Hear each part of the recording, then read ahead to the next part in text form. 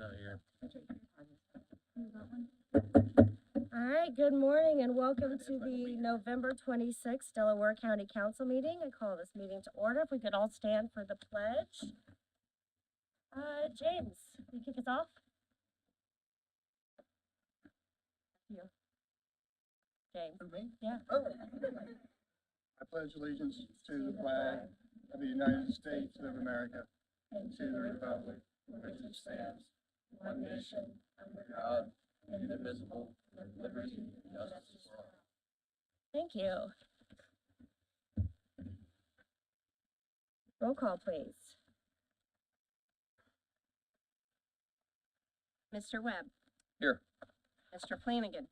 Mr. Mokel. Mr. Hughes. Here. Mr. Whitehead. Present. Vice President Cantz. Yes. President Piper. Here. Attorney Ben Freeman. Here. Auditor Ed Carroll. All right, questions from the public may be directed to County Council dist@co.delaware.in.us. Again, that's County Council dist@co.delaware.in.us. Marissa, was the agenda posted? This time I'll entertain the approval of the agenda. So moved. Second. Motion by Eugene, second by Ryan.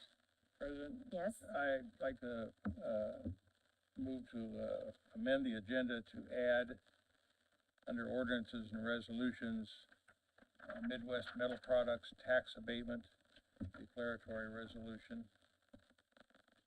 Second. I got a motion to amend to include the Midwest Metal Tax Abatement from Bill, second by Eugene.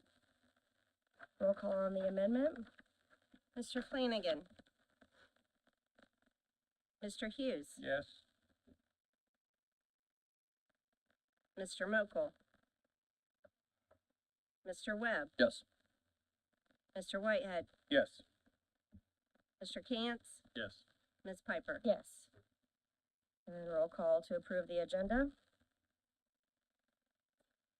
Mr. Flanagan. Mr. Hughes. Yes. Mr. Mokel. Mr. Webb. Yes. Mr. Whitehead. Yes. Mr. Cantz. Yes. Ms. Piper. Yes. All right, at this time I'll entertain the approval of the October 22nd final 2025 budget hearing minutes. So moved. Second. Motion by Eugene, second by Ryan. Any questions or comments on that? Roll call, please. Mr. Flanagan. Mr. Hughes. Yes. Mr. Mokel. Mr. Webb. Yes. Mr. Whitehead. Yes. Mr. Cantz. Yes. Ms. Piper. Yes. And at this time, I'll entertain the approval of the October 22nd council meeting minutes. So moved. Second. Motion by Eugene, second by Ryan. I would like to make a comment, Mr. Okay. President. I did ask for a few corrections, and I believe that they'll be added into the final version that we sign. Okay, They're very small details, but okay. No corrections. All right, roll call, please. Mr. Flanagan. Mr. Hughes. Yes. Mr. Mokel. Mr. Webb. Yes. Mr. Whitehead. yes. Mr. Cantz. Yes. And Ms. Piper. Yes. All right, moving on to the transfer and appropriation agenda. All right, starting off in County General, 145 jail, 106, 101 sergeant, negative $1,675.18. 110, 101 correctional officer, negative $1,347.01. 111, 101 correctional officer, negative $10,804.30. 113, 101 correctional officer, negative $748.29. 115, 101 correctional officer, negative $2,000, $754.16. 119, 101 correctional officer, negative $499.98. 121-101 correctional officer, negative $149.63. 126-101 correctional officer, negative $2,005.66. 130-101 correctional officer, negative $10,478.72. 131-101 correctional officer, negative $2,745.12. 132-101 correctional officer, negative $649.63. 133-101 corporal, negative $1,434.63. 138-101 correctional officer, negative $499.98. 139-101 corporal, negative $1,505.72. 140-101 correctional officer, negative $499.98. 141-101 correctional officer, negative $7,048.33. 142-101 correctional officer, negative $3,448.72. 147-101 correctional officer, negative $1,820.01. 149-101 correctional officer, negative $454.80. 151-101 corporal, negative $281.32.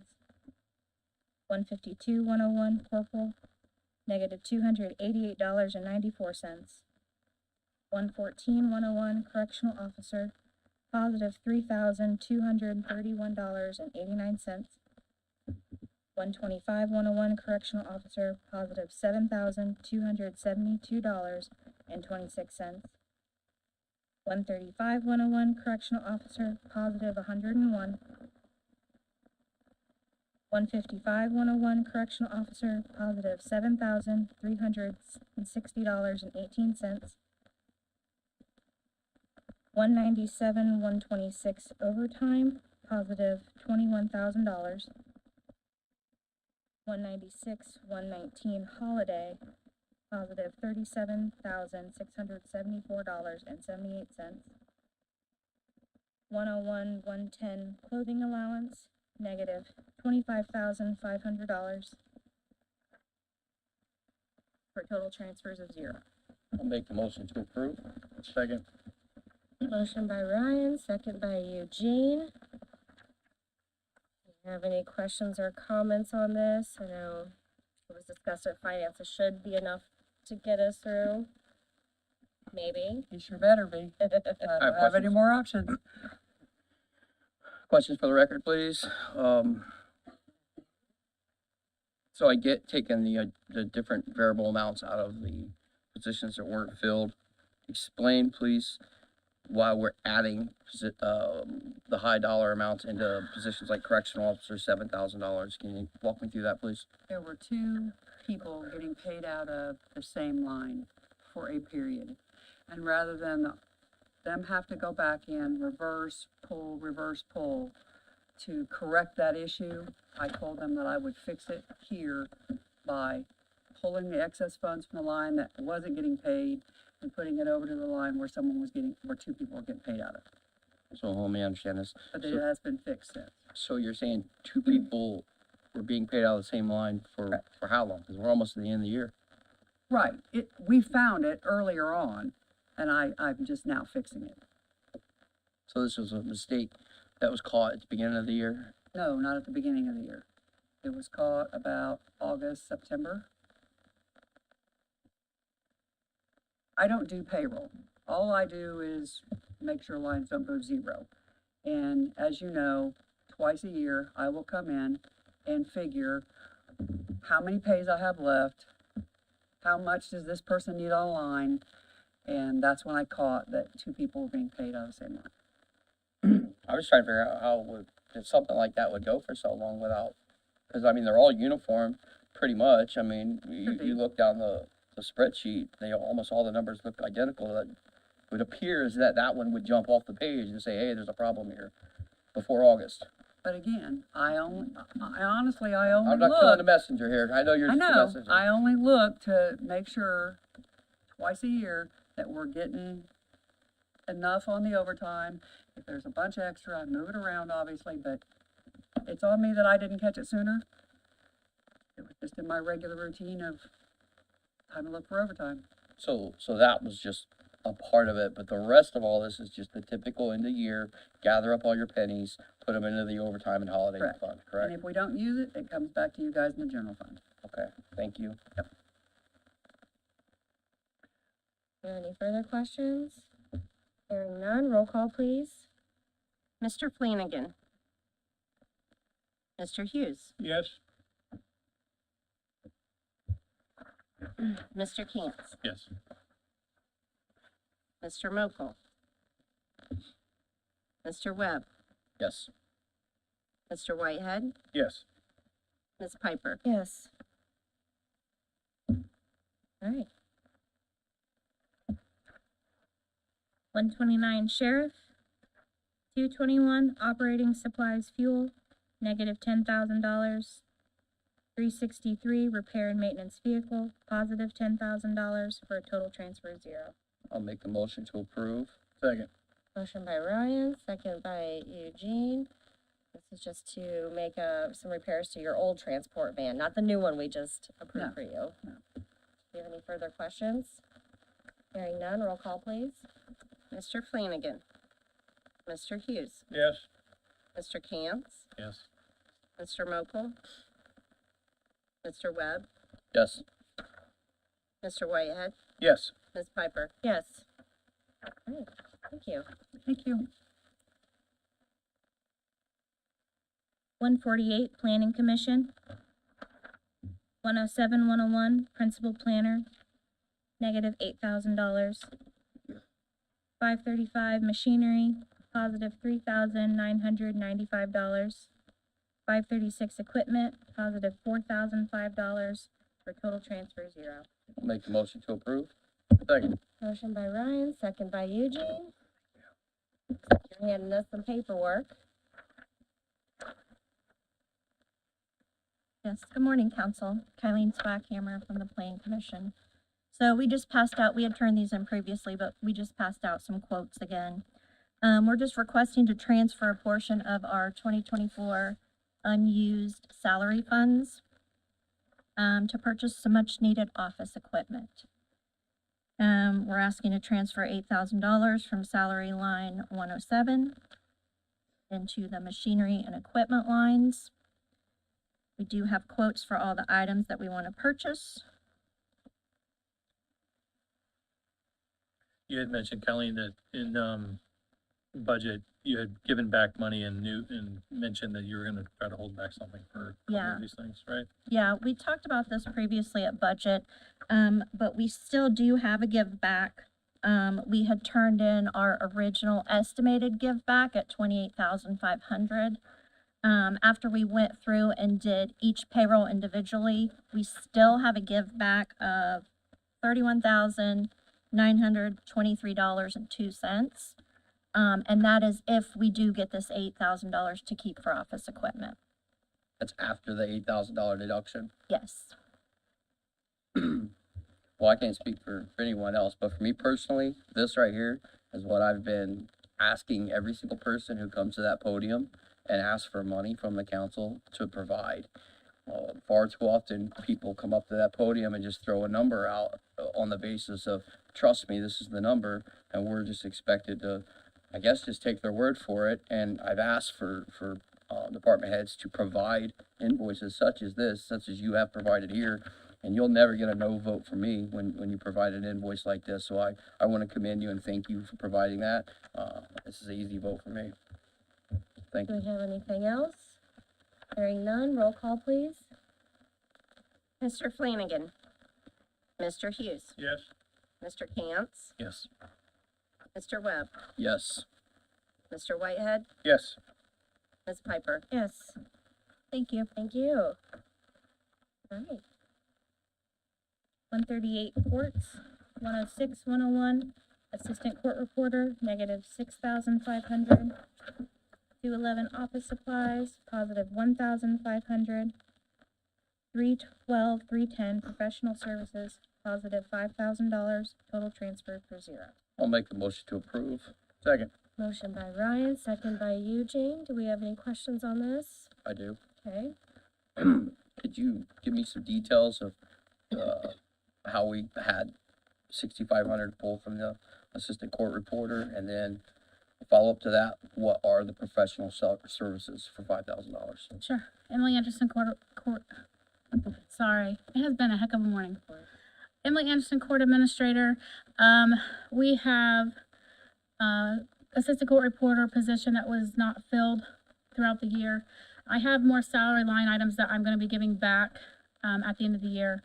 And remember, I told you that earlier during budget, that I was keeping it until, end of year, because I wasn't sure if I was gonna need it for jury trials and other things. Well, this is part of the things we need.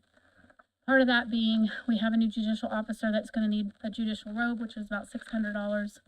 And then letterhead, business cards and things like that. So that's $1,500 of that, 6,500 for office supplies. And then 5,000 is for guardian ad litem invoices for attorneys that we are court ordered to provide.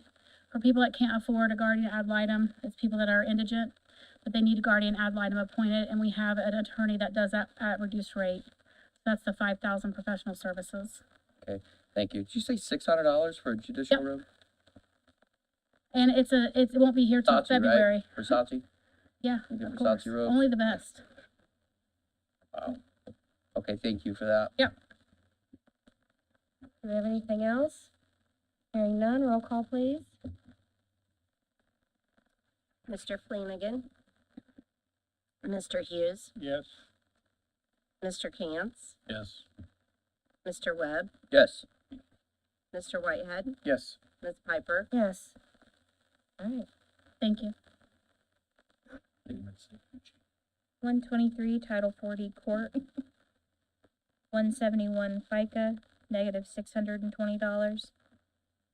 172 PERF, negative $185. 173 Health Insurance, positive $945. 174 Life Insurance, negative $15. 175 Disability Insurance, positive $255. 311 Contractual Services, negative $380 for total transfer of zero. I'll make the motion to approve. Second. motion by Ryan, second by Eugene. We had a few of these that we'll see coming through where insurance rates were off, so doing some adjusting to correct that. Do we have any additional questions? Hearing none, roll call please.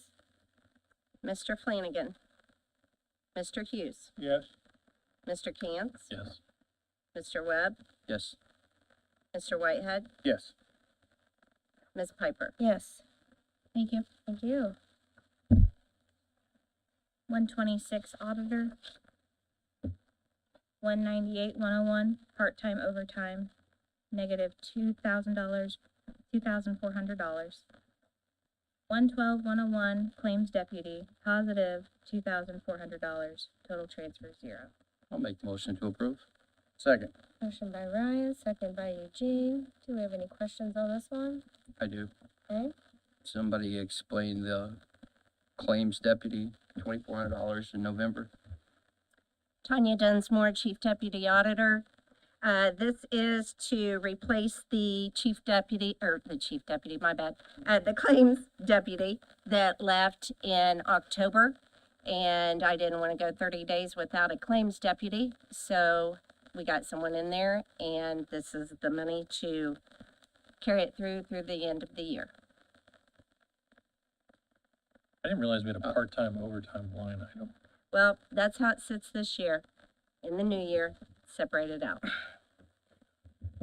I mean, with all due respect, is that the new protocol where everybody, No, guys it's need a not, person, but I just did hire have them to and make just come get the money a later? executive call on that in order for the better of the county. I know, but there's a policy and protocol in place. You can't just hire people and pay them and then come to us after the fact and say, hey, I need the money. That's not the way it works. When we're talking $2,400, Doesn't matter. You can ask the president to schedule a special hearing. There's protocols in place. Nobody has the authority to go on their own, hire employees and pay them without the council approval. You don't get to do it, and neither does no one else. This is completely against protocol, and I'm gonna vote against it just for that fact. Okay, This is not the way we do stuff. And everybody sitting up here knows it.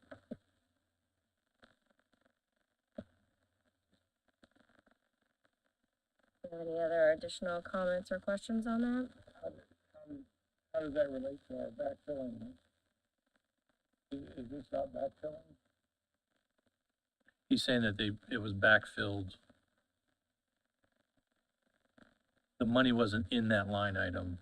They backfilled it prior to approval. And they're gonna move the money now into that line item. Person's already been hired, I assume. correct. So typically, Bill, like if someone has, benefits, right, we have to wait and pay that out, and then we can hire somebody. Otherwise, we have to do what we're doing here, which is either transfer new money in or appropriate new money, right?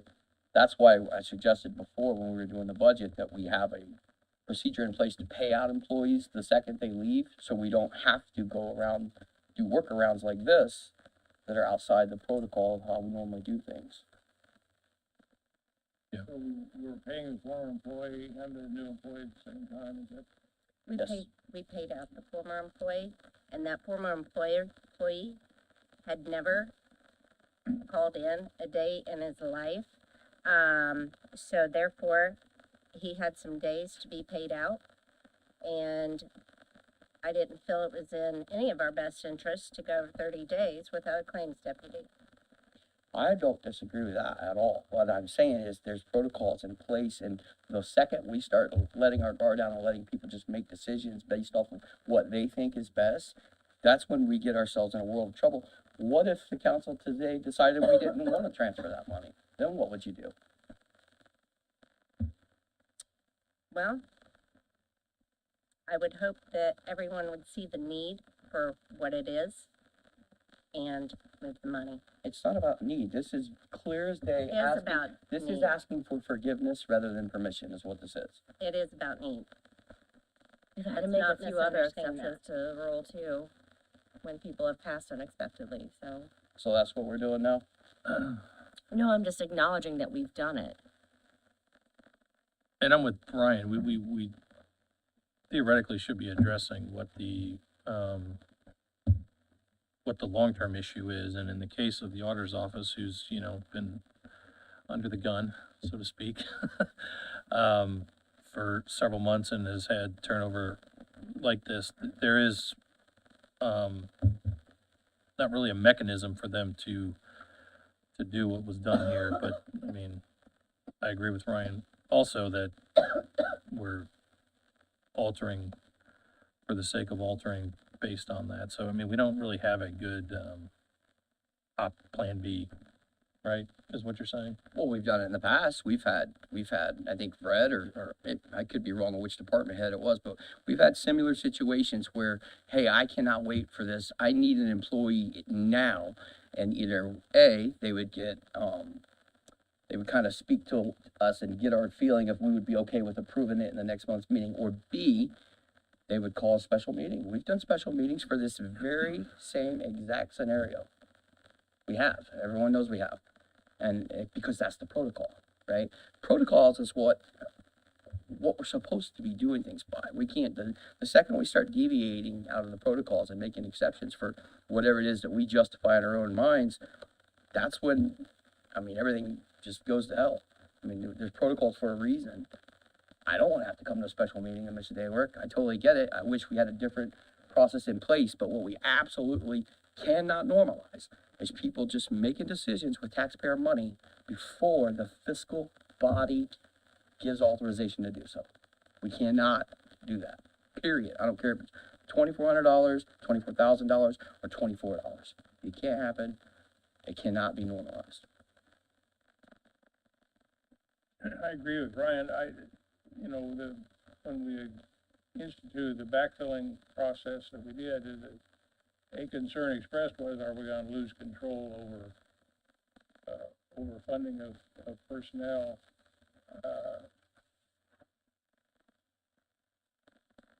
I will vote for this one. I will not vote for any similar situations in the future. We have to adhere to the process that was intended. So, just to be clear,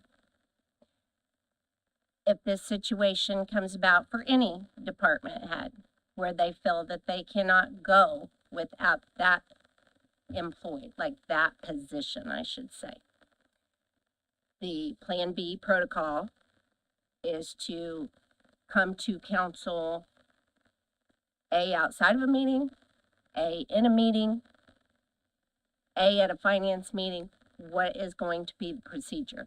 I mean, you communicate with our council president all the time. I mean, it's nothing to say, hey, I've got a situation here, through an email or a phone call, where this is what we have. The first thing I would suggest is what every other business in the county does, is that would cross-train your employees. So if somebody drops out in the 3 weeks, 4 weeks before we have another council meeting, somebody can fill that role. And I did Somebody do has to that, do that job Ryan. when I when those did do people that, go on Ryan. vacation. And I also spoke with Miss Piper after the last council meeting.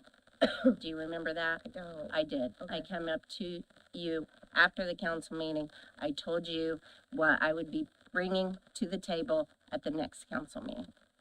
I guess I don't remember. We discussed a few things. Right, But that was, about hiring them before getting our blessing, 'cause I know we've had other people come before us and ask us for their blessing before they did it. I think maybe we've done that for Fred, maybe even Brad, I can't recall. I feel like it's happened a couple times. But it's been in a Feeling. publicly done, in front of all of us. I guess I don't recall that part of the conversation about actually making the hire. And obviously we need someone in this role. It's an important role, it's imperative. And I apologize, I don't recall that part of that conversation, but I think that, apologize, we wanna make sure that, The policy's written, it's when we change the backfilling process, it's written down, how it works. And it says in there exactly that you don't do this. That's my point. I don't have it in front of me, I wish I did, but we wrote it down, we said this is how we're gonna do it. If I could just make one more statement, one more point for this office or any other office that feels, if you've got any position in your office that if life happens and that employee for some reason can't be there for 3 weeks and you can't make it, then you got bigger problems. Figure it out, cross-train your people. Nobody is that important to where their absence for 3 weeks brings the whole ship down. It just doesn't work that way. Get your people cross-trained, get people who can fill in the gap and help each other across the finish line for 3 weeks until we have our next council meeting. And so this shouldn't happen. this would have been more than 3 weeks, just to let you know. How? It would have been over 30 days if I counted correctly with his payout. We just had a meeting. But I did cross-train. As you know, we have a lot of new employees, so, I did cross-train another employee.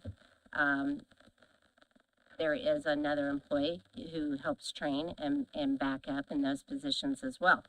But considering all with the claims area, I did not feel that we needed to wait a minute on getting someone in there. And the person who we have in there has done accounts payable all her life. But with all So due I felt respect, like it Tanya, was a good decision to make when I had the opportunity to grab her. And I did so against protocol, obviously. but with all due But I respect, would like to you know, don't have that authority to do that. With all due respect, and I'm not trying to come down on you and beat you up because you're the person sitting in the chair, but when we're talking about these types of situations, right? And I've sit up here and I've heard for the last year, mistake after mistake after mistake, and I'm tired of hearing we have new people, everybody's new, everybody's in new positions. Listen, if you guys are gonna rearrange the entire office and put everybody in different positions all at once, there's gonna be problems that come with that. That's correct. But it's not a blank check for the whole year to excuse any mistakes or excuse poor decisions because, well, we got all new people, or well, everybody's new in roles. That's not what this is for. I guess I felt like this decision was actually a positive to some of the problems. I can respect that, but I just want you, but you don't have the authority to do it. This That's is what I'm the- trying to get you to see. I understand it probably may have been a good decision, but you don't have the authority to do it. We have the authority. This is the position that pays claims, credit card bills, et cetera. I would like to comment on that. Sure. A department head has the authority to hire and fire. The Before the fiscal council body approves the money. has the authority to approve or deny the money. So let's be clear on the two different Okay, things, because well, I'm it's gonna two deny different this money, things. and I'll show you real quick. You don't have approval or authority to hire anyone before we approve the funding for it. And I That's, encourage every one of you to vote with me, and we'll see who has the authority here in just a few minutes. Madam President, yes, sir. if I may, I would agree with Councilman Hughes on his assessment of this. I would also like to call for the question. Roll call, please. Hang on a minute. Mr. Flanagan. Mr. Hughes. Yes. Mr. Cantz. Yes, Mr. Webb. Absolutely not. X. Mr. Whitehead. Yes. Ms. Piper. Yes. Thank you, council. You.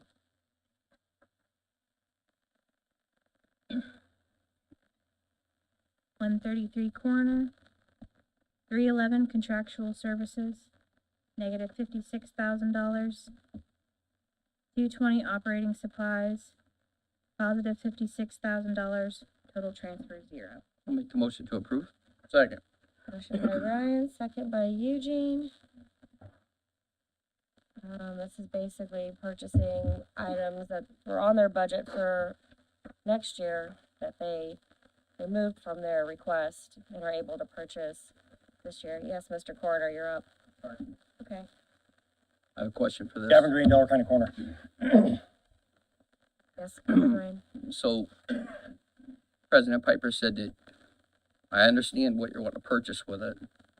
Help me understand the $56,000 that was freed up to make this purchase.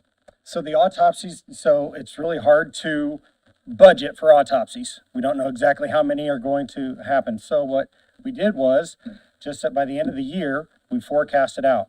We had estimated, I think that we had a freeing up of about $60,000. And so we're not doing as many autopsies as were budgeted, what we had in place. And so with reducing our budget for next year, what we wanted to do is, if we had the money allocated for this year to purchase items, so it didn't, we don't have to ask any more money for next year. With all due respect, Gavin, I'm almost positive, and someone correct me if I'm misremembering this. I'm almost positive that someone from the coroner's office stood up at that podium earlier in the year and asked us to appropriate more money for autopsies this year. So it wasn't that it wasn't budgeted right, that there was a request for more money that we appropriate. Because I remember, I think, I'll even describe the exact conversation. There was a conversation about someone being shot, and I asked the question, why would someone getting a gunshot have to have an autopsy? Yes, And the response was, we have to do autopsies for all these different reasons. So I'm almost positive we gave more money for autopsies. no, you did not. So what was that conversation about?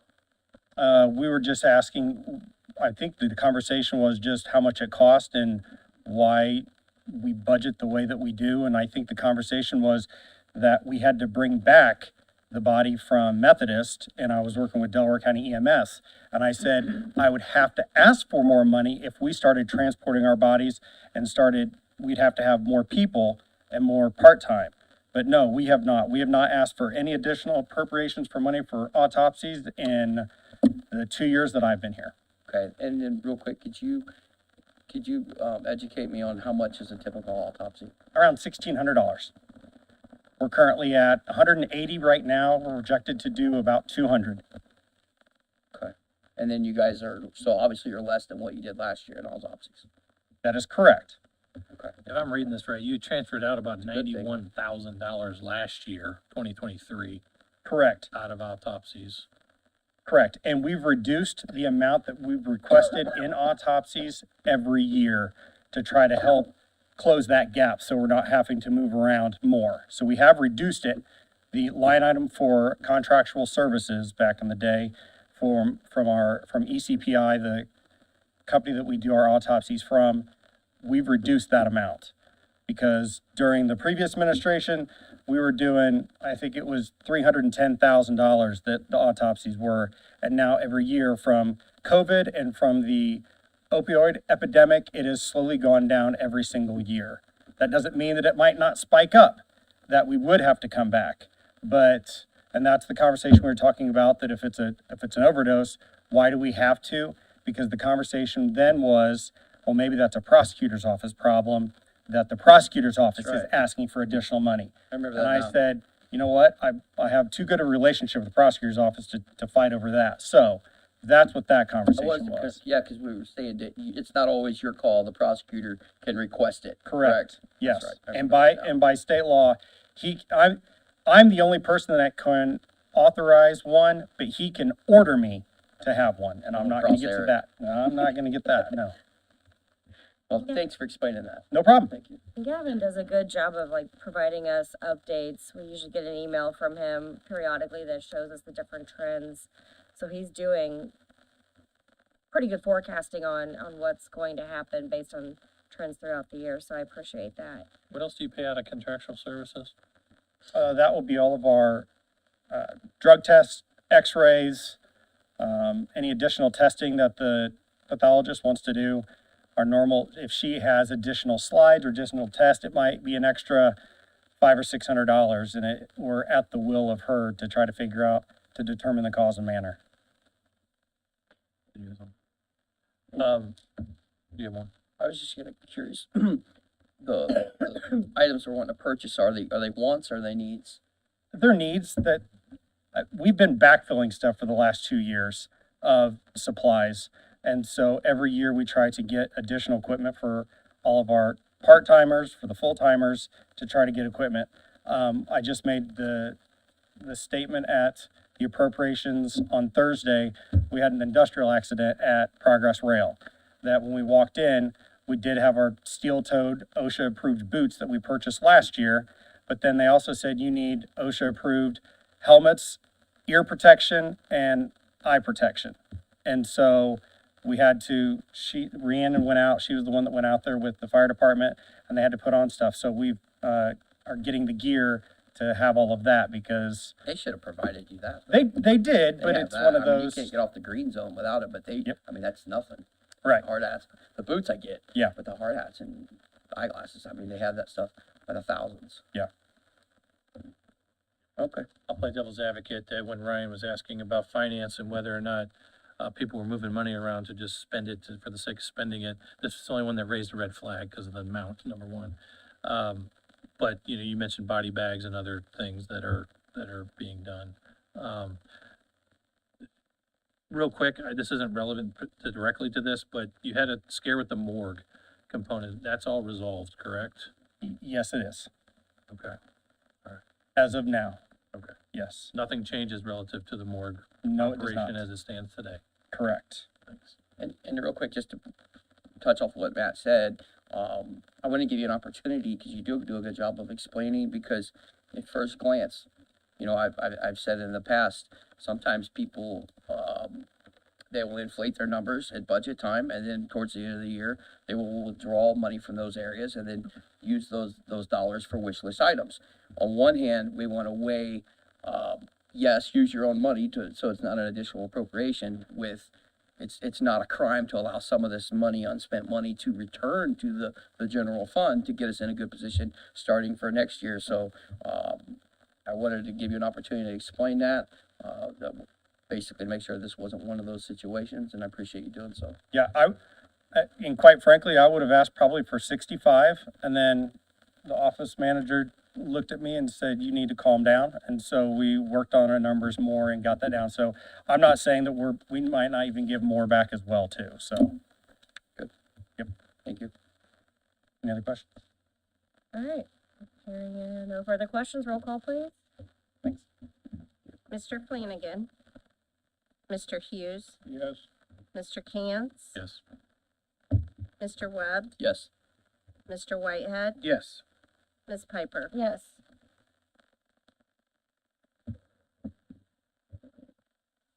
All right. 139, public defender. 171 FICA, negative $5,000. 13 attorney fees, positive $5,000. Total transfer 0. I'll make the motion to approve. Second. Motion by Ryan, second by Eugene. Questions on this one? All help. This is part of what's gonna be, Kind of, yeah. How do we have 5,000 from FICA to give to attorney fees? you wanna explain it? This is the beginning of multiple, public defender things that are sitting on the table here. Yeah, how I had money left over from FICA was that as before, I had some FICA and perf calculation issues, for the budget for 24. And that is just what's left over from that. But this still relates to your appropriation requests and other things too, right? Yeah. The attorney, I'm sorry, Michelle Harvey, Public Defender's Office. I'm trying to put a drop in the bucket of what I'm asking for in my appropriation for attorney fees, trying to show a good faith effort that anywhere I could find money to put toward those attorney fees, I did. That's about the only place I could find it. So I wanted to transfer that into the attorney fees to help with my appropriations requests that are forthcoming. Further questions or comments? Thank you, Shelley. Hearing none, roll call please. Mr. Flanagan.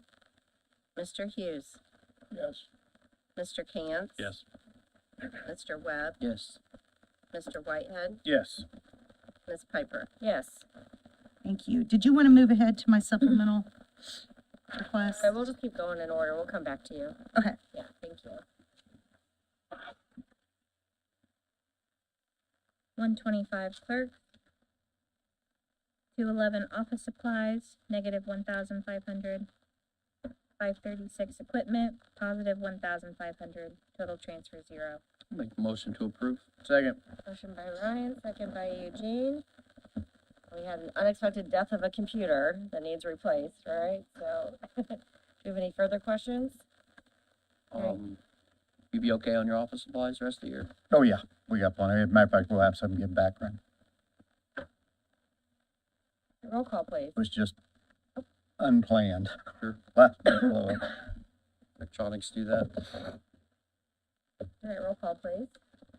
Mr. Flanagan. Mr. Hughes. Yes. Mr. Cantz. Yes. Mr. Webb. Yes. Mr. Whitehead. Yes. Ms. Piper. Yes. Thank you.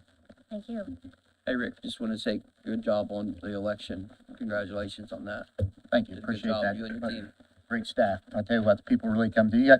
You stop and think about how many people we pluck from the community and train them for like 2 hours and then expect them to work 16 hours, 45,000 votes and not make a mistake. That's pretty amazing. They did a great job. Good job to everyone.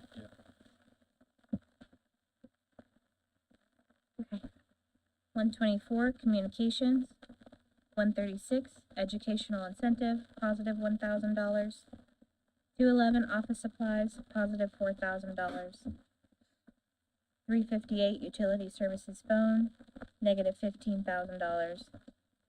364, 362 repairs and maintenance software, positive $10,000. Total transfer 0.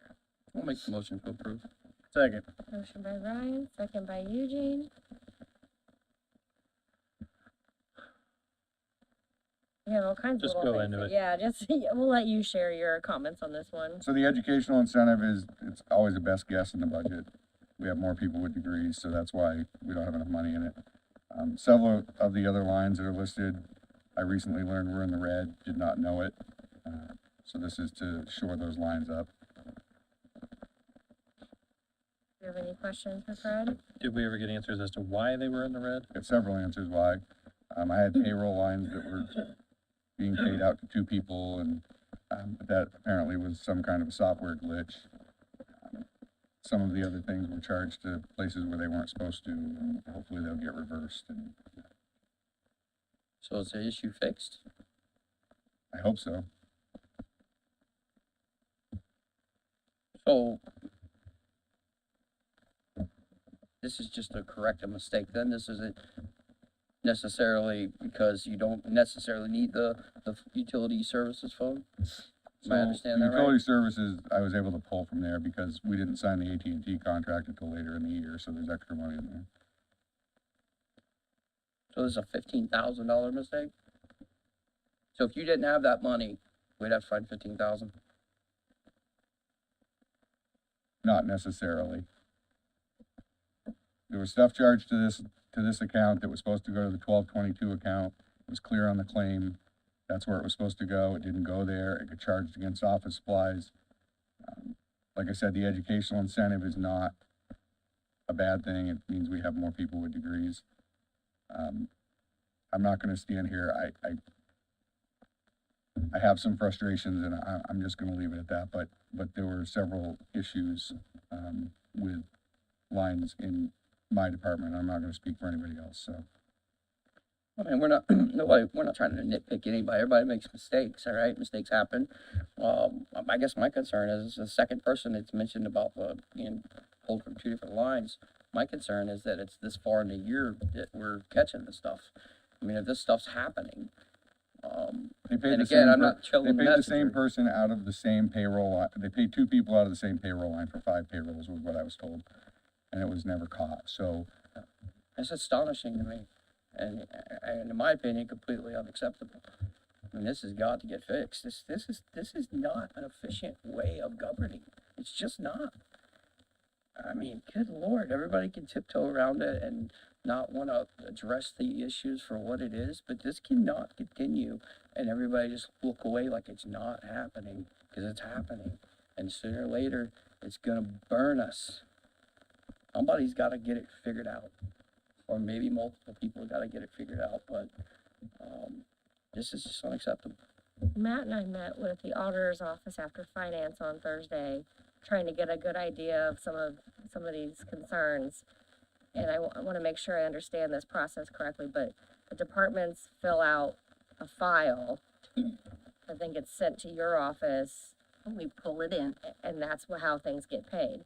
So if something gets keyed in wrong, it can get paid wrong. Correct.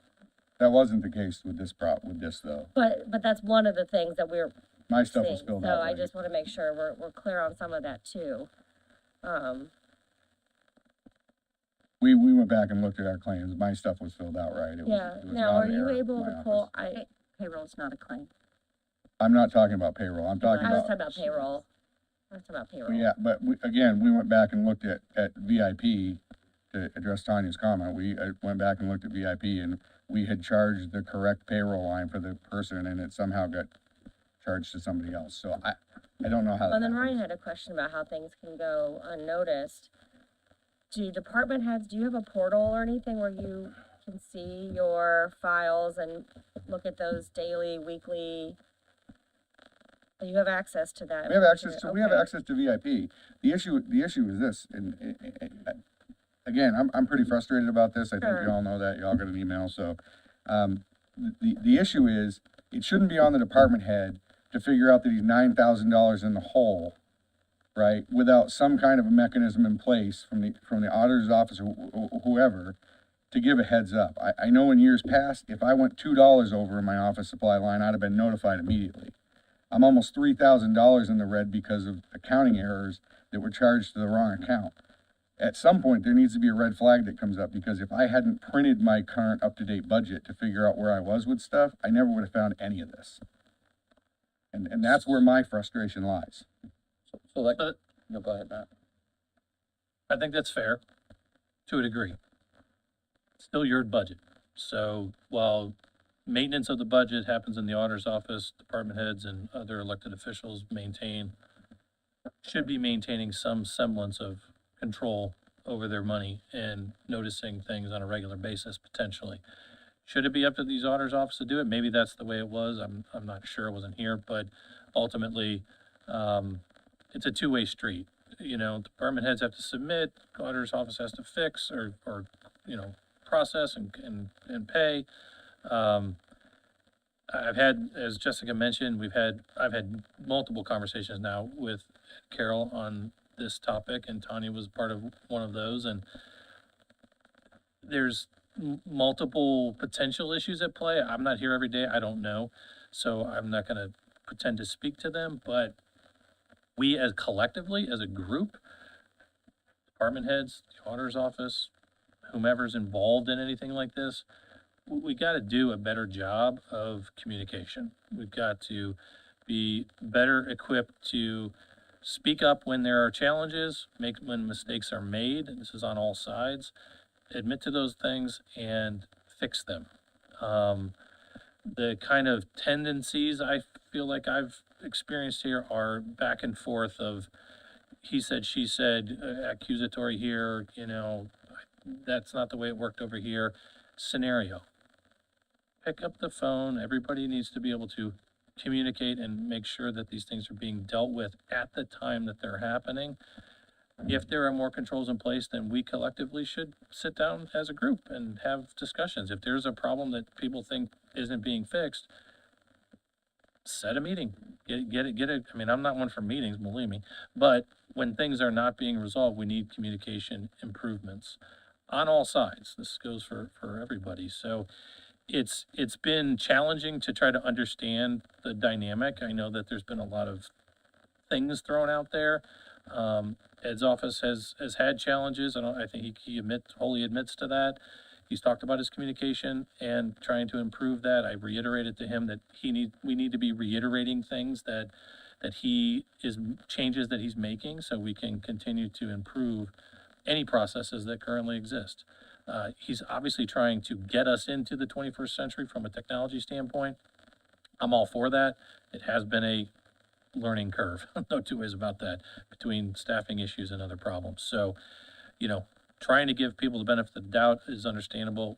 We need to continue to communicate more effectively so that things can get resolved in a timely manner, if at all possible. To a couple of your About points though, Matt, and again, I think everybody knows I'm pretty blunt, but to a couple of your points, if I budget X amount of dollars for a salary line, I shouldn't worry that it's in the red at this point of the year, and that's not something I should have to babysit.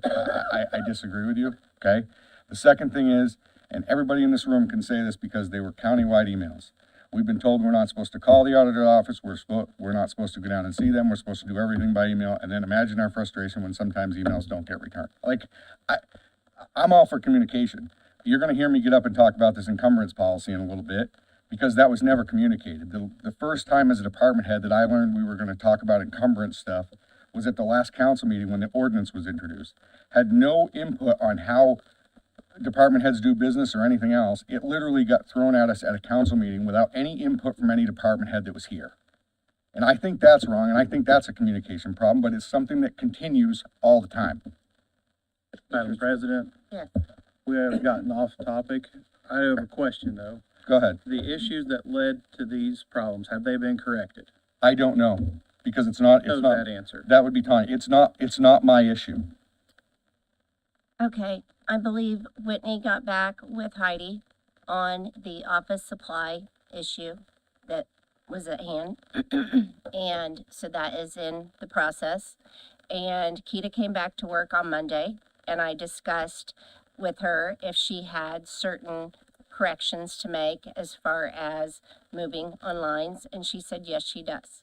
I believe you are also working on the payroll issue, is aware of it and working on that, so that is being addressed as well. I believe you and I had a conversation after the budget meeting on October 14th, and you brought up the same thing about the email that went out back before I was here, of email only and no communication. And I personally told you right then and there that you can call. And that I was the chief deputy now, and you could call Ed, you could call me, you have Ed's cell, you have my cell, and you have both our office phone numbers. So for you to resort back, to things in the past that have changed, I think for the better, frustrates me, especially when you and I had a one-on-one, We did, but okay? I've tried calling Ed several times and he doesn't answer the phone, so I don't know what to tell you. My phone does not have a missed call from you. I didn't say you, I said Ed. If I I know could, you- real fast, I think maybe you guys should have a one-on-one conversation about that and get that sorted out. Just quickly to touch base with Jessica, had said something a minute ago about, I'm concerned about waiting for things to be caught late in the year. I'm sure there are things throughout the year that people catch, and, you know, we have good employees, and we commend them. It's a thankless job. No one's patting them on the back when they catch it. They only hear people frustrated when they don't catch it. I totally get that, right? But we're all adults. We all have to be accountable for you know, ourselves and our actions. I think a lot of what is transpiring could be eliminated with a little bit more clear lines of communication and a little bit of self-accountability, and saying, instead of looking for what other people are doing, of what am I doing and what can I do? And yes, it is a concern when we're not finding these incidents until, you know, late in the year, but I'm just as concerned about the things that we are finding throughout the year that continue to be on repeat, the same mistakes. I watched a commissioners meeting just a couple days ago when the sheriff got up there and spoke about credit cards being shut off once again. I know that's happened multiple times this year. These are not efficient ways to govern, and I know it's got to be embarrassing for whoever's at that counter trying to make that purchase when their dang credit card don't work. So it's not just what we're not catching, it's what we are catching and not fixing. So on that question, is the corrective action been taken on the payroll problem? Or any?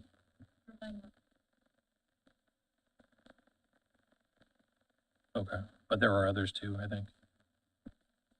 We just heard I with the don't know, sheriff Ed. department. Okay, That it's been fixed That was also. old, yeah.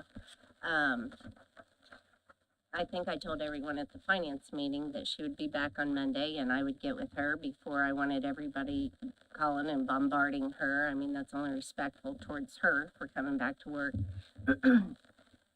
after everybody's been emailing and calling the week that she was off. So, one of the first questions I asked her is, do you have some on your desk that still need done? The answer is yes.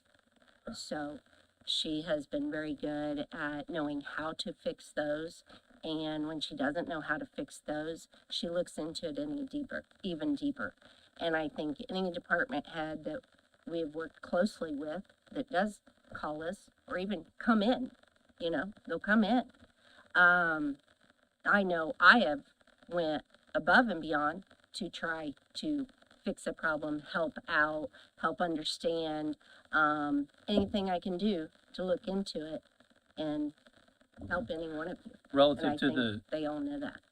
relative to the credit card issues, those are claims, they're considered claims, right? So is the delays and things of that nature that people are experiencing just a backlog, basically? Well, I did not hear from you guys on that. So was it a regular credit card or was that a WEX? I have no idea because the claims are being paid. We don't So that's a challenge handle, you guys still have to work we out. do not issue the credit cards or the credit limits for the credit card. We do the payments and we do the overall balance for the county as a whole, or limit, I should say. Okay. So- Work in progress then. All right, well, I think we can go back and discuss credit card issue. Do we have any further questions on Those the are paid as a actual whole. I would like to request? say those are paid as a whole. Everybody has the same due date, which makes it nice and easy, and they're due by the 10th, and they're all paid at one time. All right. All right, roll call, please. Yes. Oh, We're all. Okay, I got you. roll call, please.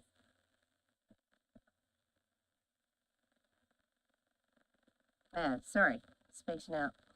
Mr. Flanagan. Mr. Hughes. Yes. Mr. Cantz. Yes.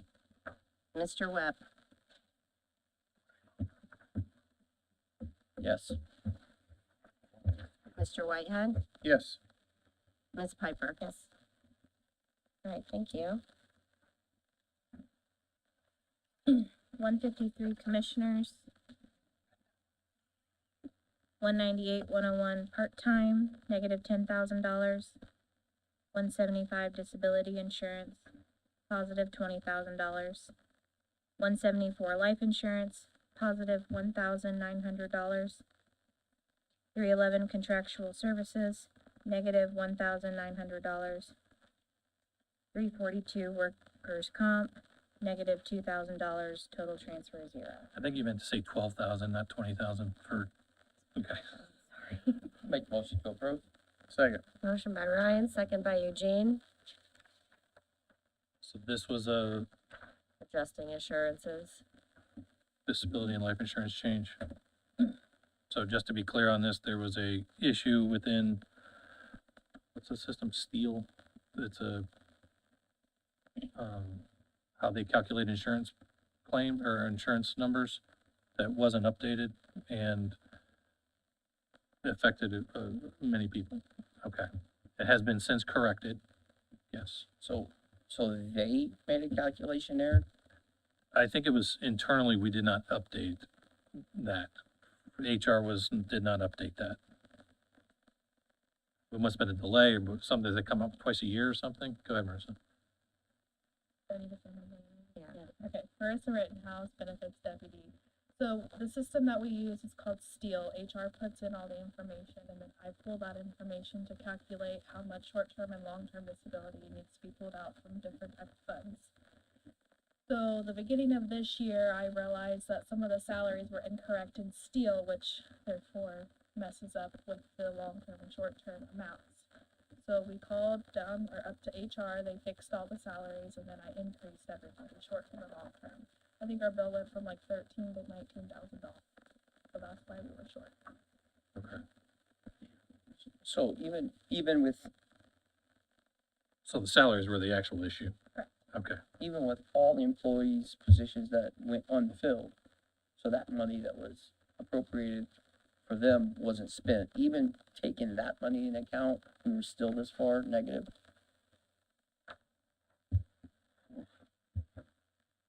Wow. What a November. I'll remember to remember. Do you have any additional questions? Hearing none, roll call please. Mr. Flanagan. Mr. Hughes. Yes. Mr. Cantz. Yes. Mr. Webb. Yes. Mr. Whitehead. Yes. Ms. Piper. Yes.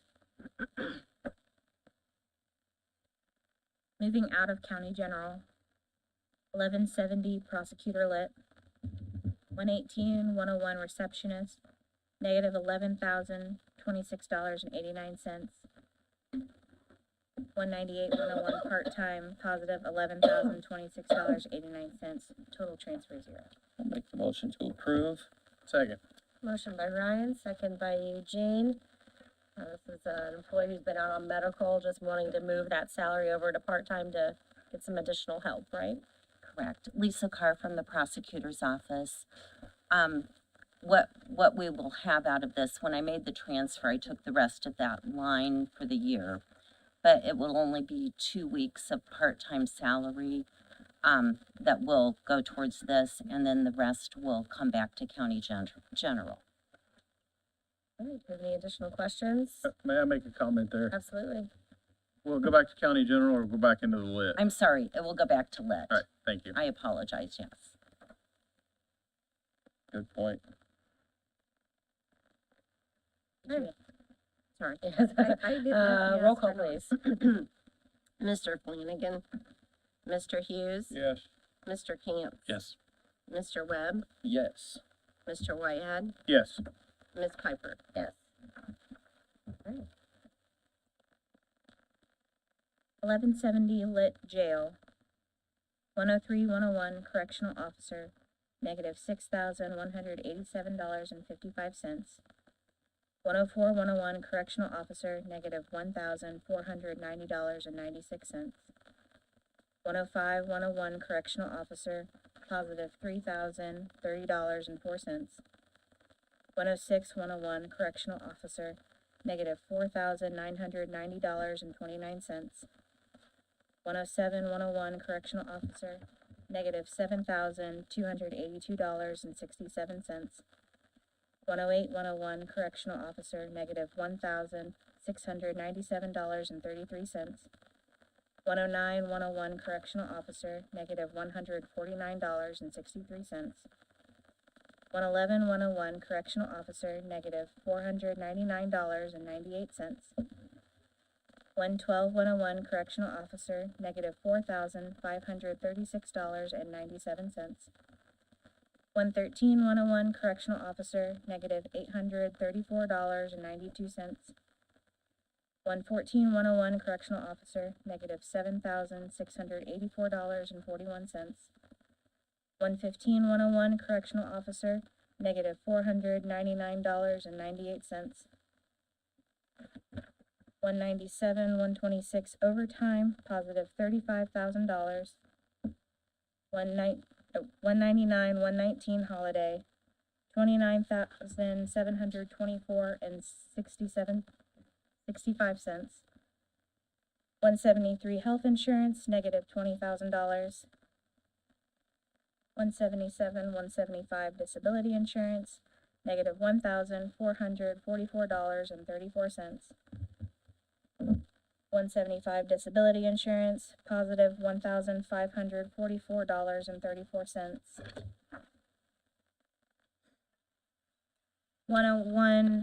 101-110 clothing allowance, negative $12,000, total transfer 0. I'll make the motion to approve. Second. Motion by Ryan, second by Eugene. This is the usual moving some excess money around to hopefully get through overtime and holiday pay for the rest of the year, right? That's a hope. I had Does- $10 left, so does- let's hope. Sorry. Why does a holiday also have to typically getting moved in? Is it because you're paying overtime on holidays? Correct, Yeah. we got our biggest ones coming right now. All the higher ups can take off those days. Well, We don't get that, we're not there, remember? I do have a question. Line 105, it says it's adding money into that one. Correction officer 105, 101, is that, did I hear that correctly and I see it correctly? Yes, Third one down. yes. How are we to the point where we're adding money into, Again, it was one that got paid twice, Okay, two people. just wanna and make sure. it- and then I I just have another would fix it. question with this and the first transfer that we did. There's 37,500 left over in clothing allowance. If they haven't been there for an entire year, they do not get a clothing allowance, whether it's the merit They're- side or the jail. Now, they may get their second one depending on when they got hired in a year, so that's why there's excess funds there. Especially in the jail because we have so much turnaround that, but I can't not budget it as if they're all there, just in case. That was gonna be my question. Thank you for clarifying, Nancy. Appreciate it. I have a quick one. Yep. I'm just curious on, like, I totally get what you're doing here. I'm not understanding how we've got all of these different department heads that had this error with insurance, where we're negative in this insurance, but you got 20,000 extra in insurance that you can pull from. Okay, again, when we did the budget, remember, I have to plan for every employee we come in here with will want X. I pray they don't want X, there's excess funds, you get them back. But if it's not there, then I have to come back and I have to have you appropriate money to me. I that- totally that you understand all may not that. have, That's so- too- I'm just, Let me I'm take not- a stab at it, please. Yeah. Brian, you're asking about, in my opinion, two different things. Health insurance, she has to budget for the absolute most. That was not an issue. It was the disability, short-term and life that That's the HR answer. did. Which mine wasn't I don't know wrong, if that helps clarify it. Clarifies everything, yes, that's what I was getting at. So the errors earlier were just disability and those. Not health insurances. insurance. Got it. but mine wasn't actually wrong per se. I don't know how I managed to have enough, but for whatever reason, I had two disability lines, and I think it was clarified that one was short-term and long-term where they were combined now. Part of my money didn't get moved. So that's why I had one line that was in the negative and the other line was still in the positive. So this is just moving it all into one line now, so that we're good to go. And this will get us through to the end of the year. Awesome. If I may explain something that may help, may not, I don't know. We are in the year of conversion. So when we had our conversion, we all went over the fact that, hey, we're gonna take a line that has disability and life in it, okay? Because some departments put it together, some departments separated it. It was kind of like all over the place, all over the board. So in the new year, as all the new numbers roll out and all the new descriptions for those numbers roll out, she will then have a line that says disability insurance, life insurance. This year, it looks weird. I'm not gonna lie, even in the finance meeting, I was like, oh, that's done, right? As soon as Whitney said, oh, I think I know what happened, she had this and it splits into two, in my head, I know that because I work with that on a daily basis. Other people don't work in it on a daily basis, you know what I mean? To know exactly what Elizabeth was talking about when she said that. But I think a lot of people may be confused this year when they're looking at their expense reports because of that factor. Anything that we had that was maybe combined this year will in fact separate out. And going through conversion motions, we have to do some at a time. As far as getting those numbers, you guys probably are aware of that. You got to get your numbers in order. You know what I mean? For the roll for the new year. So you're saying there could be more again next month? More, what? Doing the same thing and possibly, I don't think Can so. you- I think the reason you're seeing this right now is because we are getting towards the end of the year, and that's when people start really, really looking at their budget. They look at it right before budget, and they look at it hardcore right before the end of the year. I mean, those are the two times. You know what I mean? No. So, if people are confused when you bring that up, and you're just like, what the heck, you know, this doesn't make sense to me, give us a call. Give Whitney and Elizabeth, they handle that. Keita handles corrections, but Whitney and Elizabeth deal with the budget. So if you have budget questions as far as how your lines read, give Whitney and if you email them both together. That way if one's at lunch, the other one can get back to you. So if you want to call them, they each have their own line. thank you. All right, roll call, please. Thanks for that, Eugene. Mr. Flanagan. Mr. Hughes. Yes. Mr. Cantz. Yes. Mr. Webb. Yes. Mr. Whitehead. Yes. Ms. Piper. Yes. Thank you. 1216 auditor, 171 FICA, negative $924, 172 perf, positive $924, for a total transfer zero. I'll make a motion to approve. Second. Motion by Ryan, second by Eugene. I think this is more of the same of moving those around. Do we have any questions? Hearing none, roll call, please. Mr. Flanagan. Mr. Hughes. Yes. Mr. Cantz. Yes. Mr. Webb. Yes. Mr. Whitehead. Yes. And Ms. Piper. Yes. And I would like to just make a note that it says auditor, and the auditor does oversee this fund, but this is outside of the county general. This is called ineligible standard deduction, ISD. All right. 4911 Delco Fair and Expo, 220 operating supplies, positive 1,000, 392 other services and charges, negative $1,000, total transfer zero. I'll make a motion to approve. Second.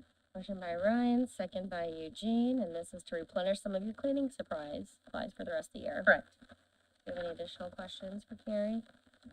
Hearing none, roll call, please. Mr. Flanagan. Mr. Hughes. Yes. Mr. Cantz. Yes. Mr. Webb. Yes. Mr. Whitehead. Yes. And Ms. Piper. Yes. All right. 1135 cumulative bridge, 126 overtime, positive $15,000, 173 health insurance, negative $15,000, total transfer zero. I'll make the motion to approve. Second. Motion by Ryan, second by Eugene, and you're hoping this will get you through the rest of the year. Right. Do you have any So additional- this is our normal just like anyone else, end of the year, just to make sure we can get through the end of the year if we would have any kind of emergency snow that we've got our guys called out for. Any additional questions for Carrie? Hearing none, roll call please. Mr. Flanagan. Mr. Hughes. Yes. Mr. Cantz. Yes. Mr. Mokel. Mr. Webb. Yes. Mr. Whitehead. Yes. Ms. Piper. Yes. 1176 motor vehicle highway, 198 101 part-time, negative $30,000, 126 overtime, positive $30,000, 177 unemployment, negative $1,000, 175 disability insurance, positive $1,000, total transfer 0. Make the motion to approve. Second. Motion by Ryan, second by Eugene. This is more correcting of the insurance issues. Do you have any additional questions? Just a quick question. Yep. Can we not use any part-time help at all this year? No, we did. This is just extra that we had left over. We didn't have as many as we normally had. Okay.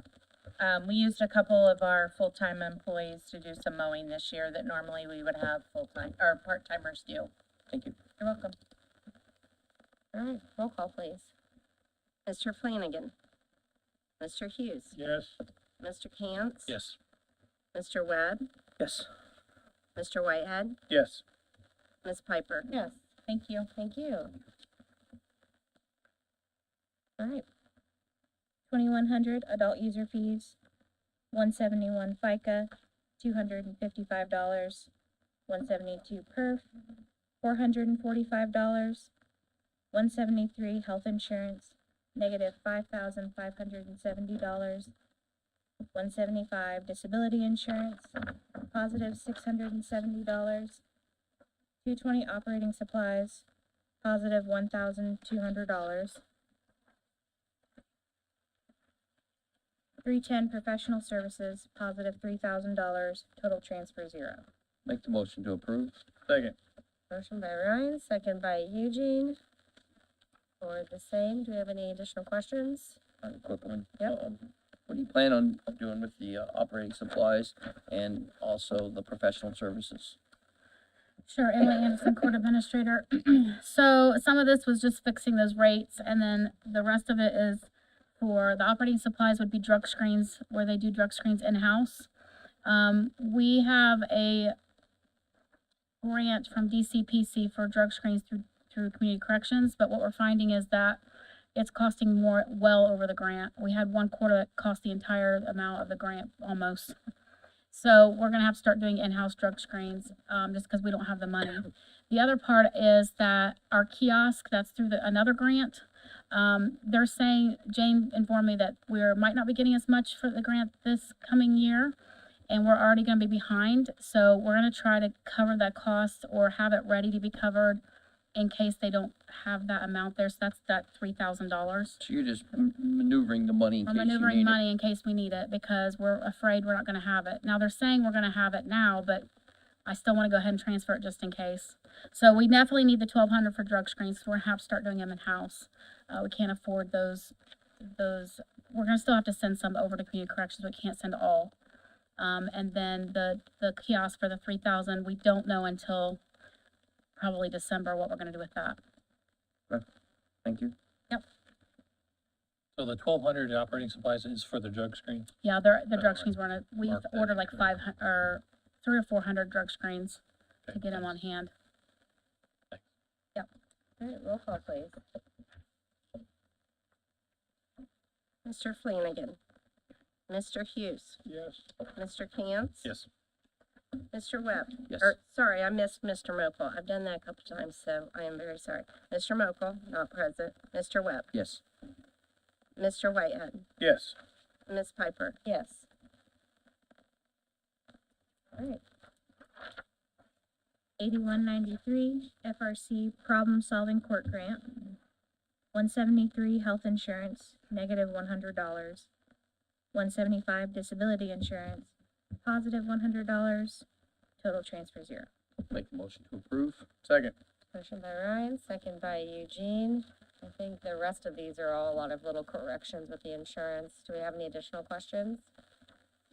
Hearing none, roll call please. Mr. Flanagan. Mr. Hughes. Yes. Mr. Cantz. Yes. Mr. Mokel. Mr. Webb. Yes. Mr. Whitehead. Yes. Ms. Piper. Yes. Thank you. Thank you. 1222, statewide 911, 175 disability insurance, positive $300, 174 life insurance, negative $300, total transfer 0. Make a motion to approve. Second. Motion by Ryan, second by Eugene. It's more of the same. Any questions? Hearing none, roll call please. Does somebody have to be here to represent them?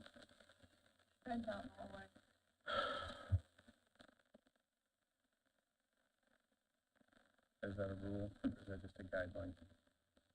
Rule. I don't know if it's a rule, kind of like a thing we do, but, There we go. Here he Thank is. you, Fred. All right, he's here. oh no, we said Fred, not Steve Gaddis. All right, roll call. Mr. Flanagan. Mr. Hughes. Yes. Mr. Cantz. Yes. Mr. Mokel. Mr. Webb. Yes. Mr. Whitehead. Yes. And Ms. Piper. Yes.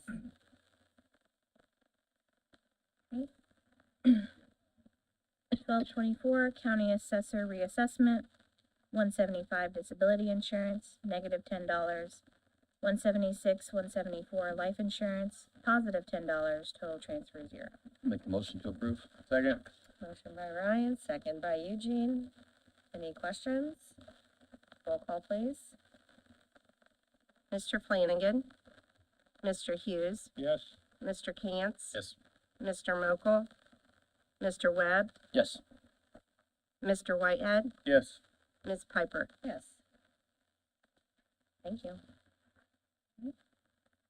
1159 health department, 173 health insurance, negative $700, 175 disability insurance, positive $700, total transfer 0. Make the motion to approve. Motion Second. by Ryan, second by, was that you, Eugene? Yes. All right. Any questions on this? More of the same. Roll call please. Mr. Flanagan. Mr. Hughes. Yes. Mr. Cantz. Yes. Mr. Mokel. Mr. Webb. Yes. Mr. Whitehead. Yes. Ms. Piper. Yes. Thank you, council. Thank you.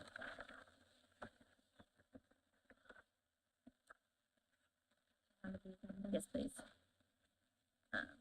On the addendums, still out of county general, 1200 supplemental public defender, 176 longevity, positive 1,100, 322 postage and freight, negative 2,725, 310 professional services, positive 1,625, total transfer 0. Make a motion to approve. Second. Motion by Ryan, second by Eugene. Any questions on this? All right, roll call please. Mr. Flanagan. Mr. Hughes. Yes. Mr. Cantz. Yes. Mr. Mokel. Mr. Webb. Yes. Mr. Whitehead. Yes. Ms. Piper. Yes. Thank you. Thank you.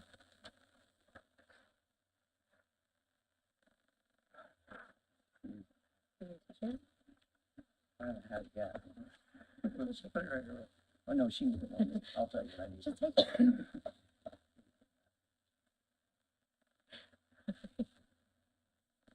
This is the season for unhealthy people, so it's fine. Fighting over the tissues. Sneezing, it gets bad. All right. Appropriations? Yes, please. County general, 153 commissioners, 196, 126 overtime, $10,000 for a total of $10,000. Make the motion to approve. Second. Motion by Ryan, second by Eugene. So I have a question. Here's what. Thank you.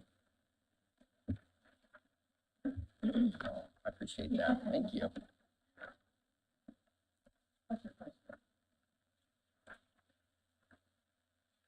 What does our handbook indicate is the process for, or the policy for comp time versus overtime? Comp time, we can only accrue 80 hours. And then after that, overtime is paid out as they make it. Okay. Yeah, comp time is taken out on days off. They take days off too. And what's happened with this is, you can see on the paper that I handed out. These guys are just working, I mean, they shouldn't have any more than 80 hours, and then one has 185, 171, you can see this. But they're called out at 2 and 3 o'clock in the morning if someone decides to stick a sheet down the toilet, just like today, we've got 3 out there working overtime because the Justice Center is down. And so they're all, Overtime, pardon, 10:30 on a Tuesday. what, yeah, they're closed. What do you mean? Why are we closed? Yeah, they have no facility, so, How does that Yeah, but constitute it's overtime? still a scheduled work. okay, I'm not saying today they are, but I know they've been out there all night, because this happened yesterday at 3 o'clock. Okay. So I know that they've been out there half the night working. I don't know for sure. I don't know how many hours they put. They've not contacted me yet, but I can pretty much. I know they're all night. They're all there, yeah, and they're probably there all night. So what I'm saying, that this is gonna get us caught up until, I think it's a 10-1. They have we've really pushed them not to make a lot of comp time or overtime hours, but there is a few hours I think that Steve has, but I can't guarantee. Why isn't he taking time off to? There's not offset? enough hours in the day for him to take off because he's called in anyway. He's taken 2 or 3 weeks off to use his comp time down. But he's still called out to go out there and fix something. You don't get it. Those guys don't do what Steve does. He's the superintendent or the supervisor, so he does more than what the other 2 do. But they're not gonna call him, they're not gonna call the other 2 guys at 2 o'clock in the morning to fix something, if a boiler goes down or something, so they call Steve. So what is it, I'm sorry, No, you go ahead. what is this paid 5191? 5191. Oh, yeah, that's already been paid, and that was paid on 9/11. So we can take that away from, Did we approve that? no, it was a mistake. I hate to even say this, but this was taken out of, Tanya, can you help me on this, how that happened? We took out, when payroll was done, this amount was put into Steve's payroll line. And he thought it was for his overtime pay, and he used the check. Well, we found out like the day after. And what happened exactly? Because I was on vacation. Didn't they go through the auditor's office, and the auditor paid this, but I'm sure we had to pay you back. But it's entered through, whoever does the payroll, it's entered through their department. We pull it in. Yeah, the VIP. If he could have been, I believe he had done work for us. Right, he'd done work for, yes, and so it was a mistake, So because the number was not changed by the department when they entered the payroll, because it shows right there. If they don't, you gotta check your number to see what line it's on. There's a default button. I don't know if the default wasn't hit, because he should have a default. Yeah. I can't really explain how the payroll was entered or who But he pushed got the button or 5191 whatnot. thinking it was but it paid was from Ed's office. Paid out of our office rather than his normal The pay commissioners. line. And, So what's the corrective action So to then make it sure was- that doesn't happen again? well, when the department heads enter their payrolls, they need to be looking at the line number and making sure that that line number matches that employee. But again, you're putting that, so what I'm That is- getting at is, Or so not, in not even the manufacturing, when there's a department mistake, head, sorry, you that's develop a can be corrective an action, office and that manager. prevents that issue from ever happening again. From what you're saying, it's still on the employee to look. What I wanna know is, what have we put in place to make sure that if the employee misses it, that still doesn't happen? I have talked to my payroll deputy about it, and told her if she can, go through and double, triple check. I've put a second pair of eyes on it after she checks it. Then I have another pair of eyes that goes over what she's already went over in order to, because there's certain things where you got to pull part-time out of the mix because maybe they don't get perf. There, you know, I've never sat there and done payroll, but as far as how she explains it to me, as far as the steps of how it's done, alls I can do is enforce that they are double, triple checking the work of The department. what comes in. So the money, in this case, somebody put in for an extra $5,100 into the payroll system, That's correct. correct? And it was paid out, and it was paid out of the wrong place. So then, it normally it would just be reversed. It would just be Right. like a correction. And And we tried to and get that PETA done, yeah. can do that. However, by the next day, I believe he said he spent it. He Is spent that correct? Yes. So We tried to reverse it the minute we found out. But Ryan, a lot of this is this was human error. Well, I know that, that's why I'm saying what Well, I mean, corrective actions we can only tell, most errors are human errors, but the corrective action eliminates that possibility. well, I understand that, but you can only look at it so many times. I mean, I don't know, I mean, Tanya and I was both baffled that this even got through. Well, the other thing I was curious about, this happened in September 11th, a full 2.5 months ago. This is the first I've heard about it. Well, this is the first I brought it to you. I know, why would you wait 2.5 months? Well, because I don't know. We just didn't get it on the agenda. So I have another question. This comp time hours is just for 2024? Yes, They've accumulated 171 hours? yes. whatever the From numbers are. 1/1 to 10/1 was 171 hours for, My suggestion would be that there's a combination of, we're going to clear some of this up in 2025 via time off versus we're coming for all the money on comp.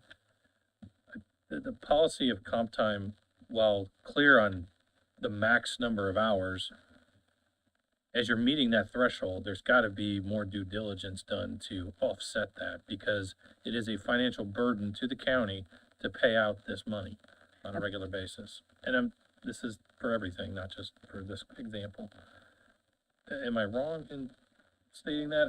It's, no, I don't think you're wrong in saying that, but it's like, on the other side of it, how do we tell them to take all maybe this? it's not you in this case, because these people report to the commissioners, so it's their Okay. job to tell them Okay, to do that. Just as if it's an elected official's employee or a department head's employee in that case. Because we have others that, you know, there's challenges like this in other areas, so, So can I have a question, just to clarify. I think I heard you say, Pam, that comp time should be capped at 80 hours? Yes. They shouldn't have more? So if they earn 81 or more, why isn't that paid out in overtime, so that way the comp time is capped at that 80 hours? that's what we, Well, what, well, our overtime line was cut last year, so we didn't have any overtime money to pay out of this. Pay this out of. Yeah, but with all fairness, we just had multiple departments come up here with I know. with the errors with the disability insurance, and they found $10,000, $12,000, $17,000.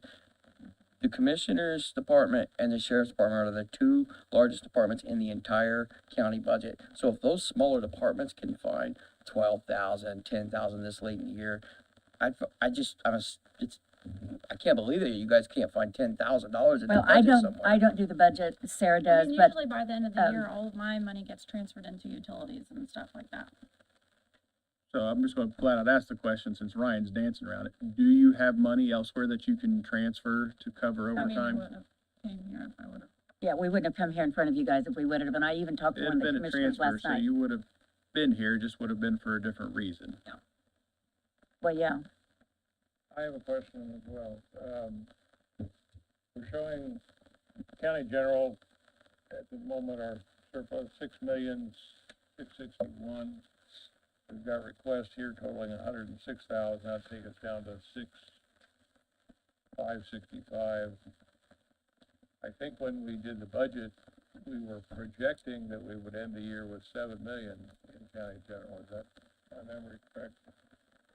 pretty close to that because there's So, gonna be some Are expenses. we gonna, how are we gonna end up? Are we gonna be essentially $450,000 short of what we thought we'd be? Do you remember the amount that we allotted for the upcoming appropriations between July and December? 200,000? I was thinking 30. So, we would need to check that number for you, Mr. Hughes, as far as what we accounted for. You know how we always put in for a guesstimate of what you guys will appropriate. Between now and the end of the year, we're not expecting We'll have to see. additional revenue beyond what we expected. Is that correct or not? Not that I'm aware of. I don't think so. As far as we know, we're not gonna have the balance that we thought we were going to have for going into next year. If I may, we don't know the amount that is gonna be returned from every budget, if any. It's true. But we also have to pay out money in January, the encumbrances, and I believe there is some conversations about the employees' pay increases that gets paid out in January for next year as well. Remember during the budget time? And there's some conversations about trust us and we'll fix it in January. So that's gonna have to come out of that as well. That was the salary study, not actual salaries. Yeah, but the intent was to pay it. But they're in budget and they shouldn't be changed. You're talking about non-budgeted, Pardon? you're talking about non-budgeted items, pays. Brian is, No, I'm saying that, my understanding is when we were talking about the salary increases, I don't even remember what the reasoning was, but there was The something. experience matrix money, because we couldn't put it in the budget There it is. because we don't have those lines founded yet, which hopefully we will here soon today. And so that's when we were like, trust us, because we have to do these other steps first. right, But we took those dollars into account when we approved the budget. Like, that was part of our, So that's part of that 7 million that's already expected to come out of that. not expected to come out, we calculated it in already, It's baked in the cake. yeah. already there. But would that not be affected if we're under the operating balance?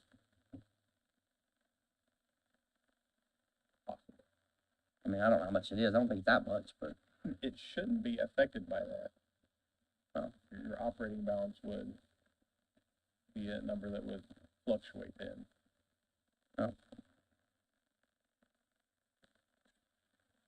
We can check on that number as well, as far as what was put in for the, estimated appropriations for the last half of this year versus how much has been appropriated thus far. Okay. It's in there anticipating more. So, just so I'm on the right, make sure I understand this, Pam. The $10,000 appropriation request is to pay out these comp time hours, correct? That's correct. But this is $1,200 more than what's on. Well, That's like the end of October. yeah, so these hours were in October, so if they accrued any hours from October to the end of the year, she just put a padding in there. And we still have all of December.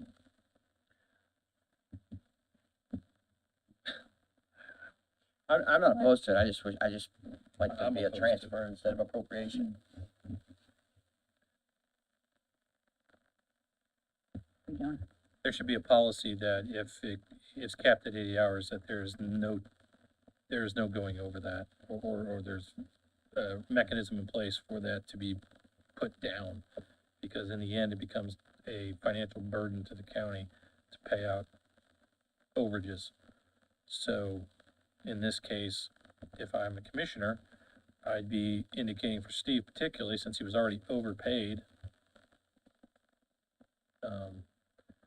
without approval, that $1,300 gets chewed up in taking time off at the end of the year or whatever. Same with the other two. so you want me to tell the three guys they can take off in December? No, I'm Use their saying comp that there time. should be a plan in place for them via Every the commissioners When they to- get high like that, hours like that, because Lee checks the time every time we do, and she'll report back to me how many comp hours these guys have got, and we're always telling them, use your days, and it's, My office is use it or lose it. They lose it. That's how it is in most public areas. I bet if we change that policy. well, I they'd do mean, something. that's totally, yeah. One additional factor is that the commissioners had requested 15,000 in overtime for the 2024 budget. We cut that out. We took it down to Yeah, zero. so, We appropriated nothing Last year, for For 2024, this year, or for this year, sorry. 2024. current year. Was that 5192 that was illegally paid? Was that paid out of, overtime? Do we know? Tanya, Was it paid out of what? Part-time? I think it was paid over, in overtime when that 5191 went through your office. Was I that, believe so. How would it be paid out of that if we had it as a zero? He just said that the number for 2024 was zero, so we For couldn't have paid overtime. 1,500 It out was of that paid, line it item. was paid out of, I can't remember what you paid it out of. pretty sure it's the part-time overtime line from our department. In the 1216, yes. Because you combined those two funds? Yeah. Part-time, overtime, okay, that makes sense. But we probably wouldn't be coming up here asking for this if they hadn't cut our overtime, Sounds like they didn't want to have us sit down with the commissioners You know, on handbook policy. yeah, for me personally, with just, Notifications. I would agree with President Piper, and I'm just gonna say it for myself. There's a lot of missteps on this, and there's nothing in place to continue it going any further from what it is now. For that reason, I'm probably gonna be against it. I would encourage you to find the money in your budget.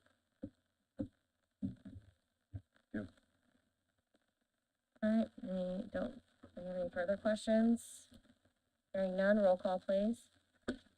Mr. Flanagan. Mr. Hughes. Yes, Mr. Cantz. No. Mr. Mokel. Mr. Webb. No, Mr. Whitehead. yes. Ms. Piper. Yes. I would ask Pam that, or Sarah, that, and I know there's nothing for December, so that there is a conversation that happens about this, and a plan to address it long-term, not just this. right, not just this Bucket. fix. I mean, I'm not for penalizing the employee, to be honest with you, and so it's not a no to them, it's more, we gotta fix it. I feel bad for them because they put in the hours and we can't pay them. Because I stand up here as an advocate for my employers, for my Well, we employees. can pay them if you Gonna get find the paid. money to transfer for our next meeting. I mean, the And law so then- says they're gonna get paid, Yeah, they're gonna get paid. It's also, and to Jessica's point, if there is a plan that we're gonna reduce X and come back with different numbers because we've put something in place for them to use up some or whatever the plan actually is. But again, this is the lazy way of we're just gonna pay it out because we've not really addressed the actual issue. And again, unfortunately, they're taking the brunt of it. I understand that, but we do have to deal with it, I think. I mean, that's a 24-hour building. Why don't we have two people working day shift and one guy on night shift? well, that's why I stood up here at the budget and asked for an extra employee out there so we could have two and two. Two work nights and two work day. And that wasn't even brought up. My new employee wasn't even brought up. One person per shift, You know, why can't they do 2 and 1? or just one and one, one. I don't know. I mean, we'd have to, It's, again, same, oh, and same we could have challenge. one and then Steve over all of them, then you're still gonna get, Because for And- safety reasons, you gotta have, most places, they wanna make sure an employee's not alone, but in that building, the sheriff's office is in that building, there's always somebody in that building. I think if somebody gets creative and thinks outside the box, there's a solution in there somewhere. It doesn't equal these guys having to wait on getting the money that they rightfully earned. You know, I know those guys, they work hard. Like Gates I Forever. did that report for you, Ryan. And I absolutely appreciate that. And you said anybody does that, I give them a yes. Well, I know you did call me out correctly on that, but there's too many I know I did. too many holes in this process to approve it. There's I nothing know. to prevent it from going forward. I'm just saying. I do wanna make sure you clarify that we are down to council members today, but for a vote to pass, we still have to have 4 votes for anything to pass today. So this is an example of a 3-2 vote, so it failed. And now I'm gonna say this for the second time, because I said it to Pam personally earlier. It's not fair that she's the one up here arguing for this when these employees report to the commissioners. So, for what it's worth. I'd second that. Alright. Do roll call yet? Yeah, we did roll call on it. I wanna make sure. Yep. 137 prosecutor, 536 equipment, $5,085 for a total of $5,085. I'll make the motion to approve. Second. Motion by Ryan, second by Eugene. We had a color copier that went out. Do you have any additional questions? Do you have money anywhere else that you could have moved? Actually, they told us we needed to do this as an appropriation, but we have a prosecutor's, seizure fund that I sent the total we brought in this year to you yesterday. We brought in 16,000 this year into that fund and have not used any out of it. Why couldn't we use that? That's what I've asked for it to be. But the auditor's office said it had to be an appropriation instead of a transfer. Cause that money goes into county general. It doesn't have its own, the revenue doesn't have its own fund. It goes into county general. So she's just basically saying that they put the money into county general. Good. So it's And- still coming technically out of it. They just paying it out of a different line. I got you. All right. Thank you for explaining that. Any other questions? No, Doesn't quite answer my question though. Yeah, Do you have money in your budget to pay for this? I do not. Thank you. You're welcome.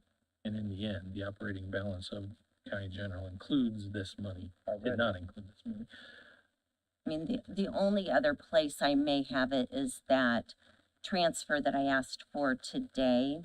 That would be a salary line, But this isn't, which will be coming back after my 2 weeks. this isn't an additional purchase. This is something that broke that you need to replace, correct? Correct, yes. Yes, the main board went out. They could not get parts any longer. Is this a lease cost or a purchase? No, it's a purchase. It was a used. See, I thought those things were like 30 grand. Yeah, it was a repossessed one. People get their copy machines repossessed? Do, apparently. They don't pay for it. Yes, everything's out there. All right, roll call, please. Mr. Flanagan. Mr. Hughes. Yes. Mr. Cantz. Yes. Mr. Mokel. Mr. Webb. Yes. Mr. Whitehead. Yes. Ms. Piper. Yes. Thank you. Yeah. 127 treasurer, 540 construction, $1,000 for a total of $1,000. Make the motion to approve? Second. Motion by Ryan, second by Eugene. And this is for adding, some walls in your office. Right. Create an office. Yes, we're creating an office for the chief deputy. Actually, she's gonna be taking over mine. I'll be moving back to the new one. This is to give her the privacy that she needs when she's on the, on the phone or in person, where she can talk with somebody. Right now, she's out in the general area. And we've had several instances where the privacy is not there.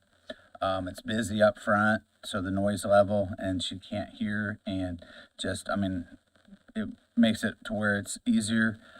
We can do this for the $1,000, and it is coming out of the mobile home permit fund fee, which as of October 31st had approximately $2,000 in it. This month so far, we're probably adding another 500 to that.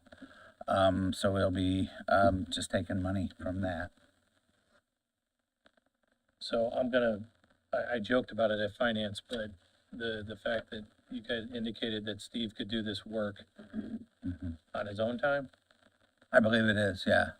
So it's gonna be coming out of, we'll be paying him directly to him, yeah. Yeah, he's not getting any more comp time, so, no. Just for clarification purposes, is there any, this question is for Ben. No worries about any ethical, legal concerns about hiring our maintenance guy to do work for the county off the clock? I would defer to the commissioners and their counsel for that. I'm honestly not certain.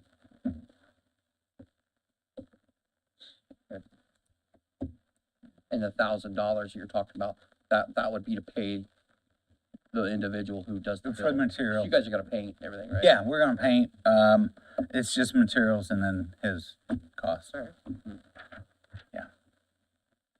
I do have a question, it's more for the auditor's office regarding this. What is the mobile home permit fee fund number? Would you repeat that, please? 41, okay, fees. It's part of county general. Mhm. Okay, so, It's the general number for fees in county general. okay. Probably best way to explain. So it's not just mobile home fees that go into this. Right, we separate, we have numbers, I work with Kita, and we know how many, we also have a tracking system, how many permits we do, in a year's time, and we do it by monthly, and we know, we track that, I have it on a spreadsheet. Thank So we know exactly how many. All right. Anything else? Roll call, please. Mr. Flanagan. Mr. Hughes. Yes? Mr. Cantz. Yes. Mr. Mokel. Mr. Webb. Yes. Mr. Whitehead. Yes. Ms. Piper. Yes. All right, thank you guys, Thank you. have a good holidays. You too. too. All right.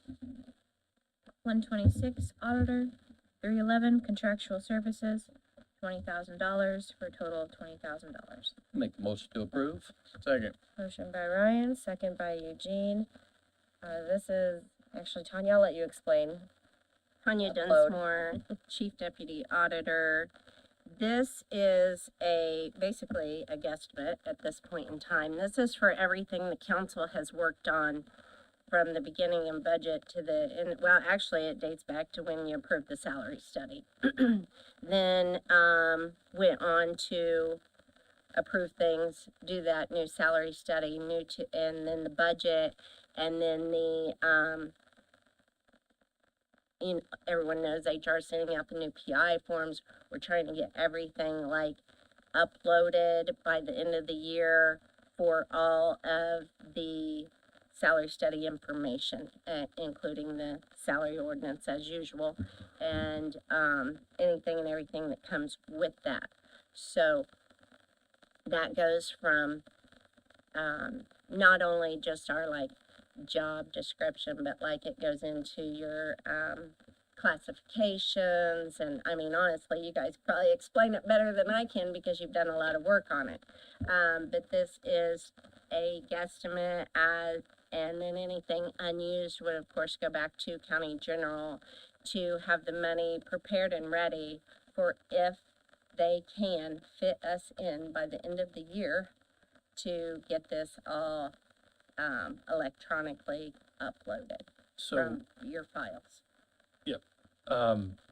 so a little update on that, and I'll try to be as succinct as I can for Eugene's benefit. I talked to Ed on Friday about the what absolutely positively needed to be added into the system prior to January 1 to know that people are gonna get paid the adjustments on their salary. And I don't wanna speak for him, but, cause this is kind of just now occurring to me, but based on that conversation, there is like very little chance that because he got a quote for them to do a review just to make sure that it could be done. And the quote was $1,200. That has to happen first. Then, once they do that, they'll make a determination on what can be imported into the system, whether the format that we've given them, that I spent a month with Pam and others to fix, is usable and can be imported. What Ed indicated is, obviously, we just have to make sure that the salary numbers are current, based on the figures that we approved in the budget. I indicated, and Jessica and I have talked previously, like, that's gonna have to be a manual process, most likely, between now and the end of December, or not the end of December, by like the 13th or whatever the date was, that all that needs to get plugged in. So, we're willing to help volunteer to do that if needed. What I would suggest is we simply approve the $1,200 quote, not the full amount. And then if we get an okay that they're able to take all of the FLSA statuses, the job classifications, et cetera, and import them, that probably isn't gonna happen until after the first of the year anyway. We could appropriate the money for that in our January special meeting, or, first meeting, and do that. Like, that's probably the more, fiscally responsible thing to do, probably in the short term, even though Tanya's indicating we would get the money back, but right now it's probably highly unlikely they're gonna get it done. And can we do an appropriation at our reorg meeting on the 2nd? Just transfers, right? Advertised. As long as it's advertised? I feel like we did, I don't know if it was last year or the year before. We can, we just have to make sure it's advertised. Okay. I would, And I told, I'll just say this out loud, I'm off between Christmas and New Year's. Like, I told Matt, if I have to come in a whole day or whatever, hang out with you guys and help data entry or whatever, I'm willing to do that, so. I would agree with, Matt, for a couple of reasons. Number one, sounds like we have to do that step first anyway. Number two, I don't like appropriating money based off of guesstimates without any invoices, saying that money's necessary. And number three, it sounds like something that we can do ourselves. If it's just importing data, maybe I'm misunderstanding that, but if it's just typing things into a computer, that seems something that we can do without spending $20,000. And I will speak, let me clarify that. So, or not clarify, but just play devil's advocate, because all of the year-end work does have to get done in the auditor's office, so W-2s, payroll, all the things associated with that. So there is a ton for them to have to accomplish at the end of the year. This is one other additional item that we're, in essence, forcing them to do because we've made all these changes. So we are adding to the burden, I guess, is the short answer. Well, I don't wanna gloss over the fact that it's not a difficult challenge, and I'm sure it is. Anytime your back's against the wall and there's a deadline, so I don't want it to come off as that, but I want to personally say thanks to you guys who are volunteering your time during the holidays to help out with this. That's awesome, and I'm sure that the employees in the auditor's office are very appreciative of that extra helping hand. But I would agree with Matt as far as modifying this to the $1,200. Honestly, just to point this out, I'm not sure that would be legal per state board of accounts, considering you're the fiscal officers somehow, or fiscal body, I mean, I don't know, that would have to be asked. Okay. Well, I mean, if we can get some, Not that I don't appreciate the Yeah, no, I'm We'll just come cheer saying, you on then. oftentimes there's state board of account regulations that would be against that, Sure. maybe, so. well, yeah, we can adjust that or find some additional likely bodies. Mr. Gavin has already, said he might consider helping too, so. We Sorry. got a motion to amend to $1,200. I'm making a motion to amend the number to $1,200. Second. All right, motion to amend to 1,200. Can we by get a Matt, response? Second by Bill, I'm sorry. Can we get a response from the auditor's office on that? plan. Yeah, the amendment. As far as accepting the amendment, Yeah, if we amendment amended 1,200 and then passed that, is that, And appropriate at reorg if we need to. I mean, based off of Matt's conversation with the auditor, $1,200, does that allow you to do what you need to do, knowing that we can't make an appropriation for? that 6 allows weeks? it to go further to the next meeting, which is a commissioners meeting, which is a contract that has to be signed prior to the company even touching it, looking at it. Once they do that, it's gonna be a disappointment as far as I'm concerned, if they say, yeah, we can fit you in, because we don't do appropriations in December. So if they come back and say, yeah, we can fit you in, we can do it, all your information looks good, yada, yada, that's gonna be a huge disappointment, I think, really, not only to me, but probably to you guys as well, for all the work that you've put in. So, Yeah, so let me, and so the basis of that is because it's not something that necessity has to be done by the end of the year. The payroll number, the pay number has to be adjusted, but Ed's statement to me was that the classification work did not have to be absolutely in there.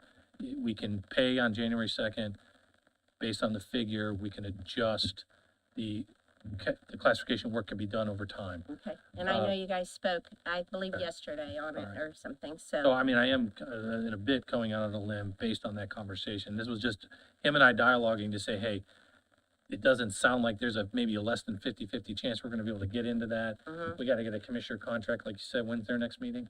The second, So next week? December 2nd. Yeah, next week, isn't it? Mm-hmm. Execute it, get them in here.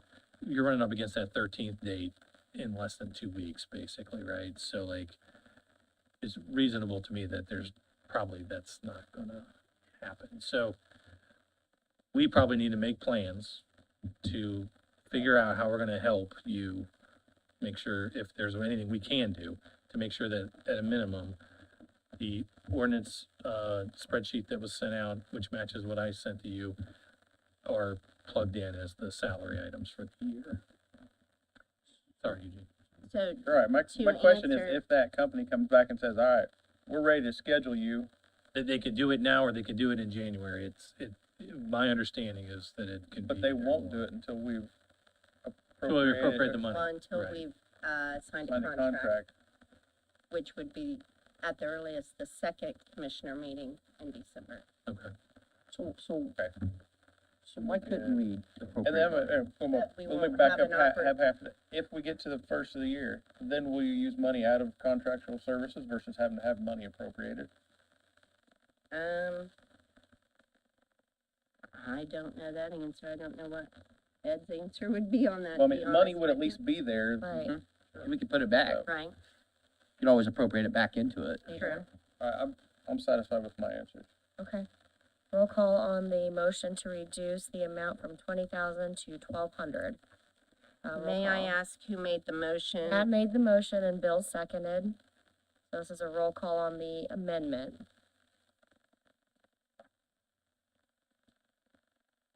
All right, Mr. Flanagan, Mr. Hughes. Yes.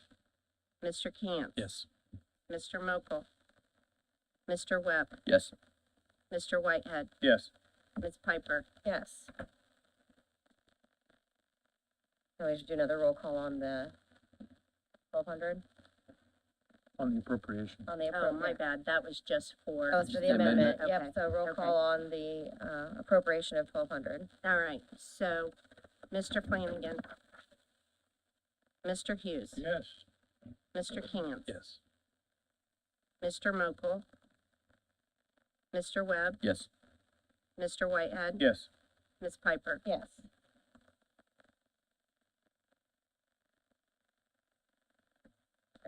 All right, After having that communication with the auditor.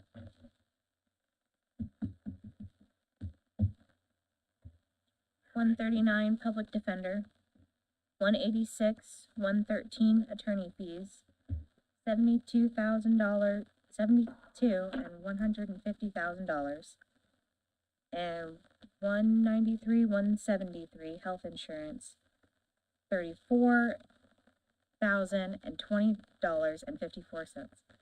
I'm over talking today, I'm sorry. All right. For a total of $106,170.54. Make the motion to approve. Second. Motion was right, Ryan, second by Eugene. I'm sure we're gonna have plenty of discussion, so maybe you wanna just share what we're looking at here, Shelley. Okay, on the appropriation request, for the attorney fees and insurance, the second and third pages of those kind of explain why, we need what we need. We have still a lot of trials left, and that are level 1 or murder cases. And we have 11 appeals due for the end of the year, or I'm sorry, 9 appeals due.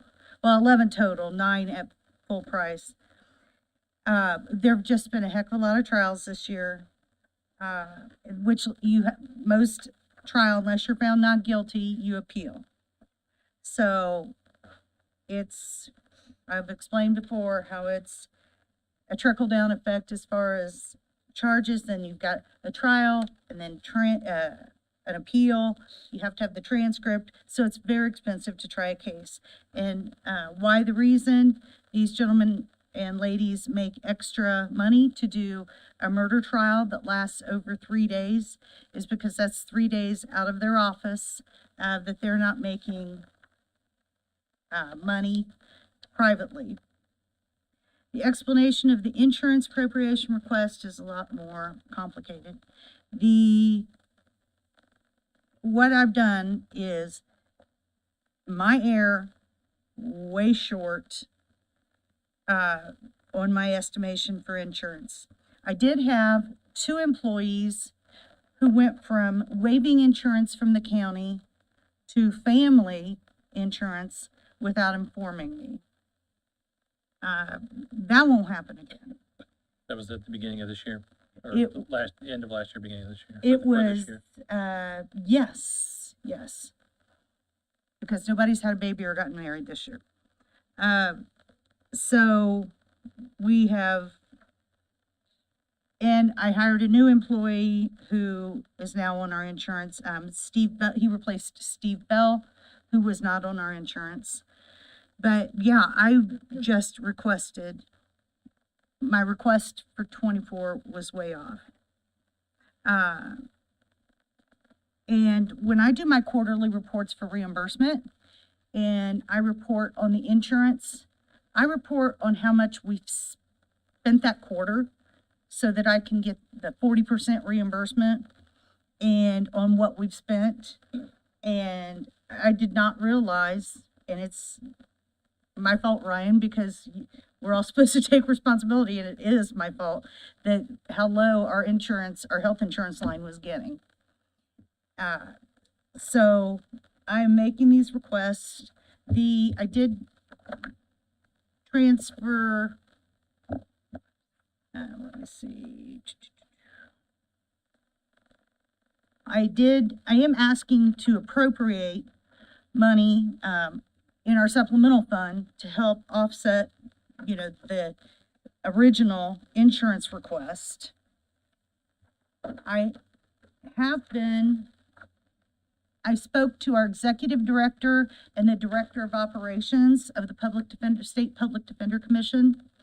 And because the attorney fees can't really be helped because however many trials go in a year, we have no way of knowing at the beginning of the year.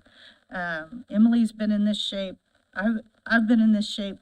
I mean, we can't control the number of trials, obviously. The insurance, that is my mistake.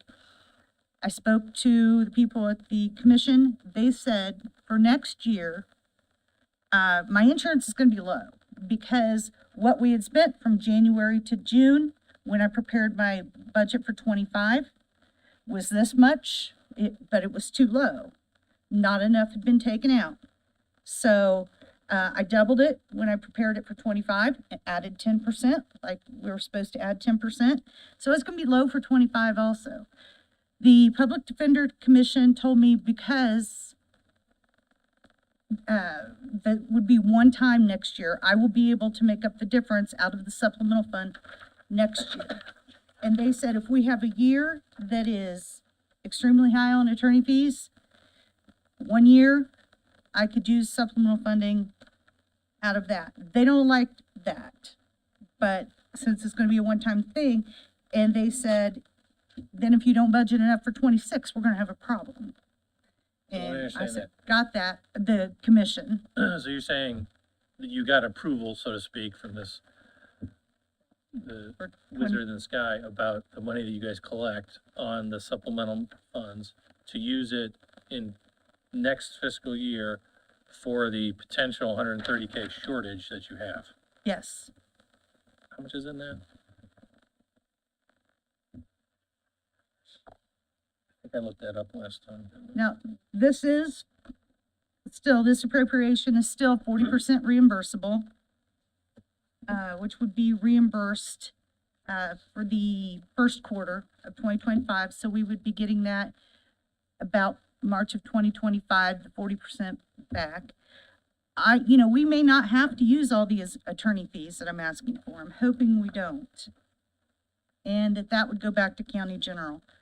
But at the time that we had to submit these appropriation requests, that's where we were standing. And Matt, I know you were asking about what we were allowed to spend these supplemental funds on, because you feel like we can't on anything. I get that. I have printed off, and I will email to you all, the standards and guidelines for the State Public Defender Commission that we have to follow. And I've highlighted what exactly we are allowed to spend our supplemental funds on. I will email that to you, but I have a copy here if you want, Matt.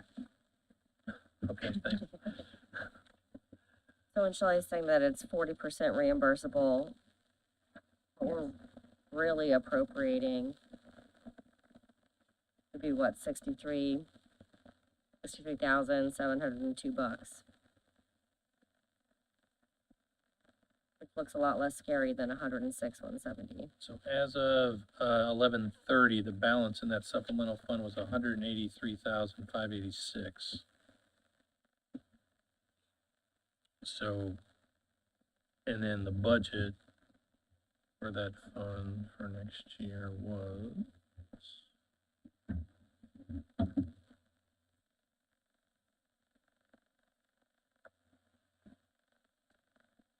total.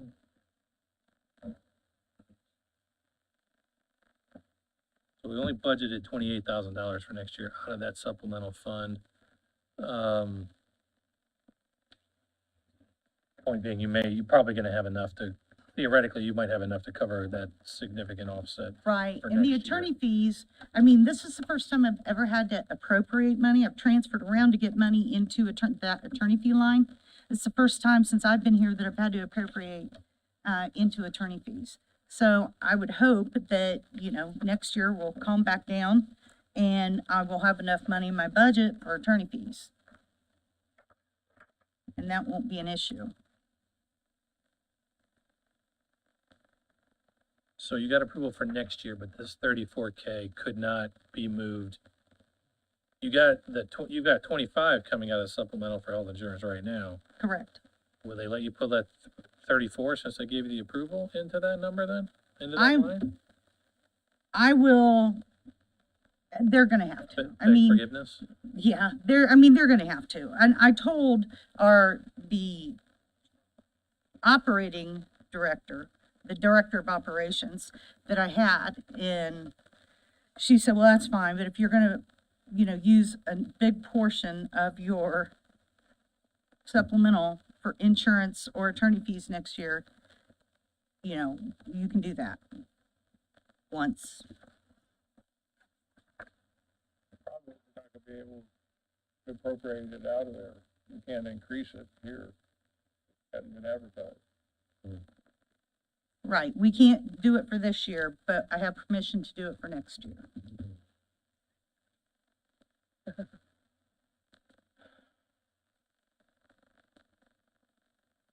we have any further discussion on this? All right, hearing none, roll call please. Mr. Flanagan. Mr. Hughes. Yes. Mr. Cantz. Yes. Mr. Mokel. Mr. Webb. Yes. Mr. Whitehead. Yes. Ms. Piper. Yes. And I will email you all the comprehensive plan and what we're allowed to spend our supplemental funds on. Yeah. Thank you. Thank you very much. Sorry. Moving out of county general, 8099 prosecutor PCA, 220 operating supplies, 5,400 for a total of 5,400. Make the motion to approve. Second. Motion by Ryan, second by Eugene. Getting some chairs, huh? Yep, Lori Craycraft, Administrator for the Family Support Division. Do you have any questions? Does this have similar rules to the public defenders in terms of what you can and can't spend money on? It's like our incentive fund, it can only be spent for the child support program. And this is our PCA fund, it's the money that that comes in for our, state arrears cases only, we get a percentage of. It's about close to $50,000 in there. I very rarely spend anything out of there, so, but I do have to have council approval on this fund, not the incentive fund, but I do have to have council approval on this one. 66% reimbursable. it says. 66% reimbursable, yes. So you're purchasing chairs for the office? Yes. How about how many and how long do you think they'll last? I'm purchasing 12. Yeah. Balance of I don't know how long 1130. they'll last, to be honest. I mean, our other ones, Probably like 5, 8 years. probably, yes. Balance in that fund as of 11/30 was 54,235. Okay, 12 chairs. Thank you. All right, roll call please. Mr. Flanagan. Mr. Hughes. Yes. Mr. Cantz. Yes. Mr. Mokel. Mr. Webb. Yes. Mr. Whitehead. Yes. Ms. Piper. Yes. Thank you.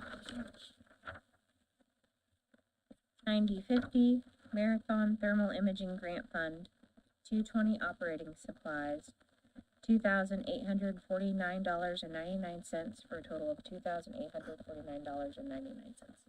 Make the motion to approve. Second. Motion by Ryan, second by Eugene. This is some money from Marathon Gas. Correct. The actual grant, $3,100, so we're not quite using all of it. Any additional questions? Hearing none, roll call please. Mr. Flanagan. Mr. Hughes. Yes. Mr. Cantz. Yes. Mr. Mokel. Mr. Webb. Yes. Mr. Whitehead. Yes. Ms. Piper. Yes. Thank you. Thank you. 1127 Visitor Bureau Convention and Tourism, 311 Contractual Services, $138,326.66 for a total of $138,326.66. I'll make the motion to approve. Second. Motion by Ryan, second by Eugene. Doing pretty well on your interest, huh? That we are. Simply just asking for that interest money to be moved into contractual services. Correct. That's all that is? That's all interest money? Wow, 2 years. that's great. So that you guys are probably benefiting from the same thing of what our, treasurer's benefiting from, the high, this isn't normal, right? The high interest rates? So we just started in the Hoosier Fund in 2022. Before, it was just in a savings account making $30 a year. So we invested in the Hoosier Fund, all our overages. Doing very well. That's great. So this just puts it in the account. You don't have like plans, or do you have plans? You guys got plans for it? Right now, it's just for cash flow. Awesome. Any additional questions? Alright. All right, roll call please. Mr. Flanagan. Mr. Hughes. Yes. Mr. Cantz. Yes. Mr. Mokel. Mr. Webb. Yes. Mr. Whitehead, Yes. Ms. Piper. Yes. All right, thank you. Thank you. Guys have a happy Thanksgiving. You too. Yep. All right, 9115, Casa Lomas Project, 175 disability insurance, $60 for a total of $60. I'll make a motion to approve. Second. motion by Ryan, second by Eugene. This is adjusting that insurance issue we keep seeing, right? Yes. Okay, do you have any additional questions? Roll call, please. Mr. Flanagan, Mr. Hughes, Yes. Mr. Cantz, Yes. Mr. Mokel, Mr. Webb, Yes. Mr. Whitehead, Yes. and Ms. Piper. Yes. All right, thank you. Thank you. 1200 supplemental public defender, 173 health insurance, $25,000 for a total of $25,000. Make a motion to approve. Second. Motion by Ryan, second by Eugene. I have down more adjusting insurance issues. Do you have any questions on this? Just a quick one. Yep.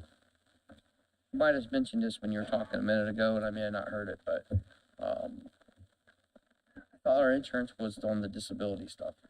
Well, remember, this is her health insurance issue that she discussed when she was up here for her So appropriation. this is Said where there going, was an error, right, that you caught? 2 employees went from taking 0 insurance to taking full family, and she's just making those gotcha. adjustments. Thank you. Yeah. Shelley. thank you. All right, roll call, please. Well, sorry, Oh. real quick. The clarity here, Shelley, is that this health insurance was already coming out of the supplemental fund, Yes. right? So there was some coming out previously. No, this is money that I've designated. There was supposed to be money coming out previously. This is the shortage money, though, to that already existing. Yes, Okay. yes, yes. Thank you. All right, roll call. Mr. Flanagan, Mr. Hughes, Yes. Mr. Cantz, Yes. Mr. Mokel, Mr. Webb, Yes. Mr. Whitehead, Yes. Ms. Piper. Yes.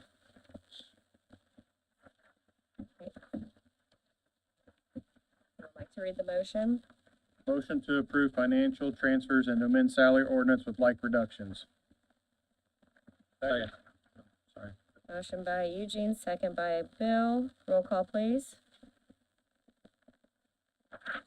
Mr. Flanagan, Mr. Hughes, Yes. Mr. Mokel, Mr. Webb, Yes. Mr. Whitehead, Yes.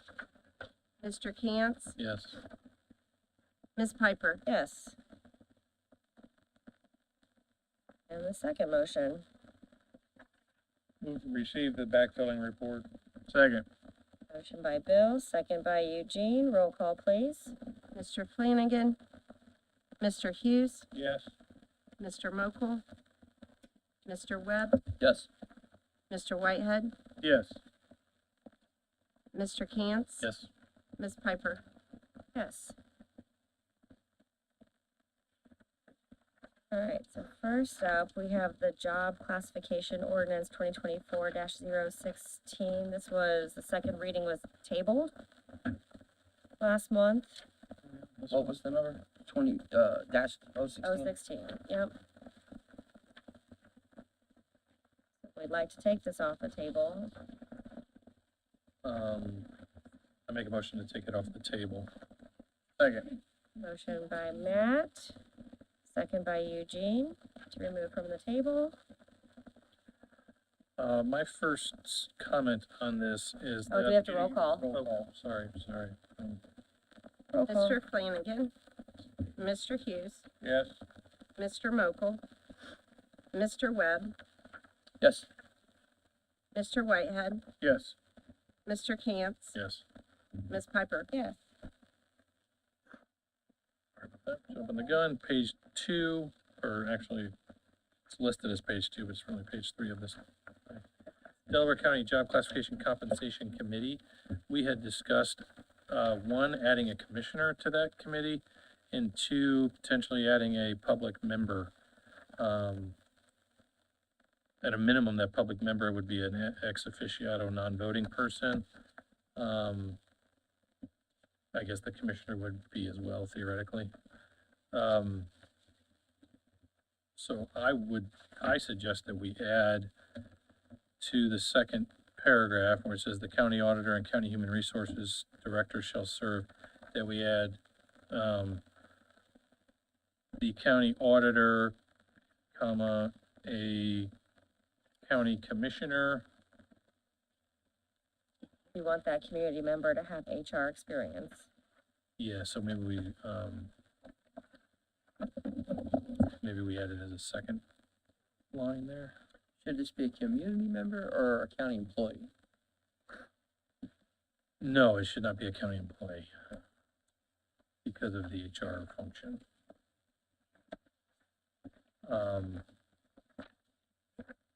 We had discussed, I guess, a couple different times in various capacities about a public member, an HR, person, almost like one of our other committees, adding a person like that year over year that has, experience in that arena to just be able to weigh in from the outside on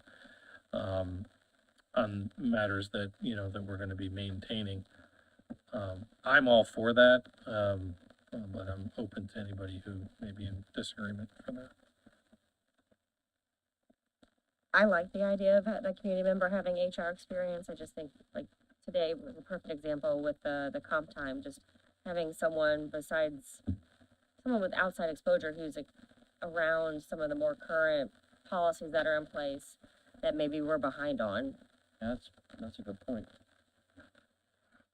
that are out amongst other companies and organizations. So what if we're unable to find that person? Well, they're gonna be a non-voting member, so theoretically we can do the work without them. Okay. You're adding this into the job classification compensation committee? Yes. Correct. Second paragraph, second sentence, adding in a county commissioner and a member of the public with human resources. The commissioners designate who that person will be, their person. It's one of them, it's an actual sitting commissioner is what you're saying, Right. not a representative. It's Right, them. you mean the public person? No, the commissioner. Oh, Do yeah. we pick a commissioner or do they send us one? Well, I mean, we gotta have their cooperation, Yeah, right? so I think they'll have to send us one. Do we need to I identify? agree. Yeah. Needs to be clearly defined in there, yes, Yeah, so the commissioners will select their representative, appointed by the commissioner, however. you yeah, want it. appointed by the commissioners. And then council will appoint the HR representative, outside HR representative. Is that your intent? Mhm. Okay.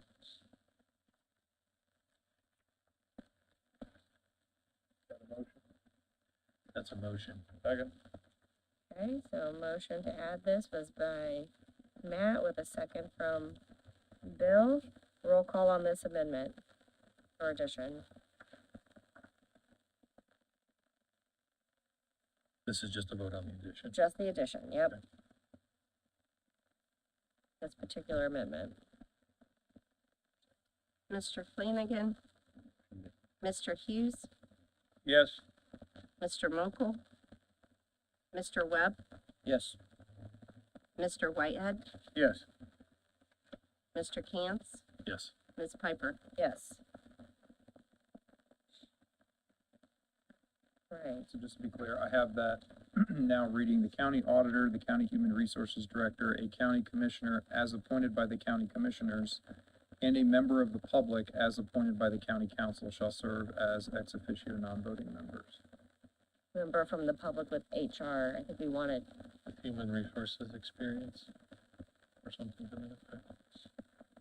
You want that, yeah, to actually read that in there? yeah. Yep. We want it clear. While he's doing that, I think on page 3, there's a blank that we need to fill in.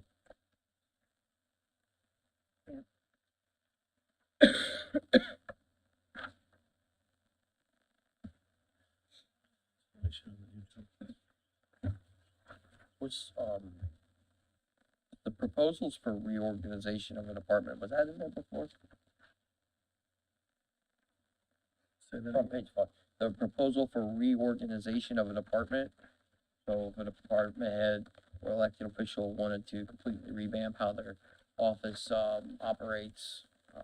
I'll use the latest example, auditor's office, to like switch some things up to use your words, bring us into the, 21st century. According to this, that has to be approved through this committee. Yeah, any changes to jobs. Proposal or reorganization must be filed with the county job classification committee. I mean, I Right. think that's a great idea. Right. Yeah, I do think that I that. don't remember that- hearing about it before, that's why that's Yeah. what was added, I like it.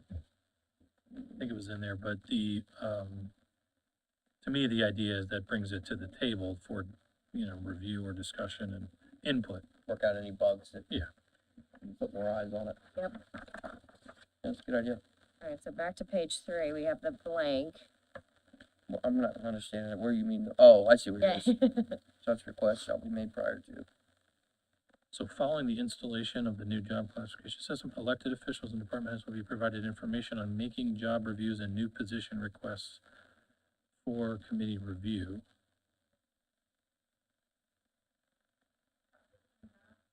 Such requests shall be made prior to of each year when the salary ordinance is in force. Would that be before our budget meeting? Is that what that means?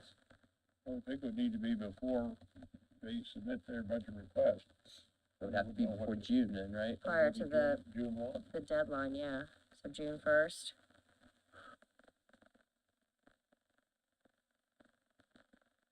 That makes sense to me.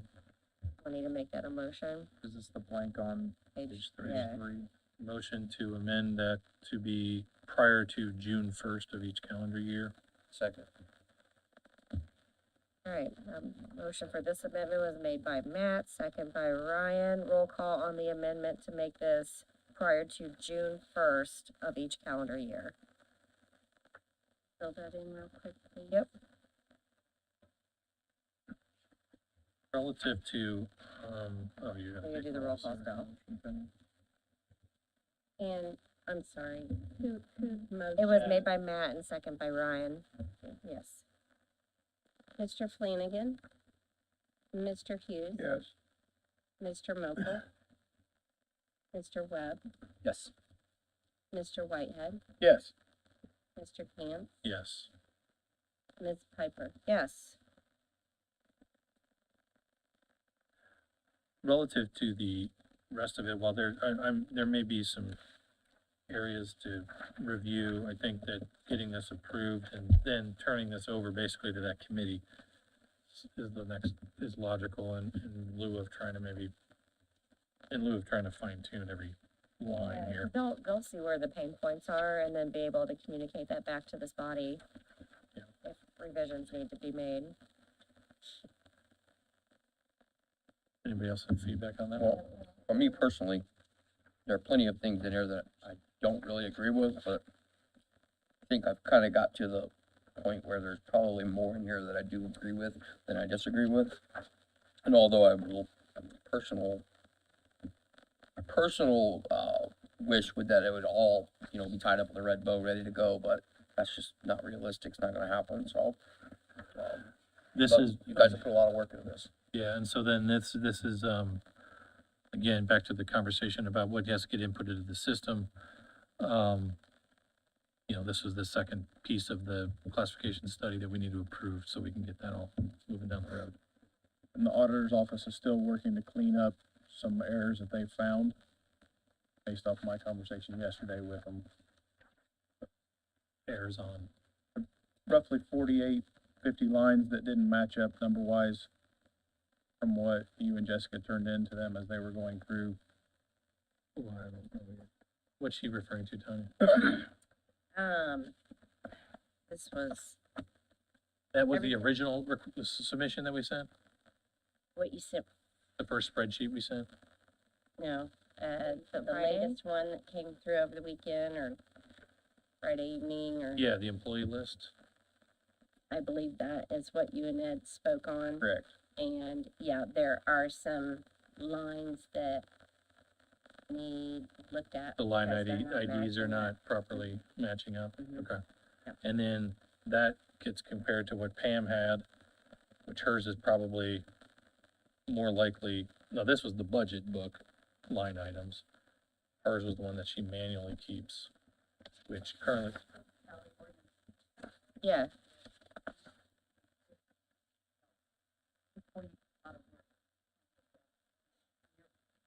yeah, we just need to Yeah. cross-reference that. take his, compare it to yours. Do you run that go from there. script on that file? Is that how you figured that out? Are you asking me? Yeah. I Well, you did didn't not. physically, but I mean, somebody ran, Ed said there was a script they could run to identify if I they would were, say he did that. okay. I have a follow-up question. Yep. If we pass it today, is it becoming effective today, or is it become effective January 1? My understanding was January one. Mm-hmm. Right, well, then we need to fill in the blanks on page 1. And whether that's Oh, there are an blanks there. Good call. amendment or not. Oh, sorry. That's, All right. so was that January 1st? Second. Effective date is-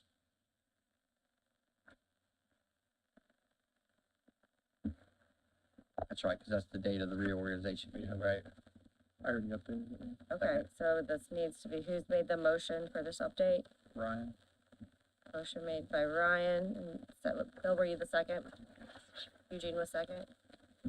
All right, roll call on the update on this first paragraph. All right, Mr. Flanagan. Mr. Hughes. Yes. Mr. Mokel. Mr. Webb. Yes. Mr. Whitehead. Yes. Mr. Cantz. Yes.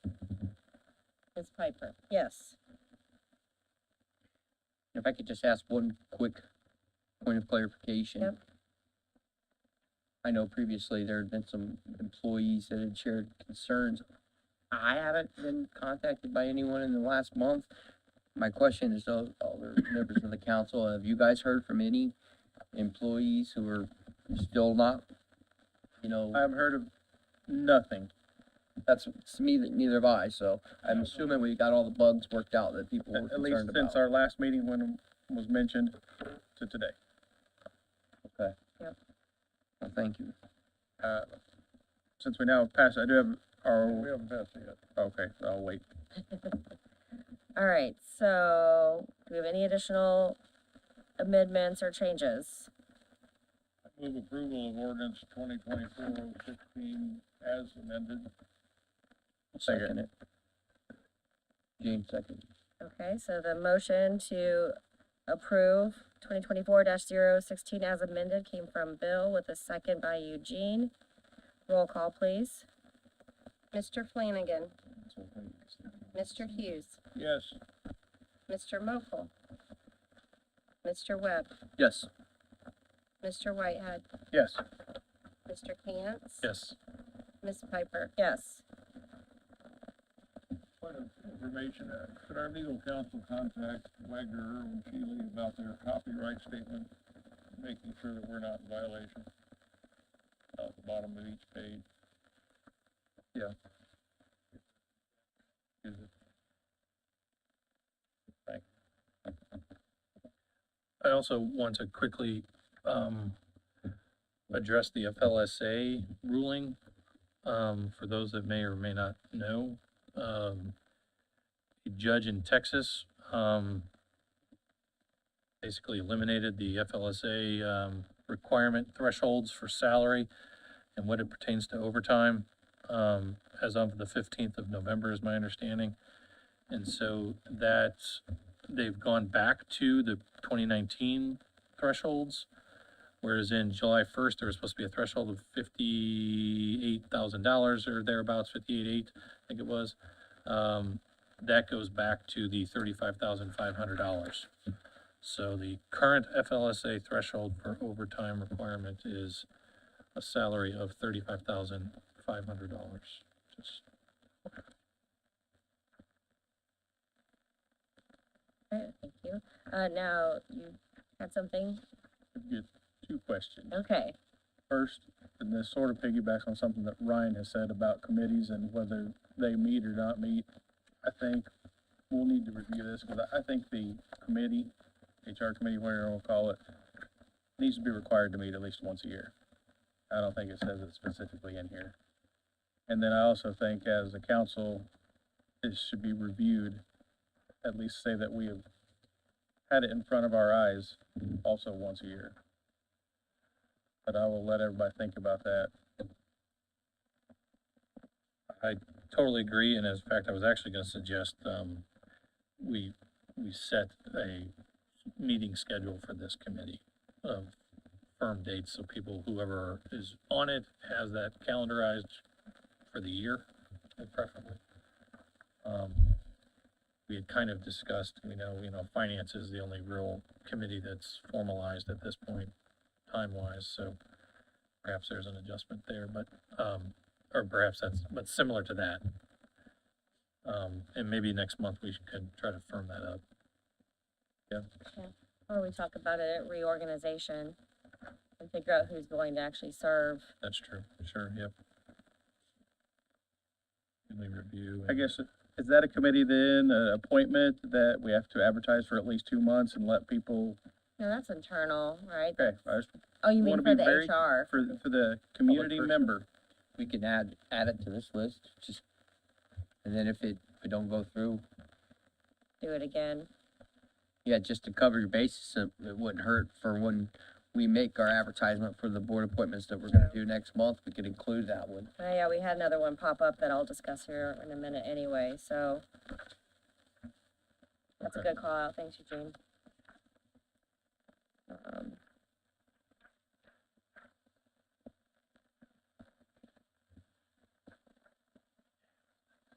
All right, up next is the encumbrance ordinance 2024-025. This would be its second reading. I know we've had some conversations. We had lots of comments at our last meeting.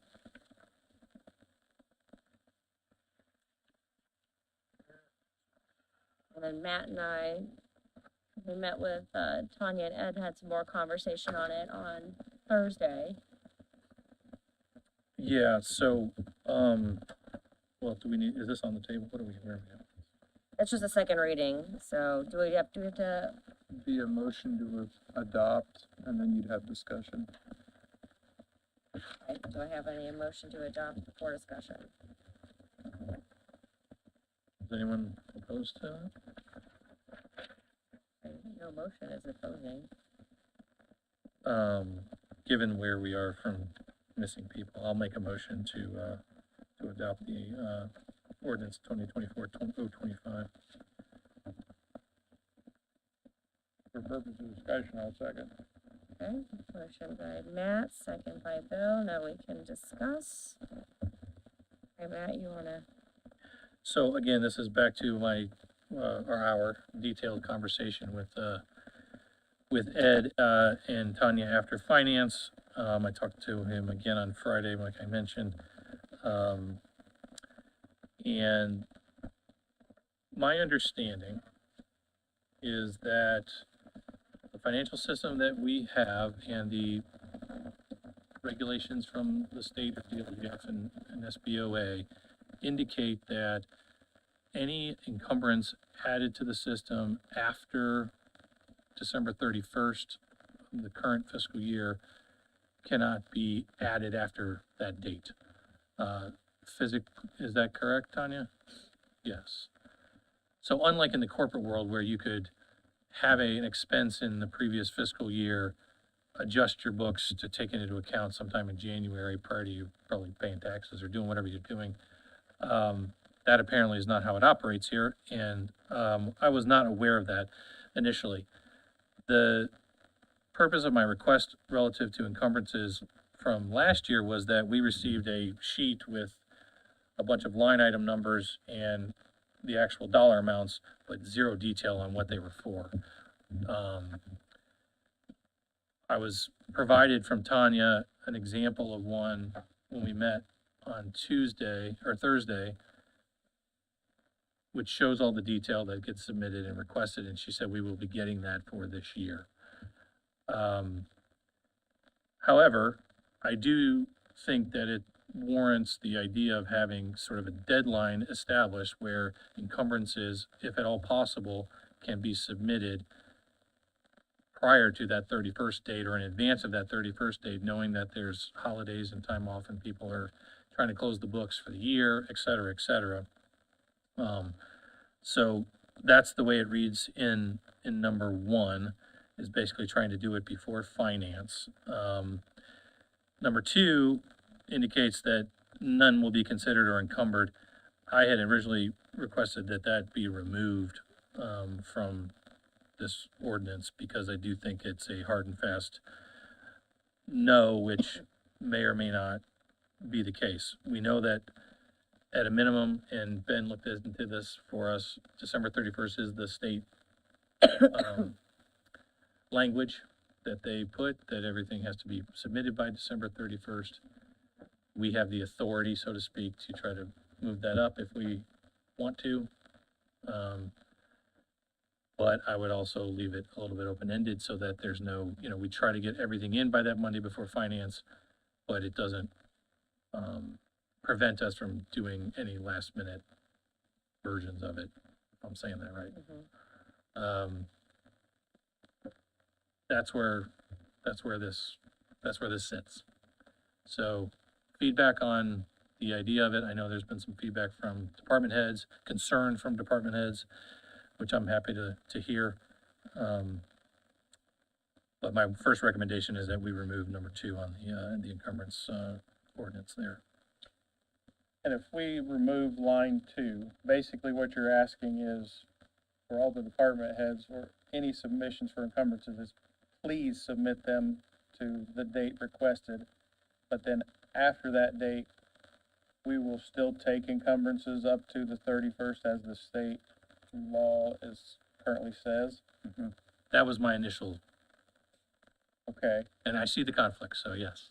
Yeah, so I mean, basically, this isn't gonna do a whole lot besides, It's a recommendation almost. right, Well, everything you're saying is kind of why I don't even think we need this ordinance. I think that, I think we could follow the law that says you're allowed to have it up to the 31st, but everybody can have a, professional courtesy of understanding of, hey, guys, even though the law says the 31st, let's try to have a hard line here. And again, it's just a date of understanding.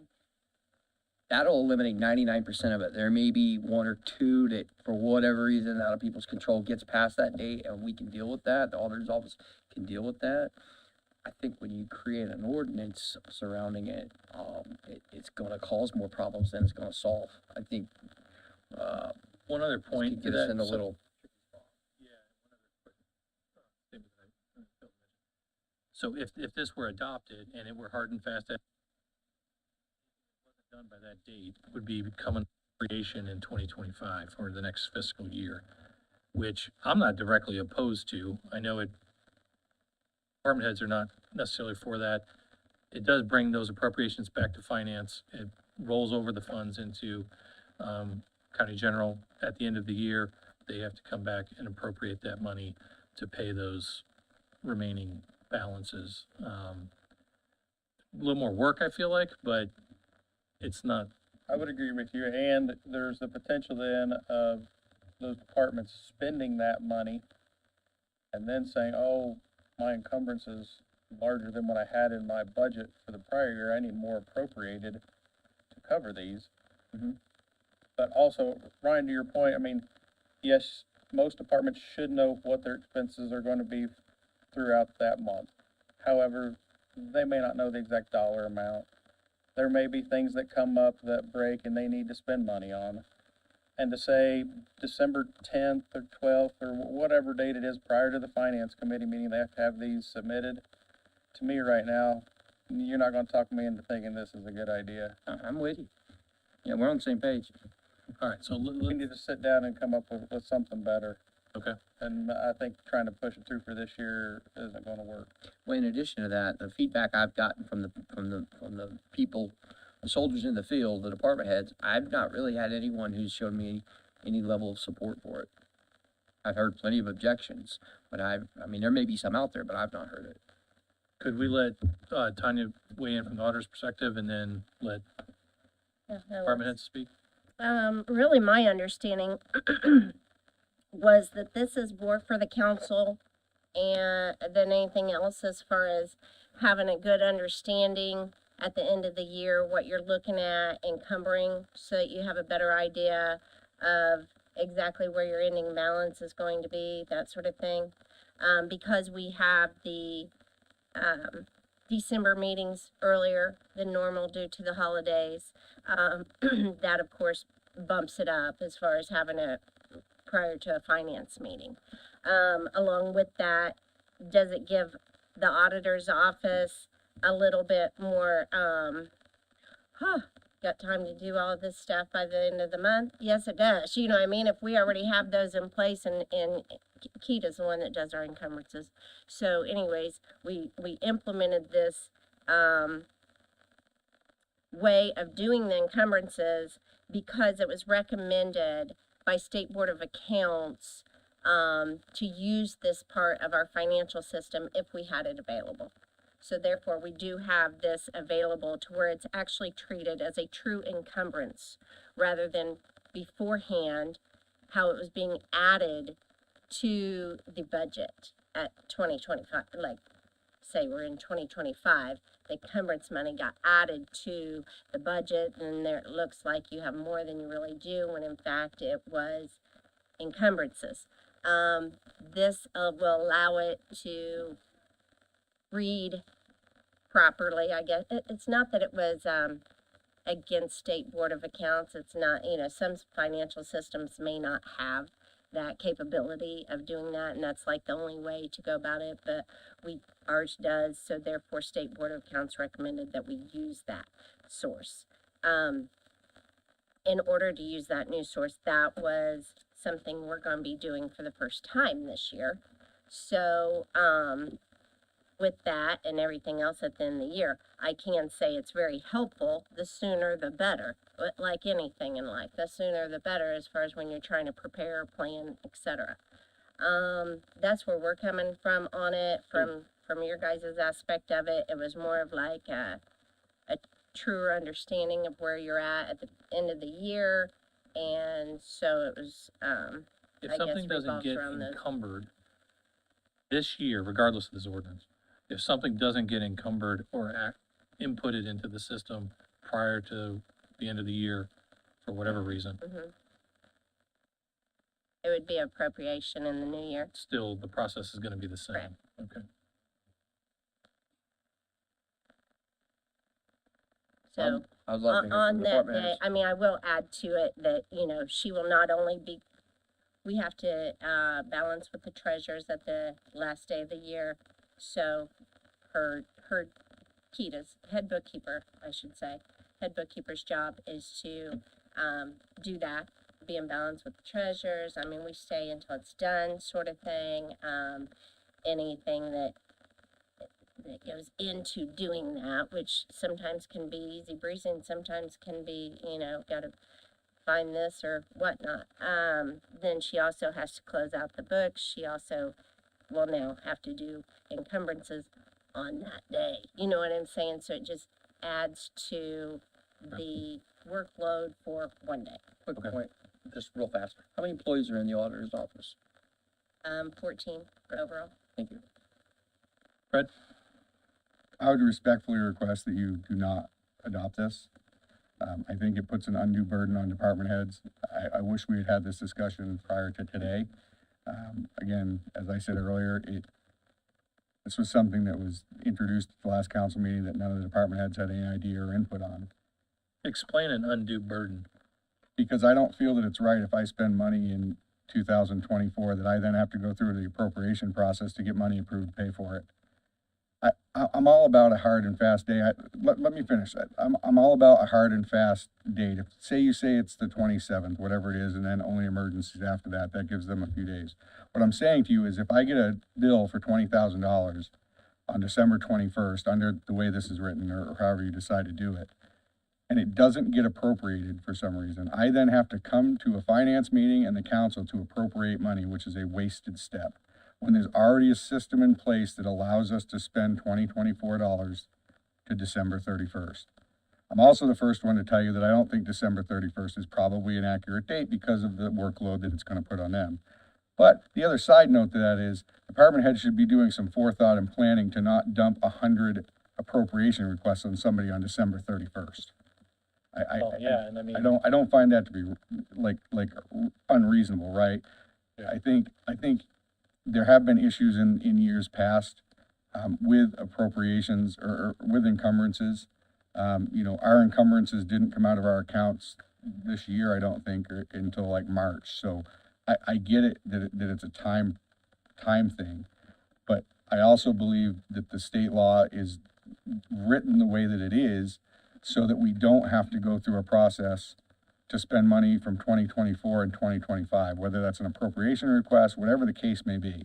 So I would strongly urge that you guys just vote this down and then maybe have some communication between department heads, the auditor's office, the council, whoever, and sit down and come up with something that makes sense from year to year.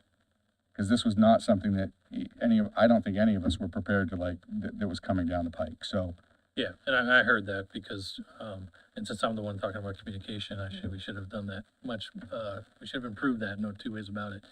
The encumbrance module, though, as part of the financial system was approved back in July, so that is new. How they're entering, for this year, it's gonna be different. right, and I get that, but, you know, long about August, September, maybe we should have started this conversation, right? Sure. It didn't even come before us until Yeah. September, October. Yeah. We were still in budget season. Bygones. Yeah. Okay. Point taken. Emily? So I just want to say, coming from this side, it would hinder us, and I agree with him, although it comes from the auditor side, just seeing the workload that's put on Keita with all the stuff that's under her hat, I understand the need to move that date up. I think that it just kind of puts hardship on us when we have to have an invoice in order to turn in a claim. And sometimes at the end of the year, that's what we're waiting on. We know this bill is coming, we know it's gonna be due, and we have it built into our budget, and we can't give you that bill until we have the invoice, but we can't take it out of 25 budget. So that is where the problem lies. Again, I don't turn in 50 encumbrances, it's usually 1 or 2. But I do see both sides of the coin, and I want the auditor's office to understand that, coming from me especially. I totally understand their workload. I know what they go through.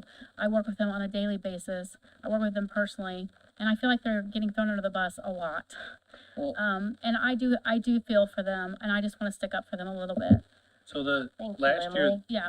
last You're year there was roughly more than 200 encumbrances on this list from last year. And so I say, but our cutoff day was like earlier in the month, so a lot of us had things that came after that. But I'm saying towards the end of the month, I'm not turning things in on the 27th, 28th, 29th. Mine's coming in at the 15th usually, so she is getting encumbrances, absolutely, but they're not on the 8th, at least for me. They're not on the 27th, 28th, 29th, 30th.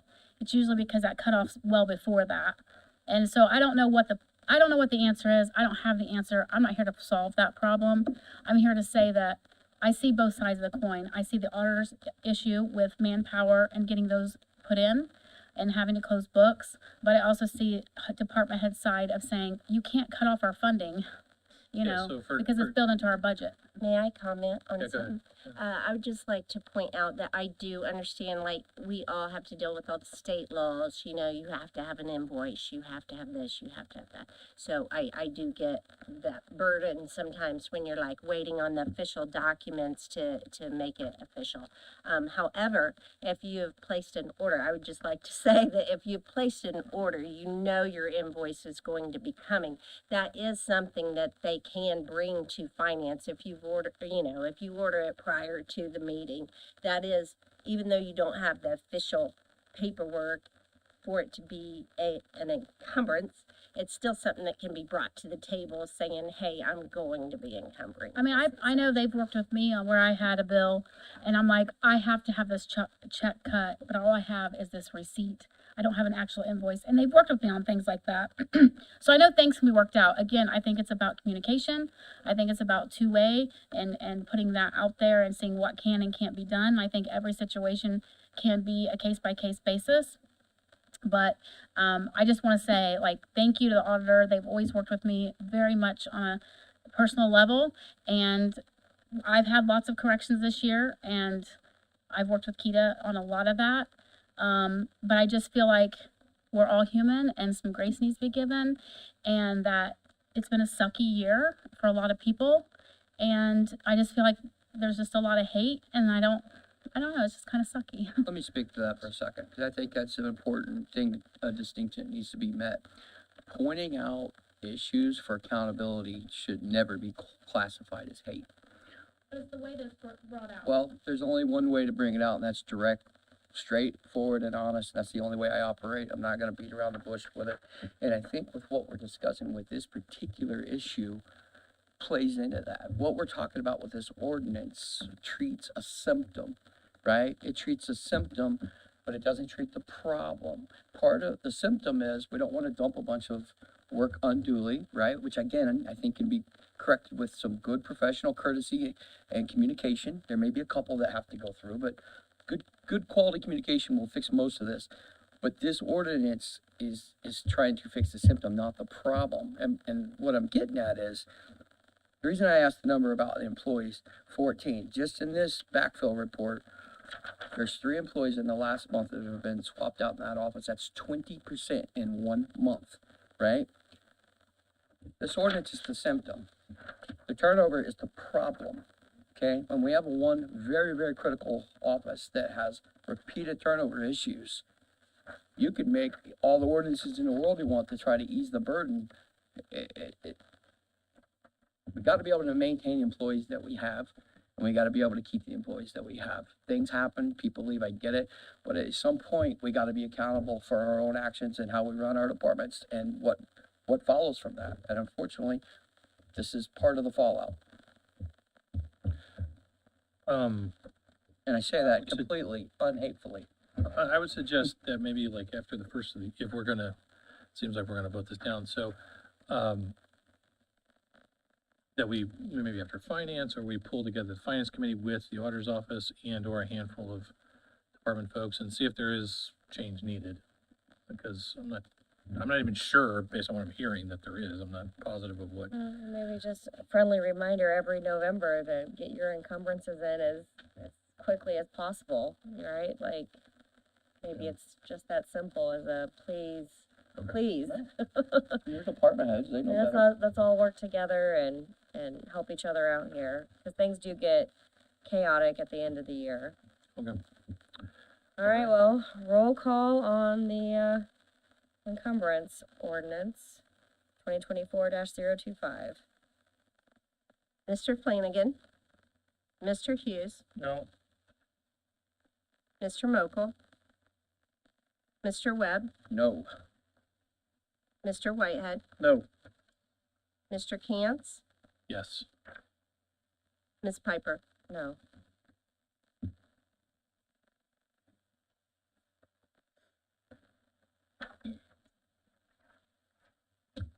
All right, moving on to our public safety experience pay ordinance 2024-026 in its second reading. Would be a motion to approve. I'll make the motion to approve. Second. Motion by Ryan, second by Bill. And note that, it has been renumbered as, 2024-21. Okay. It is the same as. No, was 26 introduced is as correct. 26. Correct. This is sheriff's deputy, right? Is that right? 26 is the correct number, is what I'm being told. It should be Yeah. 26? Yes, sir. Never mind. And I guess just want to clarify, what we passed for first reading had a different number. I changed the agenda and I changed the numbers on my ordinances. Okay. And it was changed last time out there as well. But what he's saying. What I think the issue is what I sent out electronically had the wrong number in it, which she caught prior to the last meeting and updated it before that meeting. Okay. Thank you. And we've worked out a system to make sure that doesn't happen anymore. The correct number is 26. Okay, thank you. Now we need to.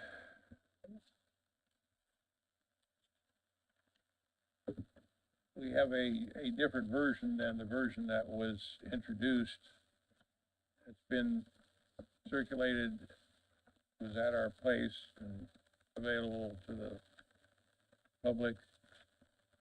I would move to substitute the version that is before us today for the version that we introduced last time. That's by way of amendment. Say that again? Basically moving as a, like this one we have in front of us as the amended Different than document. what we introduced. So he's moving as amended. Lots of changes. So if you recall, though I wasn't here, I was watching online, there was a lot of substantive discussion on this last month. There was feedback from, I believe, the sheriff's department on some of the numbers and figures in here. Based on all of that feedback, I went back in and updated those figures and numbers in the version that's in your folder today. So to Bill's point, this is different from the first reading, so you could adopt it as an amendment to the original. Oh, he made That's a what you, motion. That's Yeah. amended. Yeah, it's been Right. amended. I got The it. version in front of you has been amended, so So you'll need a motion. Bill and a made the motion for this document in our hands as amended. Okay, and Ryan, you're seconding. Roll call on the, use of this amended document.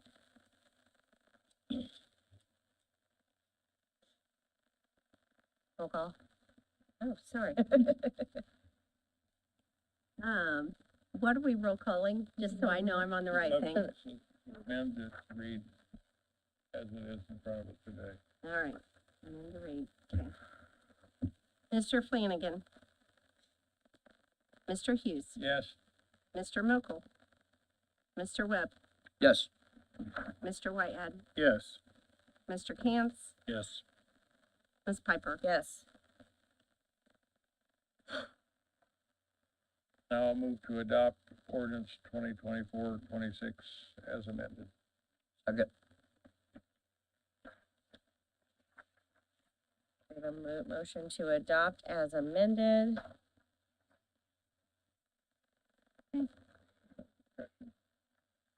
Now discussion? Okay. Do we have anything else? Everyone good? I've got quite a few questions. I've got quite a few earlier. And I guess my first question I'll just start off with is, the way it reads, it says prior experience may receive, and it says may receive throughout the entire document. Is this a shall receive, may receive? If it's may, who's determining it? I thought this would be shall, because once you've acquired the years of experience, it is an automatic.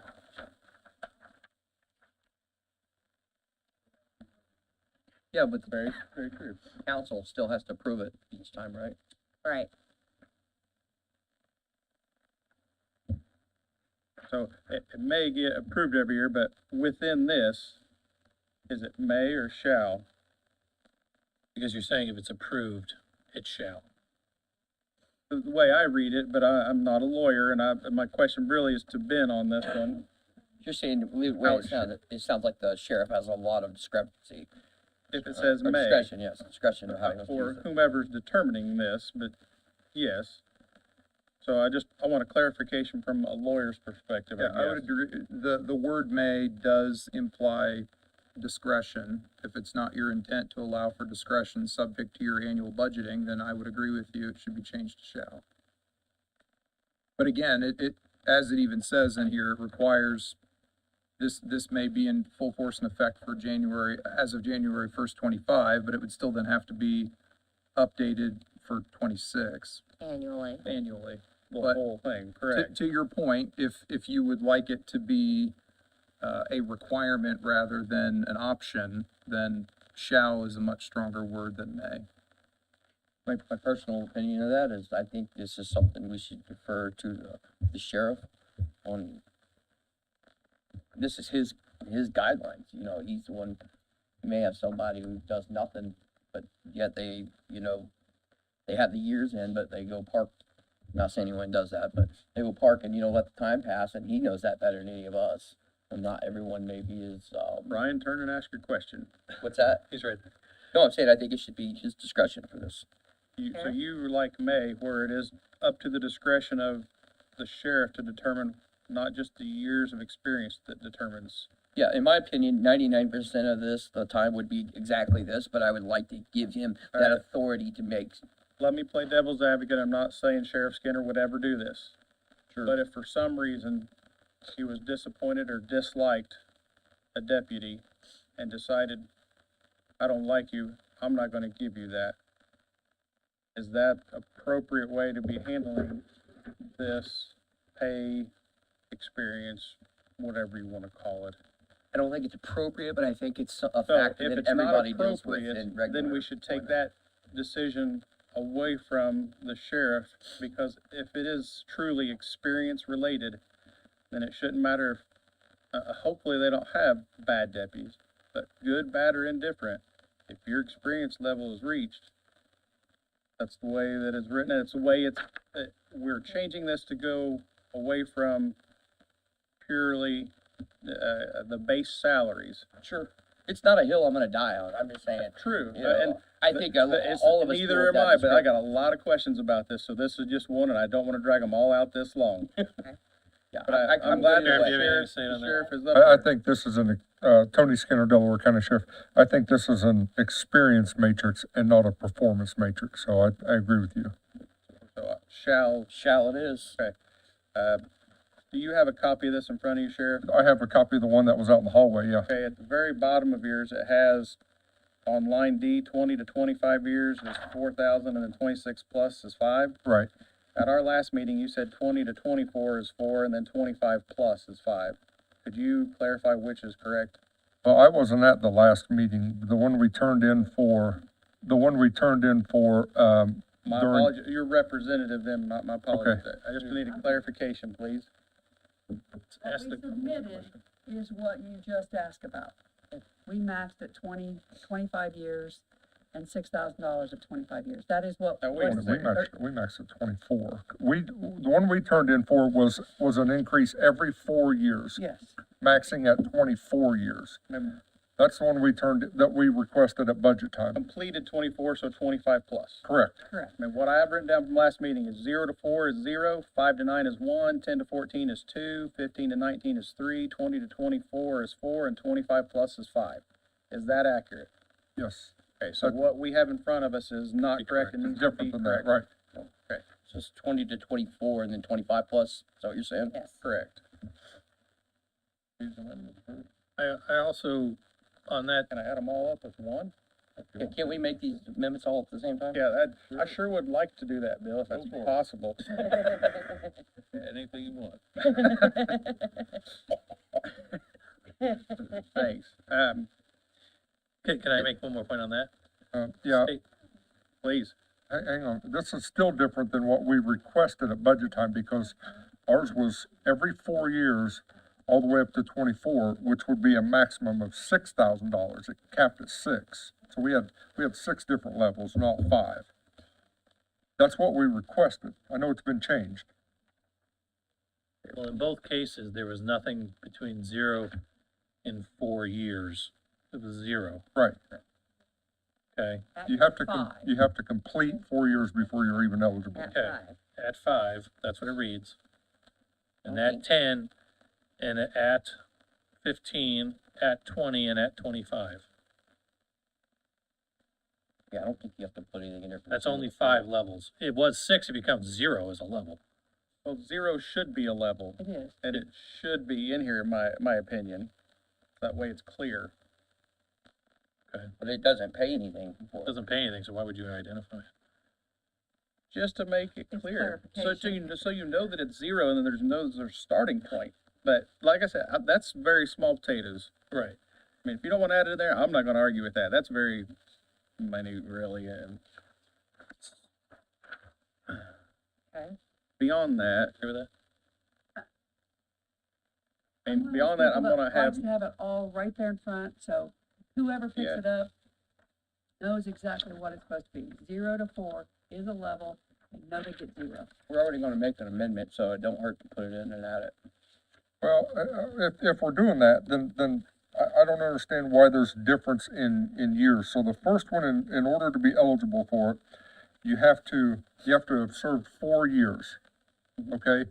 But the next threshold is 5 years, the next one is 5, the next one is 5, and then down on D, you have to serve 6 years before you get the We're next changing bump. that to 24, 20 to 24. We were already changing that. Okay, And then make it 25 plus after. And then E would be 25 or more. gotcha.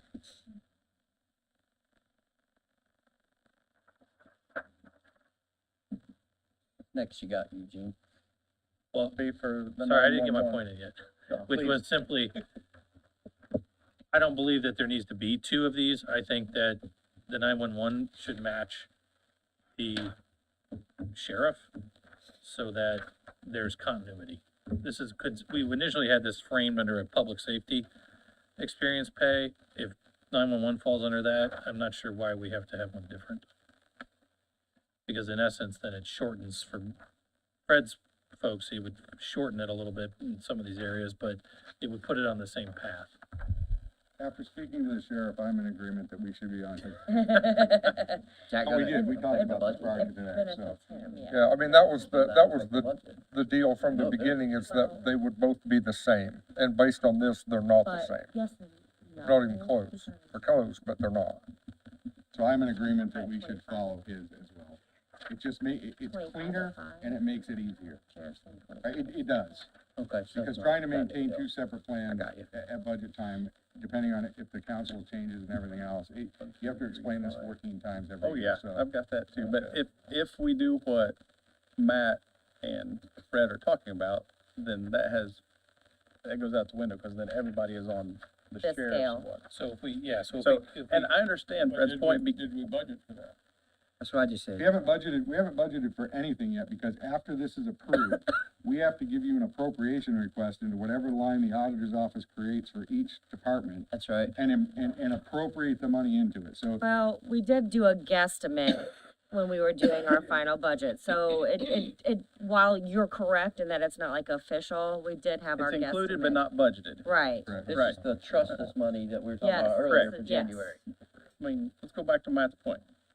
Are we wanting to consolidate? Because if we are, then my next question is moot. So I think it should be consolidated, I think, without question. So everything in this first lower section on the first page becomes in totality, removing section B altogether.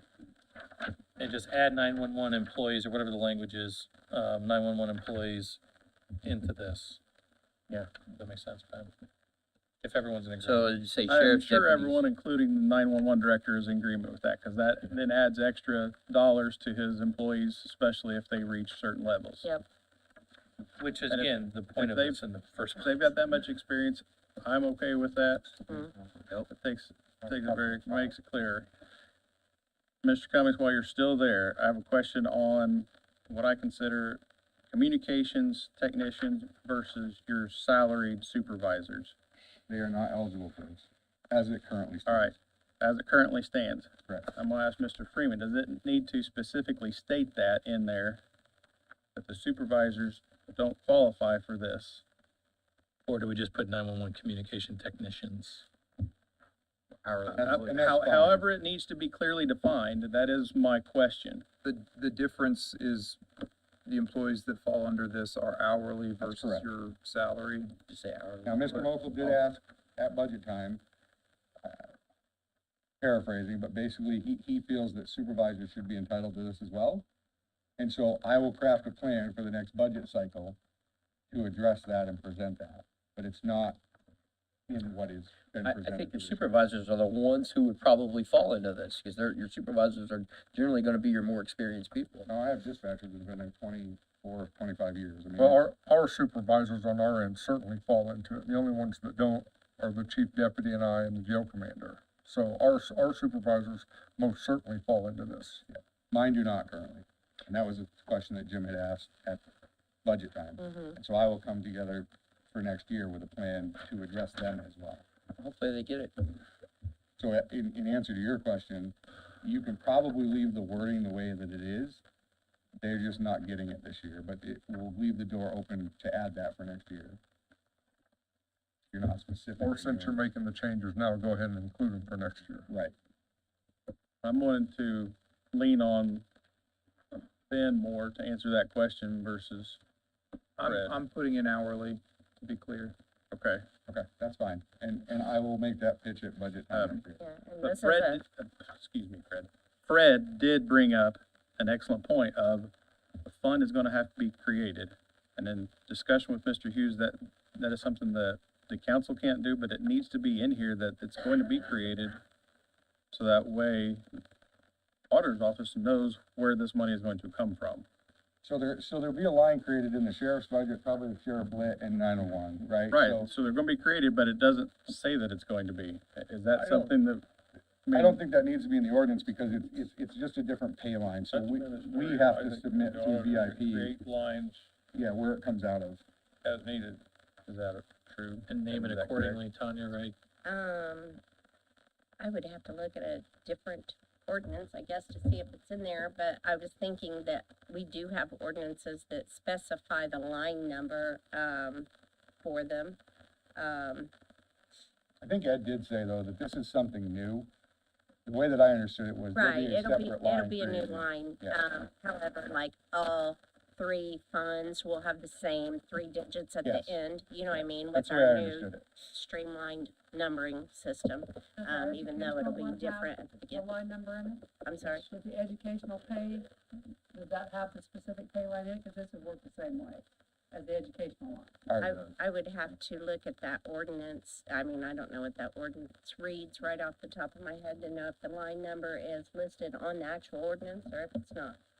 So, I think it's more of, I feel like that has more to do with 10 years down the road, 15 years down the road, when a lot of us are no longer here and somebody's pulling this ordinance like we do now. We pull an ordinance and we're like, what the heck did they mean back then? We don't know. We're trying to interpret it. You know, a lot of times there's not specifics there to just outline it real specifically in order for the next person to just know exactly like where it's coming from, what it is, who gets it, how do you determine who gets it, who keeps track of it, you know, that sort of thing. I'll So, give you a simpler example. So when we do payroll currently, each employee has their own pay line, right? So when you go into VIP, we pay them against that pay line. Their overtime comes from a different line, right? It's all set up in VIP. So all this is going to do is they'll add a different pay line to the employees that need it. It'll all be the same because it'll be put in a lump sum into this new account. And it will just pull that amount every payroll. if I may, like to add to that, considering, even though this does not read longevity, per State Board of Accounts, this is I know, longevity. that's on my list of things, Um, Tanya. So with that, I mean, as far that's- as reading a longevity line, I think it would be, a Yeah, good I think that idea to got have it in your confused. wording. It got confused because we had this longevity, Was told, issue. we were told that's not longevity, it's not what it is, but Right, and we ended up pulling it after out. discussion with the auditor's office, we need to add it in the title Okay, of both of these that are gonna be before us. So that So when just State Board of read- Accounts looks it up, they can find it. so. Regardless, back to my question of the funds and fund numbers. If that, to add clarification and definition, enough information so people in the future looking at this, does that need to be in there? And that's a question, I guess, for the auditor's office. I think it's helpful to say that there's going to be a longevity line added in order to pay out of, just because of what we went through at budget time, where we have to have these separate lines for the longevity. So I mean, I currently, just we kinda- have 2 longevity line items, longevity prorated pay and just straight longevity. Longevity bonus is what we call it on the It would be PI called form. longevity experience. That's not what's in here, but that's This'll, what it's supposed to. this'll be, we have 2 more now, so, Okay. so we'll have 4. So So then we have longevity experience pay, that's this. Okay, and then 1 being for, 911, sheriff Yeah. / jail. so the and then title of one this should for be longevity prosecutors. experience pay matrix. You could, I don't know why we'd need matrix on it, but. Or, okay, Yeah, get rid longevity of experience matrix, pay, whatever. longevity This one doesn't have it. experience pay is what we discussed at the Okay, budget hearing. all right, I'm just clarifying that. Thank you, sorry. And just the wordage or verbiage, putting that in as far as a line will be created, I feel like that just helps cover things State Board of Accounts wise. That's all. Yep, that's right. Delaware County Auditor's Office shall establish a new longevity experience pay line within the appropriate budgets for the purposes of handling these payments. Perfect. Eugene, keep on rolling. All right. I'm sorry. As far as prior experience, and let's start with just the sheriff, the prior experience in law enforcement. I think that needs to be defined more in our ordinance, but is that experience with the Delaware County Sheriff's Department? Is that if it's transferred from another law enforcement agency? Is that if they're in security? Is there a certain education level that you're calling starts their law enforcement time frame? In my mind, Definition of experience. in my mind, it's always been with this agency. Okay, And I concur with that. okay. So And can I we think add that like a- needs to be clearly defined in here. Can we add a whereas as opposed to like And I'm, defining and experience? this is where With Delaware County? I'm using you, Fred, as an example. You've had lateral transfers. Somebody's got 5 years experience somewhere else. So if they move in, they're starting at day zero That is correct. for this It's ordinance. only for lateral transfer stuff. It's not, Okay, I envision this to be years of experience in Delaware County. like I said, and I think that needs to be clearly defined in this ordinance. I agree. All right, so shall be entitled to receive additional compensation based on their years of experience. Delaware County? As employees of Delaware County. And now humor me with this question, Mr. Sheriff. If they're a correctional officer, what does it take for them to become a deputy or vice versa? And is that continuing on in their years of experience? I would think that because they're already accumulating time here, that transfer is simple. If they go from a correction officer to a merit deputy, they're on exactly the same experience pay matrix, so I think that should count. Okay. Yeah, but and honestly, the same thing if we hire a dispatcher, they're already accumulating it there, so as long as it's any of these three components or agencies, then they can transfer that seniority for the purpose of this extra pay, yes. Okay, so that's But anybody way. outside of these three entities would have to start at day one. All right, so I appreciate that. Now I gotta figure out if that's the way that council thinks of it as well, with the I way would it's agree written. with that. Yes. We do that with time off. Like I hired somebody from the jail. She got credit for her years of service with Delaware County when it came to vacation and everything else. That's why I said, forgive me for the question, because I didn't know if I think the it's a great training is question. different, that it would start you over at zero. I mean, I know there's different training for all three positions. So, appreciate that. Thank you, and I don't know what did the council, I got a couple of head nods. Thank you. Yeah, I'm in agreement. Yeah.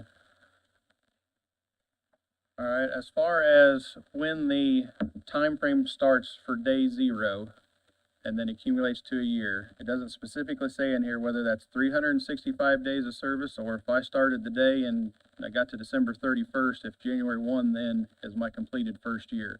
And I know you're shaking your head, and I hope We that go you by agree with anniversary me. date. It's your It's anniversary your date anniversary when you're date. hired. I think that needs to be stated clearly in here. So like, the way I see this is if somebody's hired on December 24th, then, Their 1 they year still have to anniversary is complete December 4 23rd. years before that next January 1st. So they get a lot more of a benefit than somebody that's hired on January 3rd. So if you're hired on January 3rd, you literally have to put in 4 years, 362 days before you get that first bonus. So, but yeah, it's anniversary date. Everything is already based around that, the uniform, the allowance Yeah. they get, their However, vacation days. Longevity previously was not calculated that way. And I wanna make sure it's very clear. So I think it needs to be written in there. Am I incorrect in that statement, Tanya? No, that's, Okay, well, I think it helps to know that they go by anniversary date. And then my understanding, this is you guys, not me, that it'll the take effect date is what I question, because you guys are going to vote on it only one time a year. You know what I mean? So with that anniversary date, say they hit their anniversary date in July, don't they wait until January then of the next year to start Correct. getting it? Okay. So on January So I first, how guess- many years do you have completed? So I guess if you're Yeah. gonna put that in there about anniversary date, I would outline how that What works. the effective date is also. Right, Okay. like there's an I mean, anniversary date, but Like I said, yeah. there's an effective date for the pay. Cause You know what I you have to mean? plan it for budget purposes. Sure. Right. That's So the you're biggest thing. saying if my anniversary takes place on January 5th, I have to wait a whole year to January? do. That's stupid. Well, it's that's- not, I mean, it's not, it's on January first, how many years do you have completed? You have 3 years and 362 days, but you don't have 4 years completed, so you're not eligible for the first level.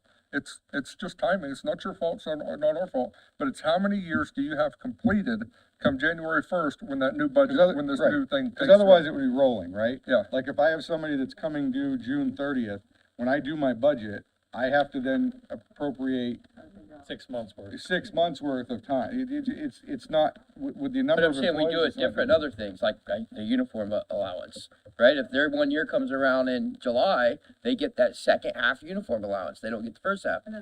That's what you They said have to earlier. Yeah, they have to have completed it. So, let's say my anniversary date is August 5th. Well, payout for, or your clothing allowance or whatever isn't until November. Have you finished your year? Yes, then you get it. But my That's anniversary different. date is December 5th. Clothing allowance gets paid out on November 30th. You don't Nope, get You it. haven't finished it, you don't get it. There has to be a hard Right. stop somewhere, or Right. you'll never, ever be able to. You're either to figure pregnant a or you're budget. not. You've either completed 4 years or you haven't. Right. All right, what else you got for us, Eugene? I guess, the last thing I had was who's going to maintain record of the years of service? Is that with the department heads or is that with HR, We have to do that. auditor? And We if have you- to do that. I mean, I think, I've actually added that now into the payroll spreadsheet. If you notice in your budget, that's included on that payroll spreadsheet. You know exactly how many years someone is gonna have, January 1, 2025, for that new budget. Ours is in our scheduling software, so their start date's put in there, so it automatically tracks it. So, HR should also have that information knowing the hire days as well. They do. Right, They I do. get it in the same spreadsheet. That's all right now. I mean, that's a lot of amendings. I would like to see it passed, and then I would like to make sure we've got a clear version, and if necessary, amend it again prior to it being implemented. Okay. So are you making a motion to make all these amendments? We already have a motion as amended, so now this is, yes, we need the motion for the new amendments. Why don't, You wanna yeah, go why don't you through let all? me read it first, make sure that I've encompassed everything. So I'll make note of the changes that I have made based on this conversation. The title has been changed to an ordinance adopting sheriff's deputy, corrections officers, and 911 hourly employee experience longevity pay. Longevity experience pay. Longevity needs to come first.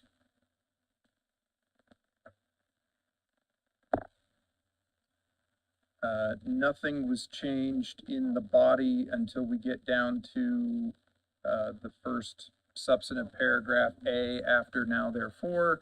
It now reads, in addition to the annual salary for sheriff's deputies, corrections officers, and 911 hourly employees appropriated by the Delaware County Council, sheriff's deputies and corrections officers, and 911 hourly employees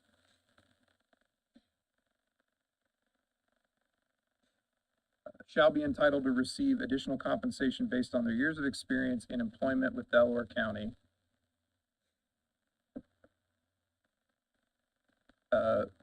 A, sheriff's deputies, corrections officers, and 911 hourly employees with between 0 and 4 years of prior experience shall not receive an experience pay increase.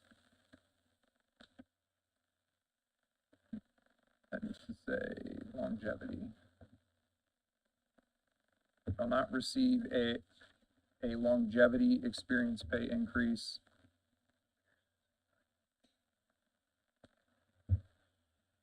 Sub B, sheriff's deputies, corrections officers, and 911 hourly employees with between 5 to 9 years of prior experience shall receive a longevity experience pay increase of $1,000 paid in equal payroll installments throughout the year.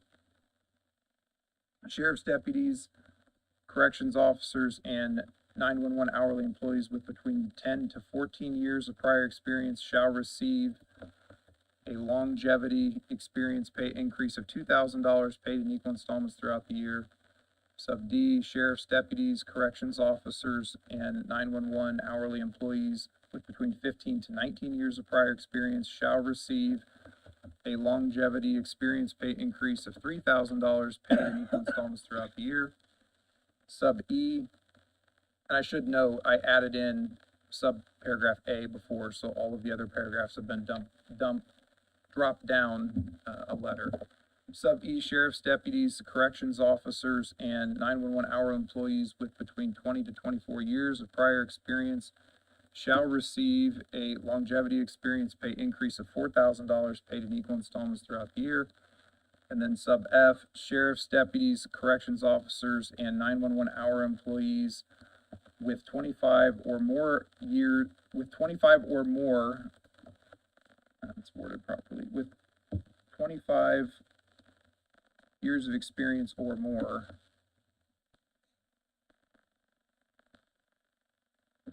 shall receive a longevity experience pay increase of $5,000 paid in equal payroll installments throughout the year. I've added in a new paragraph B that states a prior year of experience shall be determined as of the annual anniversary hire date. Employees shall be entitled to receive their respective longevity experience pay effective January 1st of the year following their employment anniversary. Section C, the Delaware County Auditor's Office shall establish a new longevity experience pay line within the appropriate budgets for the purposes of handling these payments. And then Section D, the foregoing shall be subject to the annual budget appropriation of the Delaware County Council.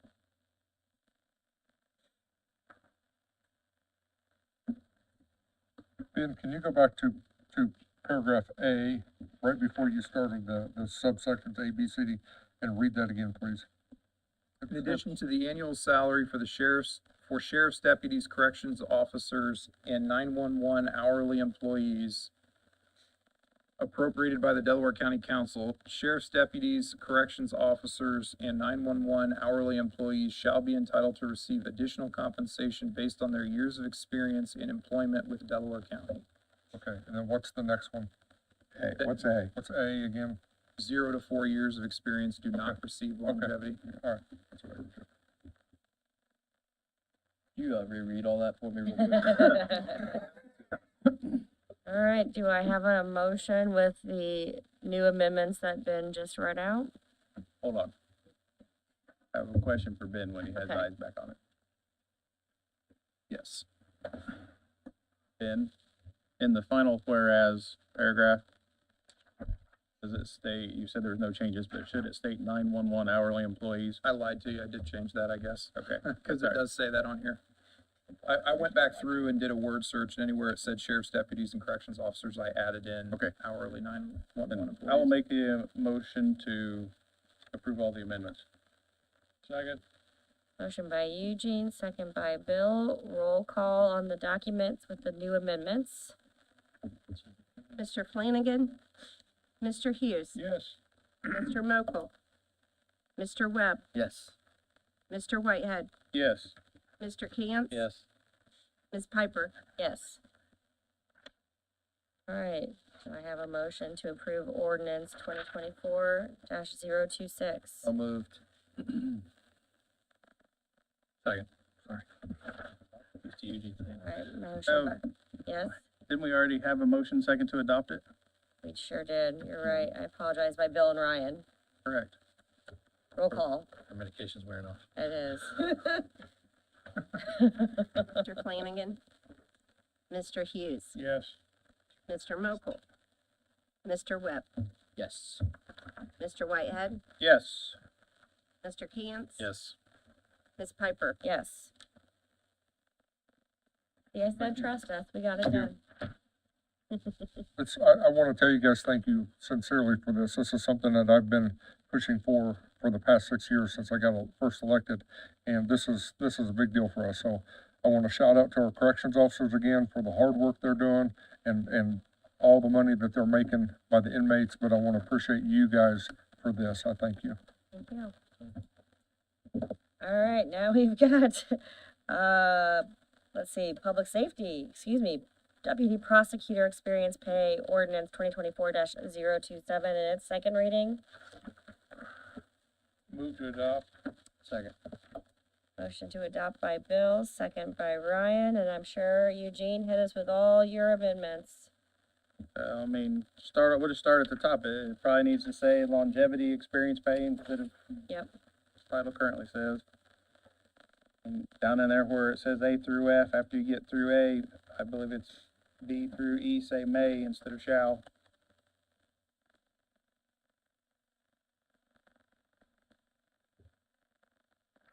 Actually.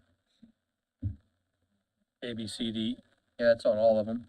It says may and it should say, yeah, say shall. through I F may have put does, that but backwards, actually so G through I think it L is. say shall, say, or through, C, say shall. Basically, they all should say All of them at A. shall.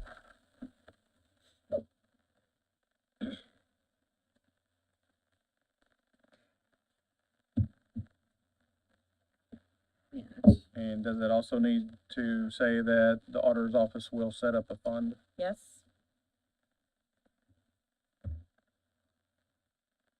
Alone.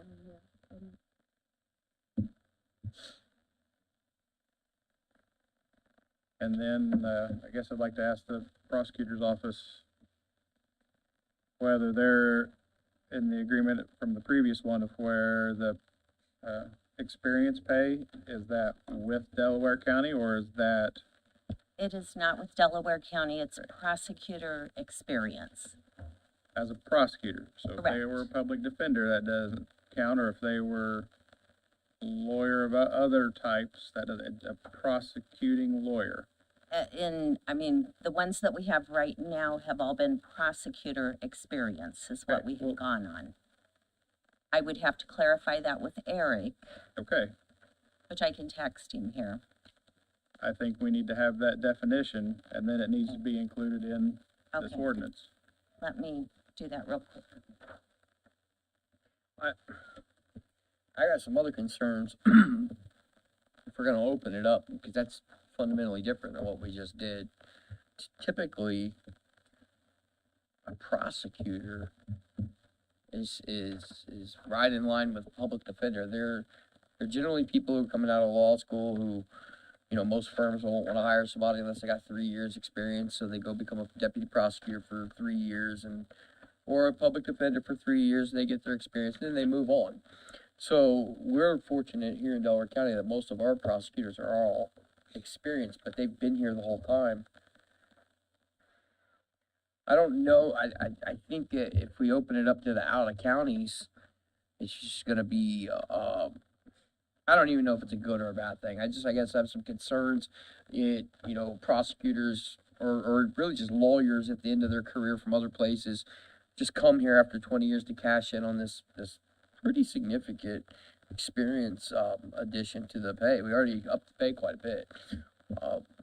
So if we open it up to everyone outside of Delaware County, that's not really rewarding them as employees of Delaware County. That's just saying, okay, you're coming in and you've got some experience, so we're gonna hire you to do it. But again, it could be a good thing. I don't know. I just wanted to put my concerns on the record. I think it's a reasonable point, set aside the Delaware County part of it a little bit. The days where you sort of, prosecuted for a while and then moved into private practice that's really not true anymore. Prosecutors, it's such a specialty, that, I think this type of experience pay is completely relevant. Now, I'm I'm torn about whether or not it should apply for out-of-county experience. Somebody who has that kind of experience from another county comes in here could be immensely valuable. They could be in a situation where they really need that one felony murder prosecutor, and they find the right person who can step right in and do that job. That's worth a lot. So I'm torn about whether we should limit it to just Delaware County experience. Yeah. And with you saying that, I guess while you were talking, I was thinking, what we're paying for is an inexperienced lawyer, so should I even be concerned if they're from out of town, if they're coming in? Because I know for a while we weren't getting anybody, so I'm gonna I don't do this very often, but I'm kind of deferring to what you think on this with your years of experience, because this is a little bit more outside of my wheelhouse. Excuse me, Eric said that he would like it to be experience in criminal law, in practicing criminal law. As a prosecutor or just practicing criminal Criminal law? law. That's too broad for my taste. So you could be a defense attorney for 20 years. I mean, I handle at least 2 or 3 traffic tickets for my practice. That qualify me. Extra 20 for you. Could they limit it to either as a public defender or a prosecutor? So, I'd limit it to prosecutorial experience. Yeah, I let's mean, just keep It's it. a different thing. Okay. To me, I don't have a problem with if they come with experience from another county. Like I agree with Bill on that. I mean, that's, but I think maybe we stick with just prosecuting experience. Yeah. I'm torn completely also, because I think that this is we are trying to incentivize people to stay in Delaware County and then be employed by Delaware County. So we did that with the public safety group. We're making it different here. I can understand why, given what an experienced prosecutor means versus perhaps, a deputy or a dispatcher who comes with a couple years' experience. But I don't know. Just to bring up a point, this is gonna not work for the master commissioner side, because they are not necessarily prosecutors. Yeah. Like our current master commissioner was not a prosecutor, he came from DCS. They're separated out. But, You could say deputy prosecutors. Not, probably not in the version that you have, but okay, they're being separated. you've got them separated out there, okay, then I'm not. on the master commissioner though, it should be singular. There's only one. I left it plural just in the event that I can put brackets around it, or I can make it singular. I would make it singular. If it comes to the fact that time we ever have a second master commissioner, we'll take that up at the time. And I think that experience ought to be in Delaware County as master commissioner. That's how we looked at it. Yeah. I would agree with that. So I look at that differently. What do you think, Eugene? I'm glad to get clarification from the prosecutor's office.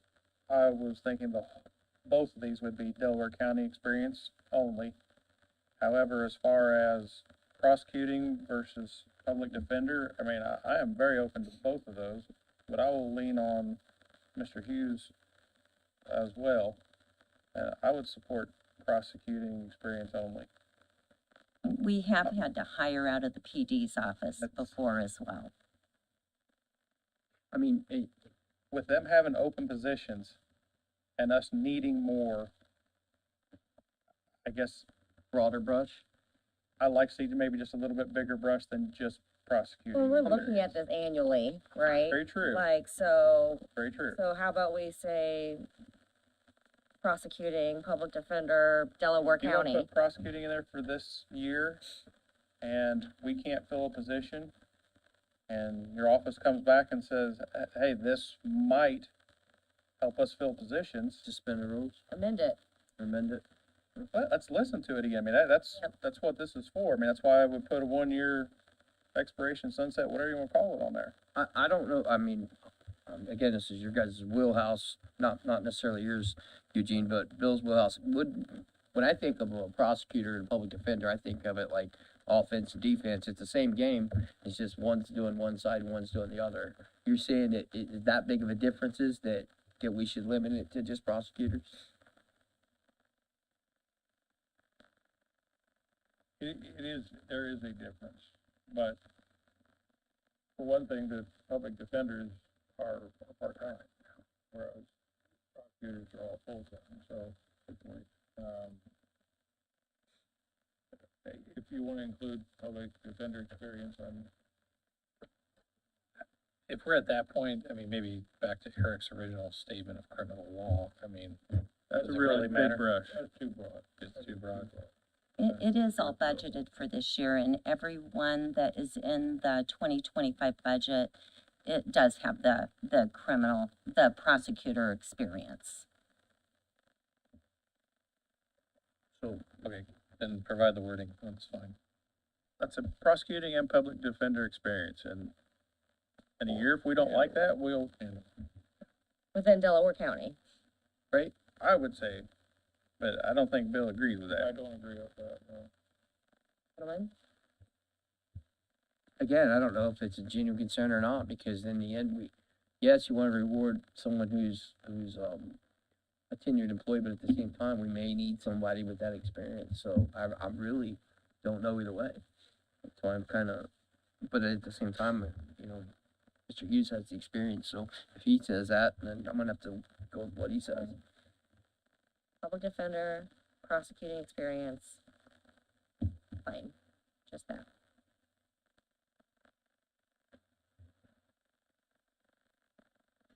No, Only within Delaware County. that's what we're, no, just blank, no county. What do you think, Bill? Good with that. But some of my other questions I think were answered with 911 and sheriff, but who will keep record of start dates and years of experience? Will that be your officer, HR? Well, HR has all of those records, but I keep records of it as well. The original matrix that Eric provided to all of you did have the years of experience on there as well. Sure, but going forward, we who's will, gonna be responsible for maintaining that? we will keep track of it, and it will also be done just like the sheriff's has done. If Right. somebody's, date is in January, they will not get it for that year. And we need that higher end language, anniversary date language in this one as well. Yeah, being, employees shall be entitled to receive their longevity pay effective January 1st, and a prior year of experience shall be determined as of the annual anniversary hire date. Right. And we're adding in that the deputy prosecutors shall receive years of experience based on both their prosecutorial experience and public defender experience in Delaware County, We're getting rid of or it. Delaware County. We're No, getting no, rid we're of getting it. ready to rid of the Delaware County. Yeah. Okay. I have a quick question for Ben. We've kind of moved the goalposts a little bit as this has went along. It was experience pay matrix. Now we're throwing that word longevity out there a lot again. I go back to that salary study and the phrase they used over and over that I hate of equity, pay equity. I'm concerned, is there any concern on your part that someone in, let's say, the recorder's office or the treasurer's office is gonna come and say, wait a minute, I've got 20 years experience, why don't I get longevity pay like these guys are all getting? And then we're backed in a corner and we have to pay them all the same. Cause this is supposed to be for public safety, law enforcement, but if we're using terms like longevity, are we gonna put The word Put our mouths- longevity is being inserted in there by DLGF, is my understanding, SBOA. or I SBOA. get that, but is that gonna force our hand with other departments?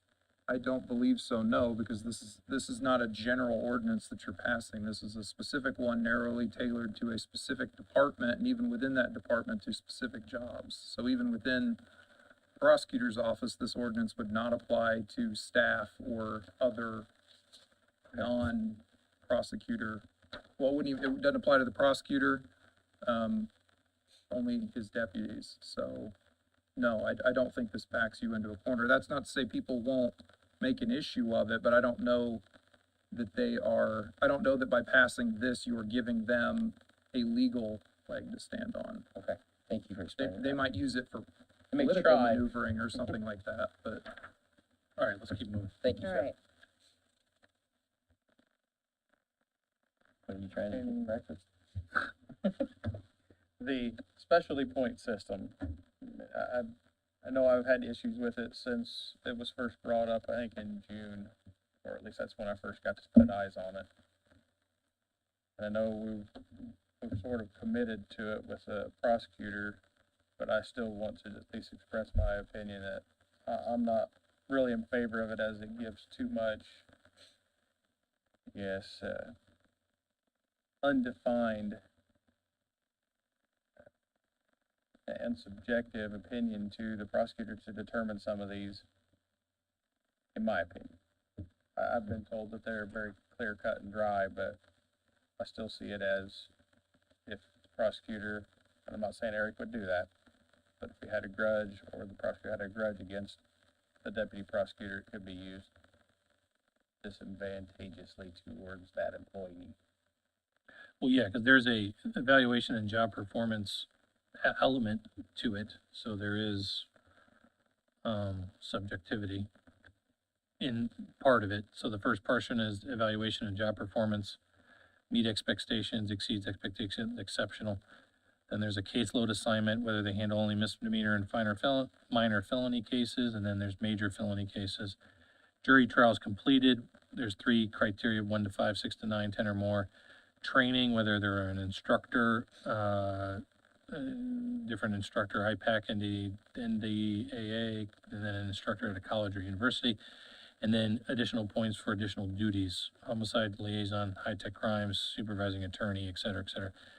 So while there's some subjectivity to the performance element, there's a ton of there's 1, 2, 3, 4, 5 other areas that make up the points that are not as really subjective. How So much weight is put on the performance portion? they get 3, 5, or 7 points depending on their criteria. Then most of the other ones are based on 3, 5 or 3, 5, 7. And then in additional duties, it's mostly 3s, and then there's forfeitures, which is 2, after hours on call coverage, which goes to 1. And then other relevant factors, appellated arguments, published legal papers, clerking for a judge, those are all 1 point. We eliminate the performance portion and reconfigure the, I don't suggest that. I would like to see us have performance review like this on every job. Yeah, I would To be too, honest I with you. mean, sheriff's thing, I like a Yeah. little bit of discretion. But I understand Eugene's point, but I don't think, it probably wouldn't, I mean, you're talking 3 to 7 points, right? Like, yeah. My actual issue with that is that his leveling, at least on the one I'm looking at here, and correct me if I'm wrong, base level 0 to 6, which is nothing. Level 1 is 7 to 11. Level 2 is 12 to 17, and level 3 is 18 plus. We don't really have any way, I think he gave us a scale at some point, but of who's already in these proposed pays. He did, yes. But my only potential issue is that, you don't want everybody be able to max out, like that would defeat the purpose. And we have some attorneys that have done 10 felony 1 trials this year. And then we have, attorneys that work in city court. I mean, there is a difference in the work that they do.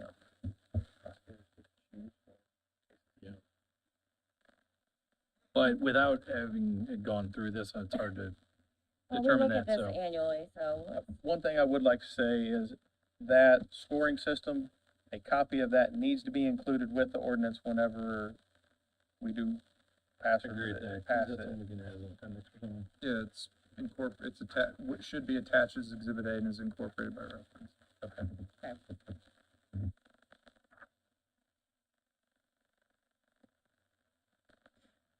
All I have. All right. Do need it. Make a motion to I make a motion to accept all the amendments. Why don't you let me review what I've got in Have to make terms a of motion changes first to before. hear 'em? Well, let me make the motion, or let me read it, and then you can move to adopt what I've read, if Fair that enough. makes sense. Ordinance 2024-027 added longevity experience pay and deleted, matrix to align it with the prior title. Nothing changed until the last whereas paragraph, whereas due to the additional education and testing necessary to obtain and maintain a license to practice law, the Delaware County Council wishes to establish and maintain a method of providing additional compensation for deputy prosecutor employees and the master commissioner based on years of experience as herein defined. Now therefore, it is ordained as follows. Section A, did not change, base rate of 95. We took the S off of commissioners. Other than the S off of commissioners and adding in the word longevity into longevity experience pay, nothing has changed in, any of these paragraphs down to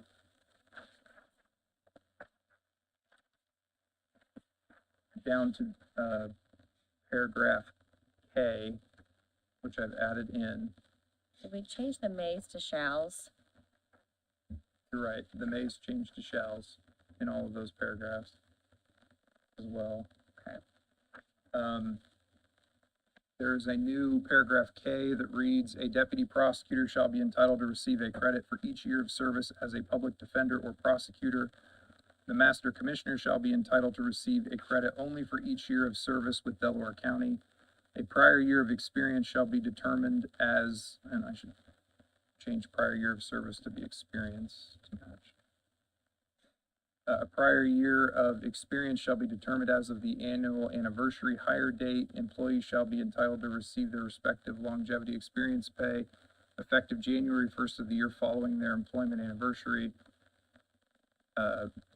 Paragraph L, the Delaware County Auditor's Office shall establish a new longevity experience pay line within the appropriate budgets for the purposes of handling these payments. M, the foregoing is subject to the annual budget appropriation by the Delaware County Council.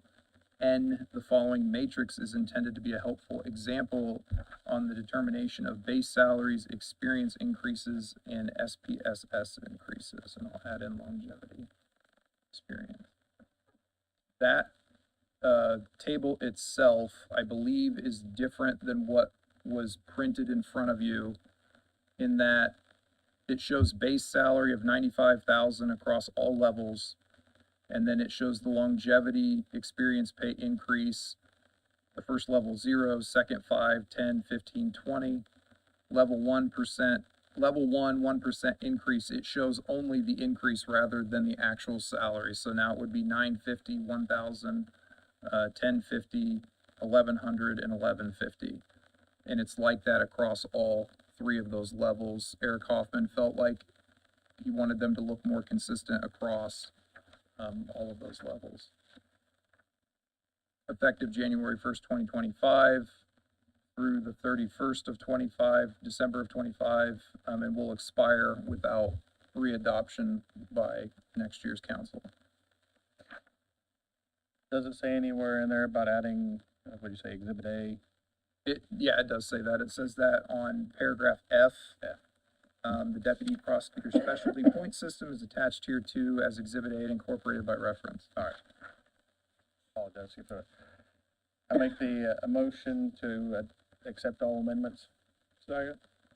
Motion by Eugene, second by Bill. Roll call, please. Mr. Flanagan. Mr. Hughes. Yes. Mr. Mokel. Mr. Webb. Yes. Mr. Whitehead. Yes. Mr. Cantz. Yes. Ms. Piper. Yes. All right, roll call on the adoption of Deputy Prosecutor Longevity Experience Pay Ordinance 2024-027.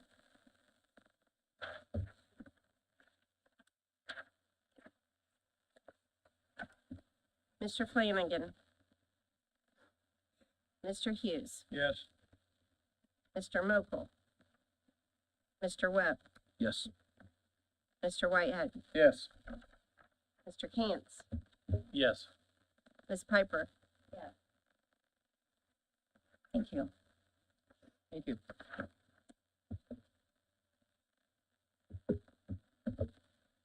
All right, so next up, we have resolution number 18. 2024-18. Is this the debate? This is this was what our, our amended agenda from like 4 hours ago. And Bill, I'll let you speak to this one as our tax abatement committee representative. Do we have a representative from Midwest Metal?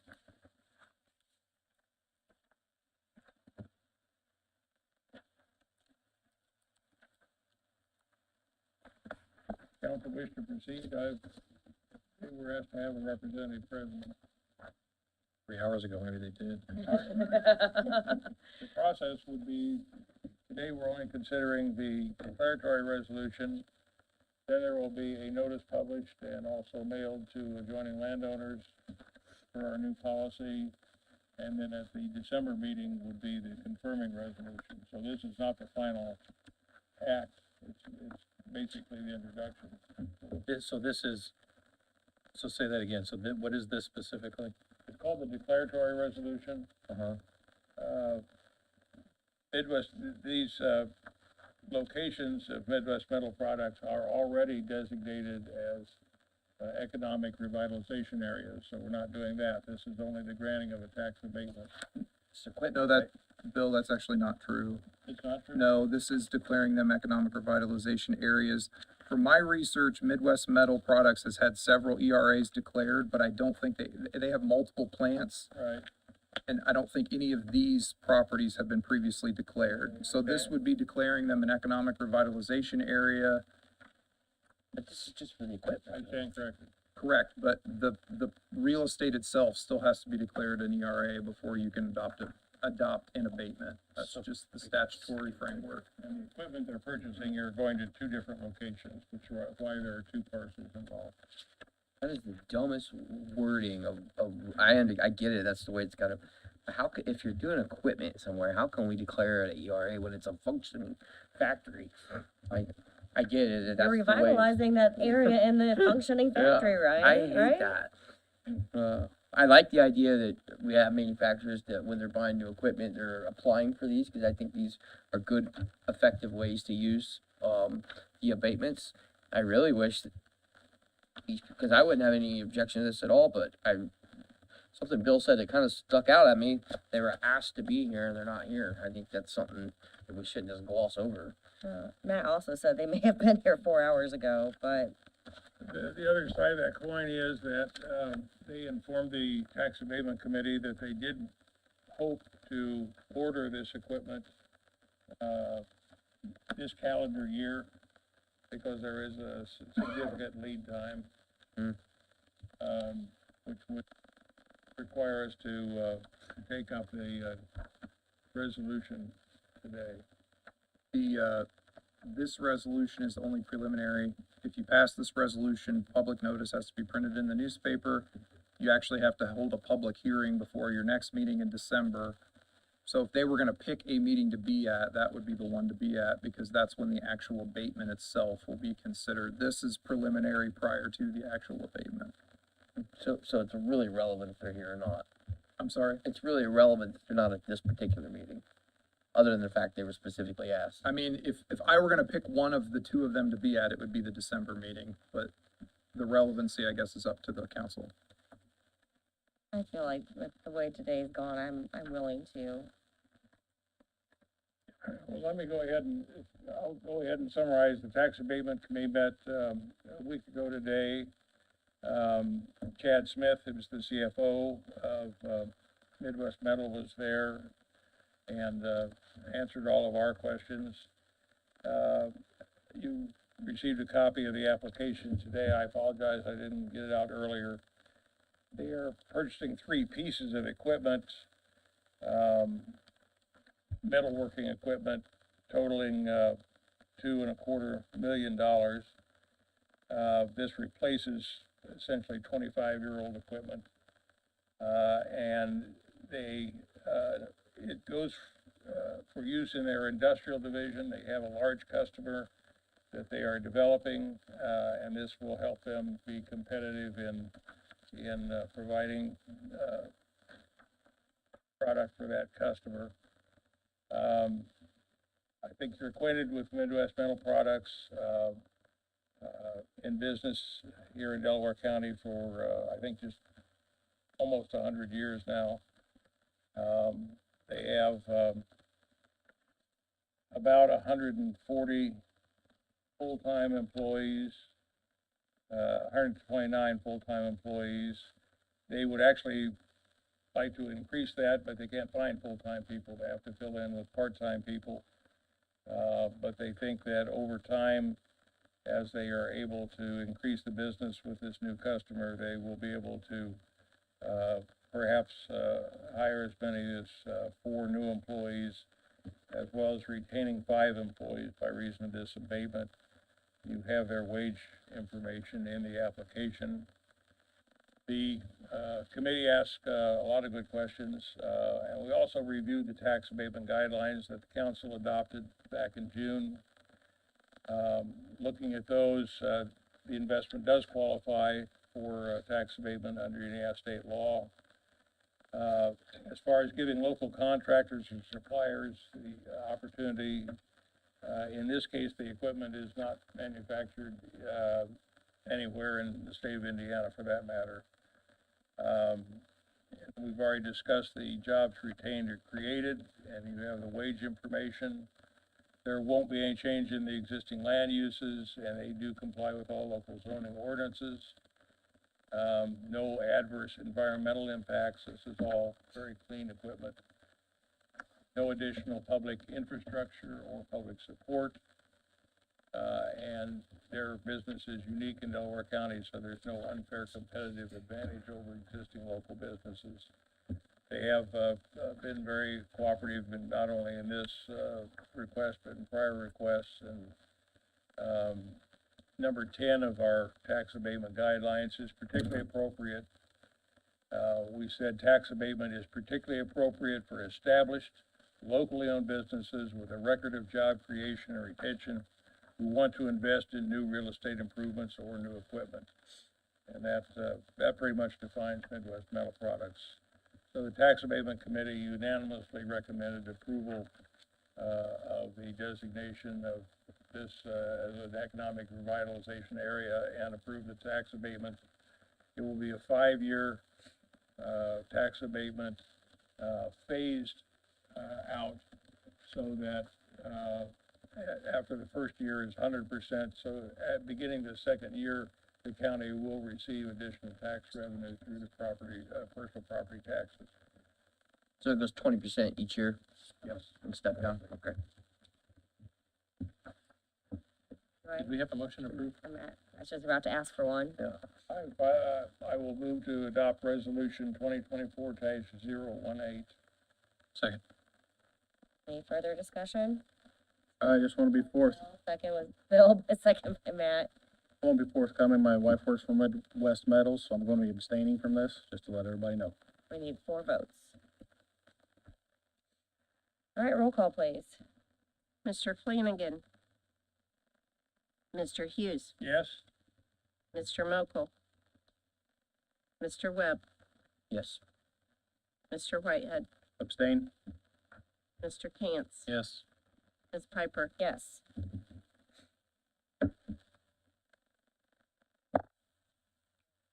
We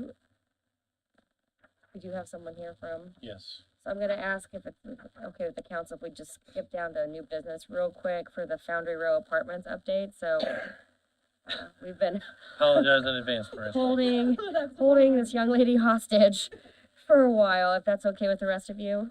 I'm fine with that. Okay. Thank you. Thank you.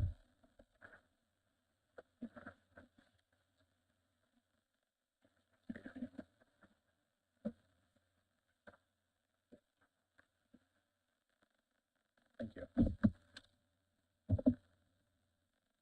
These are the ones to work on by the Yeah. post office. Well, good afternoon. Thank you for having me. I really appreciate everyone's time. My name is Marissa Knatzer, and I'm a development director with TWG Development. So over the summer, our VP of Development, Ryan Kelly, came and spoke to you all about a potential development out on South Cowan Road. And I'm coming here today just to give you a brief update. We applied for competitive funding through the Indiana Housing and Community Development Authority back in July. We found out last week that we were awarded funding. They only award 5 throughout the state, and we received the funding award for the northeast region of the state. So very excited. Beat out a lot of applications in Fort Wayne and other communities, so we think this development has a lot of potential. So I'll give a quick overview of the project just as a refresh. I'm not sure what all Ryan shared previously, but it'll be 120 units of workforce housing. So it's workforce housing because it was awarded tax credits through IHCDA, and it will offer 1, 2, and 3 bedroom units. Incomes for these units will be allowable up to $56,000 annually, so a wide range of incomes will qualify to live here while still trying to keep rents at that attainable rate. And here, just depending on bedroom size, anywhere from $725 up to $1,015. So, as I mentioned, this was a very competitive application process, and the way that they do it is through a scoring system. So I'm going to jump down to number 3 on my list is this pilot that we're talking about. I believe Ryan gave a brief overview of what a pilot is back over the summer, but this pilot was a very crucial piece of our application process. So the state will award us points if we can get a 10% local contribution. So what that means is the total development cost for Foundry Row is about $26 million. If we could secure $2.6 million in local contribution, we would gain additional points. So rather than trying to ask for a grant or a forgivable loan, we were able to count savings from this payment in lieu of taxes in order to gain those points. So on the second sheet I apologize for the tiny writing. I was trying to fit everything in the tax calculations, but it gives a breakdown of how we figured our estimated annual taxes without a pilot, and then how that looks with the pilot. So with the pilot, the state passed back in 2022, then allowed pilots for affordable housing and workforce housing developments, stating that developers and local units of government can agree upon a certain amount to be paid annually in place of real property taxes. So that's what I have broken out here. Our goal with figuring the pilot amount was to reach that $2.6 million in savings over the 15-year period. And that is broken out year by year, starting at $30,000 in the first year and increasing 3% annually. I know I just threw a ton of information at you, so I'm happy to answer any questions. Thanks, Marissa, for being here and pulling this together. And just as a reminder, we submitted a letter of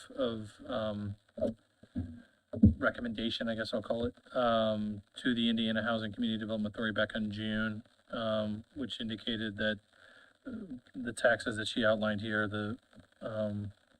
which is a little bit higher than it was before, or no, that's not true. The savings is the same.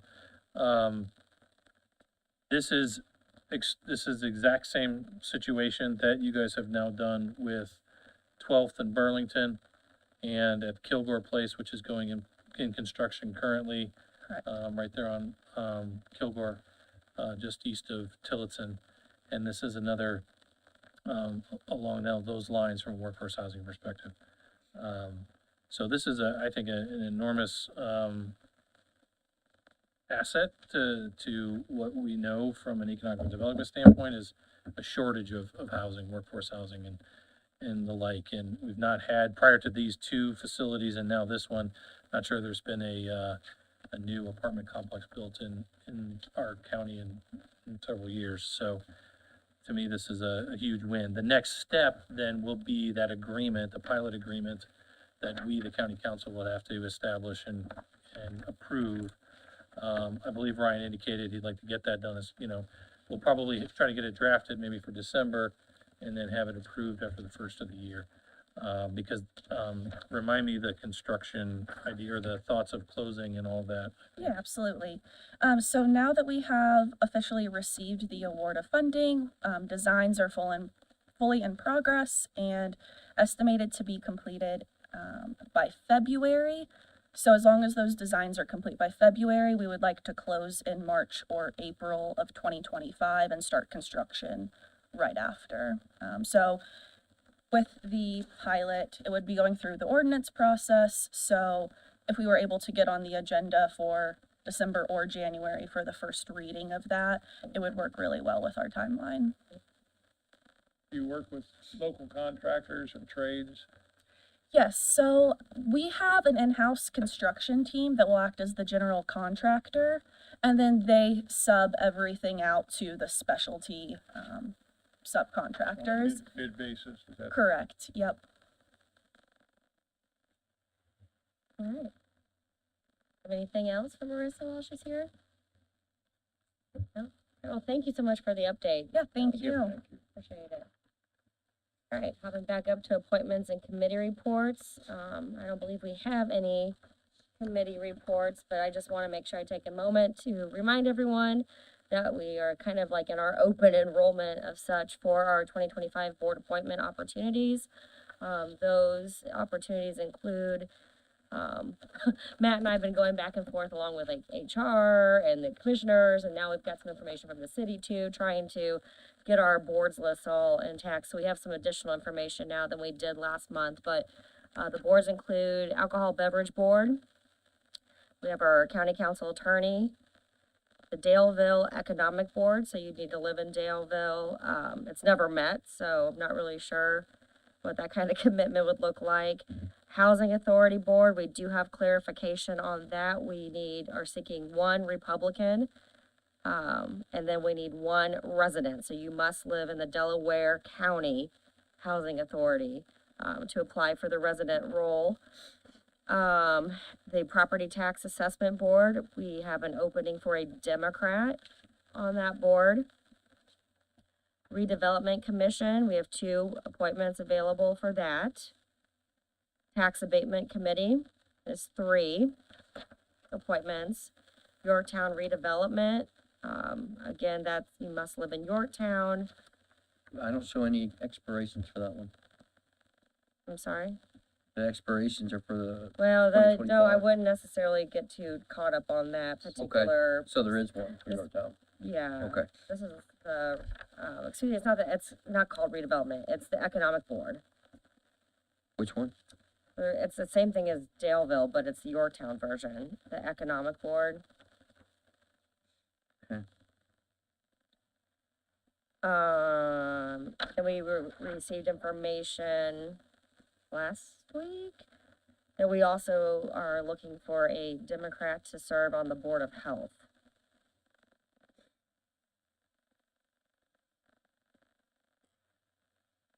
Which came in late. And as we mentioned earlier, we'll also be looking for an HR representative from the community to serve on our HR committee. Sure. So if you know anyone that has the right skill sets, that would be a great asset to these boards, make sure that they communicate back with us. They can email, if they email, or any of you in the room want to email our county council dist@co.delaware.in.us.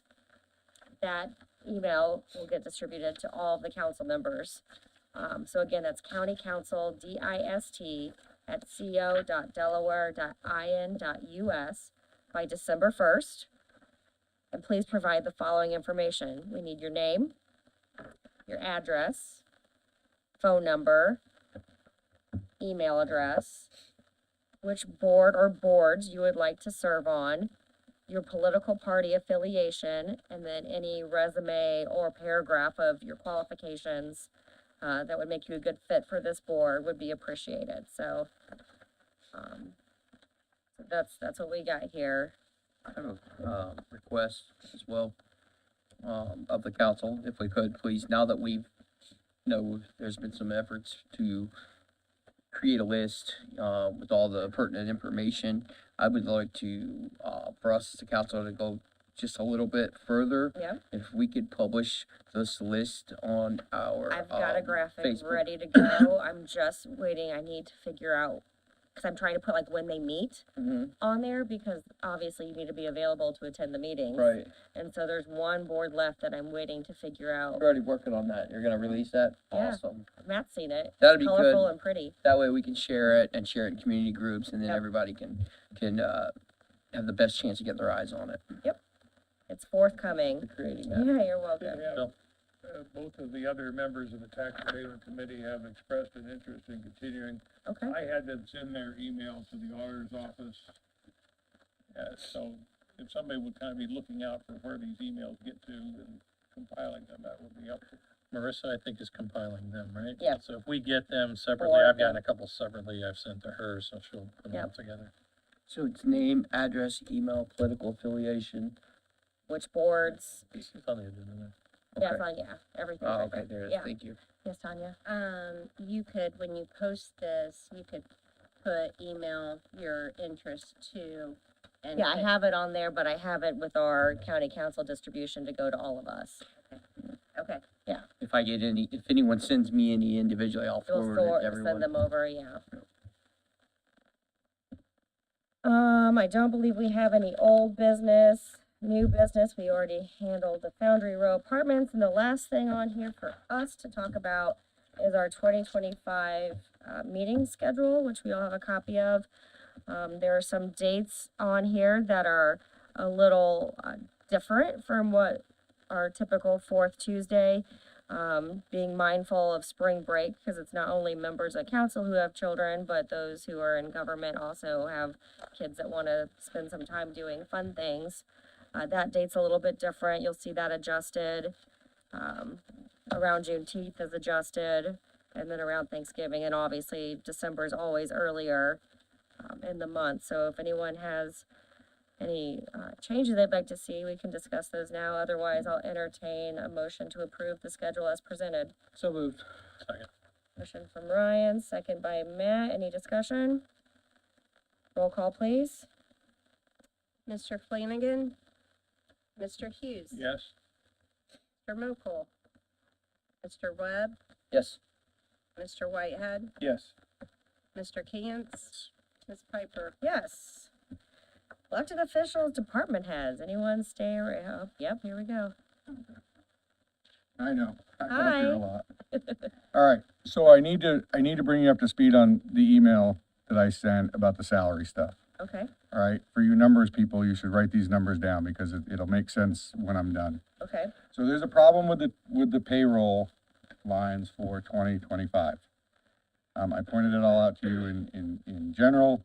I'm gonna explain it to you. The last 2 weeks of this year, we would normally get paid on January 1st, theoretically, right? So we would actually get paid on December 31st because you don't typically pay on a holiday. Unfortunately, we're gonna get paid on January 2nd. So that creates 27 payrolls in 2025's budget, okay? Hourly rates for hourly employees that are not exempt. I know it's called the salary ordinance. They're not technically salaries, especially for hourly employees. I'm gonna give you some simple numbers because they're in my head right now. Starting dispatcher is gonna make $49,000, okay, for 2025. There's 2,080 hours in a full-time work year. That equates to $23.55 an hour. Because there's 27 payrolls, we will be short in the payroll lines by 80 hours. I know that doesn't make sense numerically, but that's how it works because of the way the payrolls fall. I talked to the Department of Labor because there was some pushback that you could spread paychecks out over 27 payrolls. And you can do that for a salaried person like me. You take my salary, you can average it out over 27 payrolls. There's really not a lot I can do. okay? However, for hourly employees, you can't do that, according to the Department of Labor. You can't then turn around and say, well, you're only budgeted under the salary ordinance for $49,000 for 2025, which would then mean you'd have to divide based on the payrolls by 2,160 hours, which would give them an hourly rate of $22.68. Okay? That's not fair to them, and it's not ethical or moral. Their pay is based on 2,080 hours a year, which equates to $23.55. Now, that doesn't only equate to their hourly pay, it equates to their overtime, it equates to their holiday pay, and every other part of it. So you can't require, based on my understanding of the law, and Mr. Freeman may correct me at some point, but based on my interpretation of the law, you can't say, based on 2080, we're gonna pay you $23.55 an hour, but we're gonna withhold a certain amount from your paychecks every payroll to meet that 27th payroll. It doesn't work that way. You can't short the employee. So, in essence, what should have happened, 2024, which we're currently in, should have been the 27 payrolls, because we should have actually got the 27 payroll on the 24th. All right, I understand that's not gonna happen. It's gonna come out at January 2nd. I get it. That puts us into a 27 payroll period through no fault of the employees or department heads or anybody else. The problem comes in is that those lines, even though they're under a salary ordinance, those lines are budgeted for 2,080 hours a year. What should have happened during the budget process is we should have included that 27th payroll, at least for hourly employees, into the budget. So now what we're gonna be faced with is we're gonna have to, I'll use me as an example. I need to find all of that money, hopefully in my 2025 budget, and transfer it into all the salary lines in order to make them whole, right? I don't know that every department's gonna have the availability to do this, and I say that because 32.5-hour-a-week employees are based on, that are hourly, are based on 1,690 hours a year, okay? When you divide their salary line by 1,690, that sets their hourly rate. You run into the same problem by paying 27 payrolls, regardless of whether you're at 40 hours a week or 32.5 hours a week. Every single budget line, with the exception of salaries, and I had a spirited debate with the Department of Labor person because even salaried people are based on full-time hours of 2080. So even myself, the sheriff, anybody else that's salaried, theoretically, should get the same amount averaged out over 2,080 hours, okay? I'm not here to make the argument for that because I think there's gonna be a lot of pushback on salaried people. I get it, okay? However, you can't punish the hourly people and reduce their pay every pay period in order to meet the 27th payroll. And you also can't hold them to a lesser overtime rate or holiday rate because their pay rate should be based on the 2,080 hours at the salary that was approved. I know everybody pushed back on me, or some people did. It's a salary ordinance, and it's a salary. It's not a salary for an hourly employee. That's the difference. We call it a salary ordinance. It is what it is. They are pay lines. I have a quick question for me. Do we base our pay based off of the total amount of dollars earned a year, or do we base it off of an hourly rate? Tanya? You guys adopt a salary amount. You do not adopt an hourly amount. So what I was explaining, or tried to explain to Fred, was that whether it's 27 pays or it's 32 pays, doesn't really matter. If you're being paid $49,000 a year, it's gonna be divided by 27, not 26 in this year.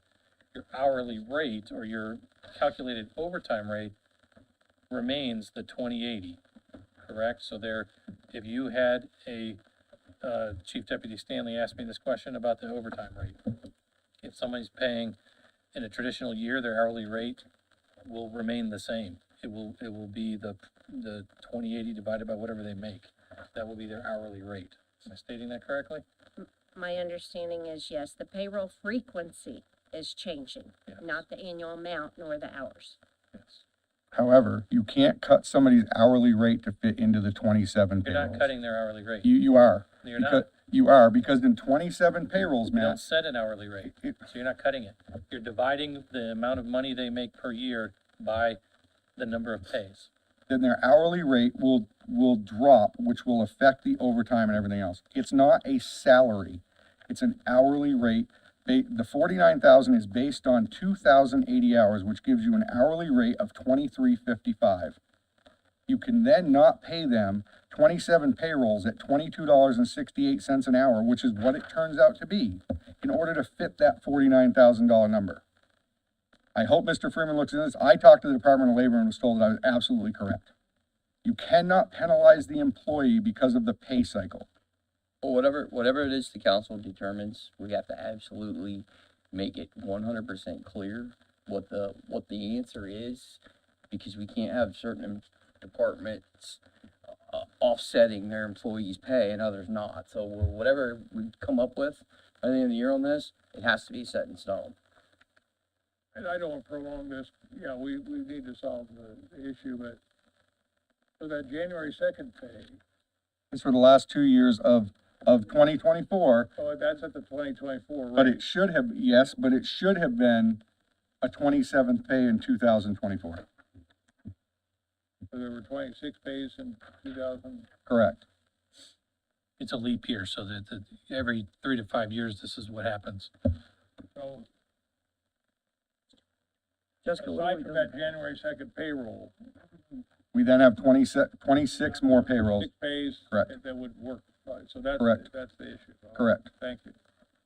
If I may, add to what you just spoke on, Mr. Hughes, I believe the starting date for the 2025 pay period is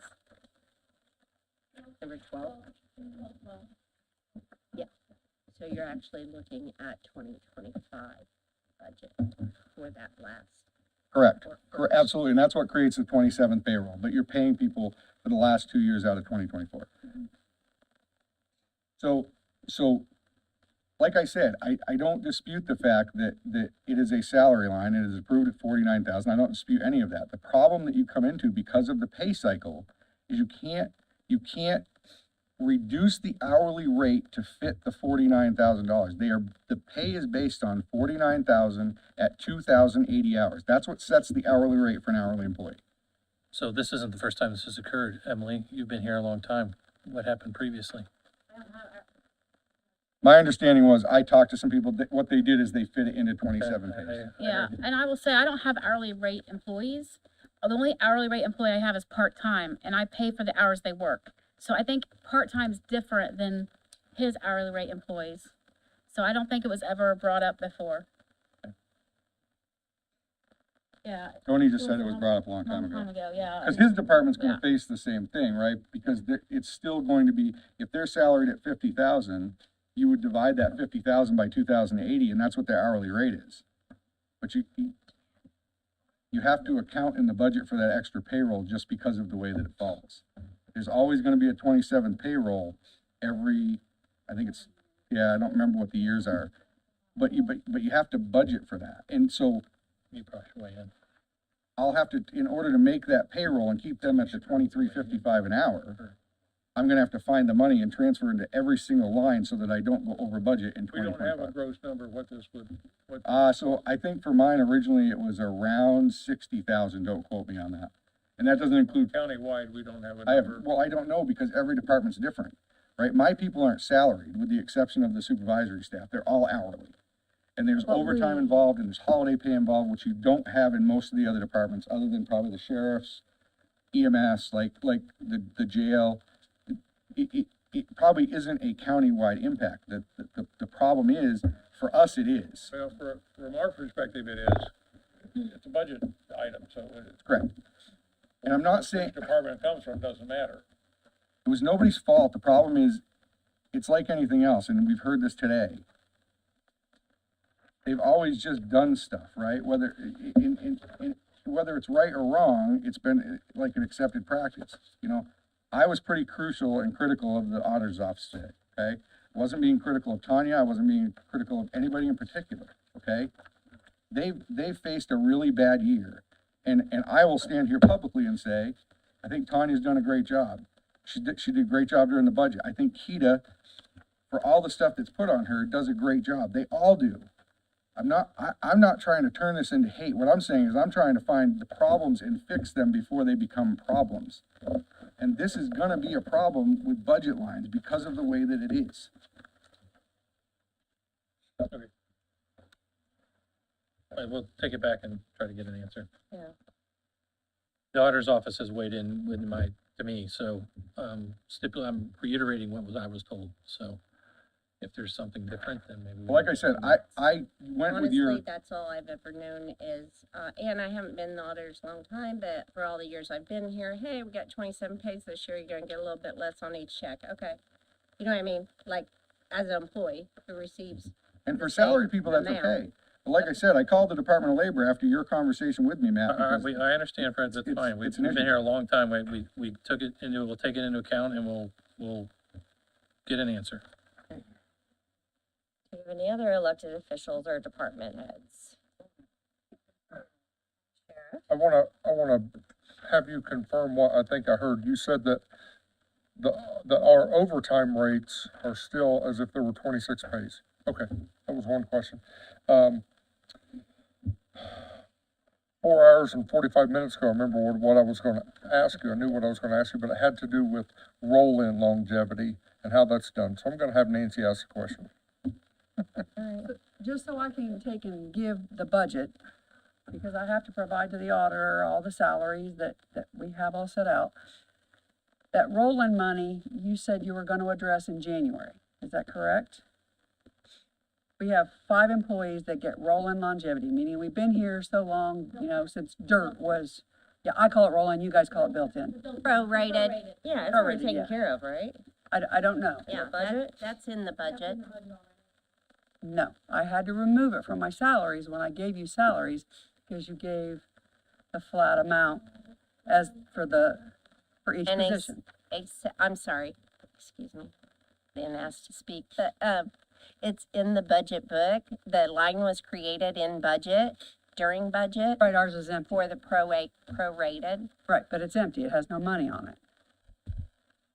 which it'll go in there for 2025. It'll take effect. As far as money in it, it would be for the 2025 year. So it has to be appropriated in January and put in there. Am I right? Correct. No. No, Lines. no, that Nope, was it's zero. included. It'll be But it's loaded. not in the book that you guys sent us as the final budget. It says zero. Elizabeth, can question- you check on hers, Which one, the one? 129 or 145? 129, 145 both have some in it. So I just want, it's going to be there. So when I figure hourly rates, I want to make sure I include that, because that would change.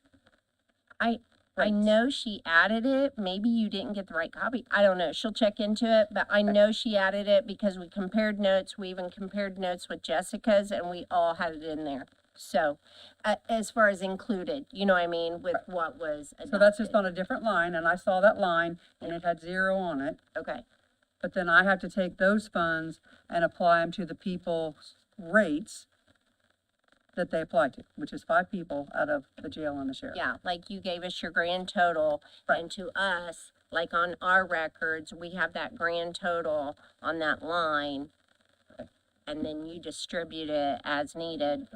You know what I'm saying, or it gets distributed as you tell us who gets it, you know what I mean? Your payroll ready, So Elizabeth and Whitney will check into that for you and see why you're not seeing them now. Oh, no.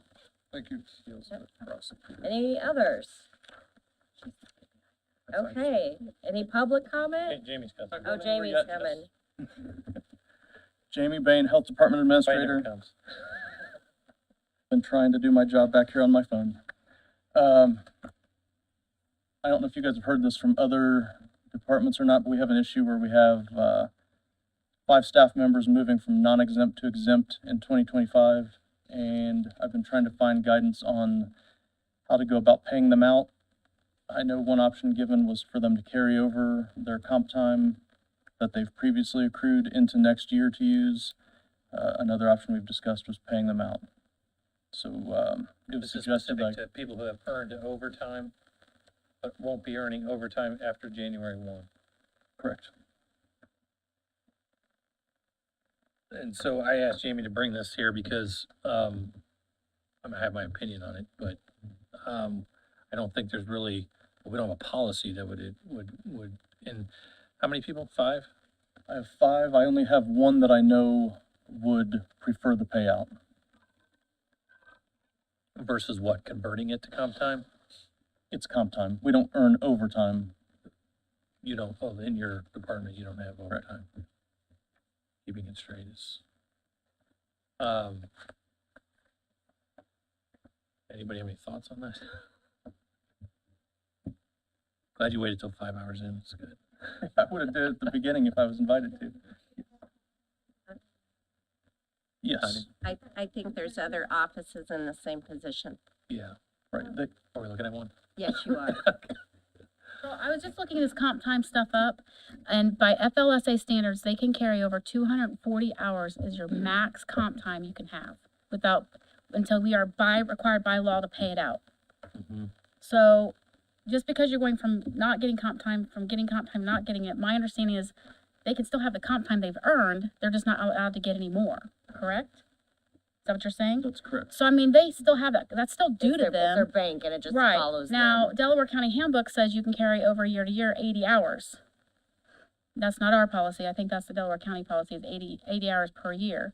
But at 240 by Federal Labor Standards Act law, you have to pay out at 240.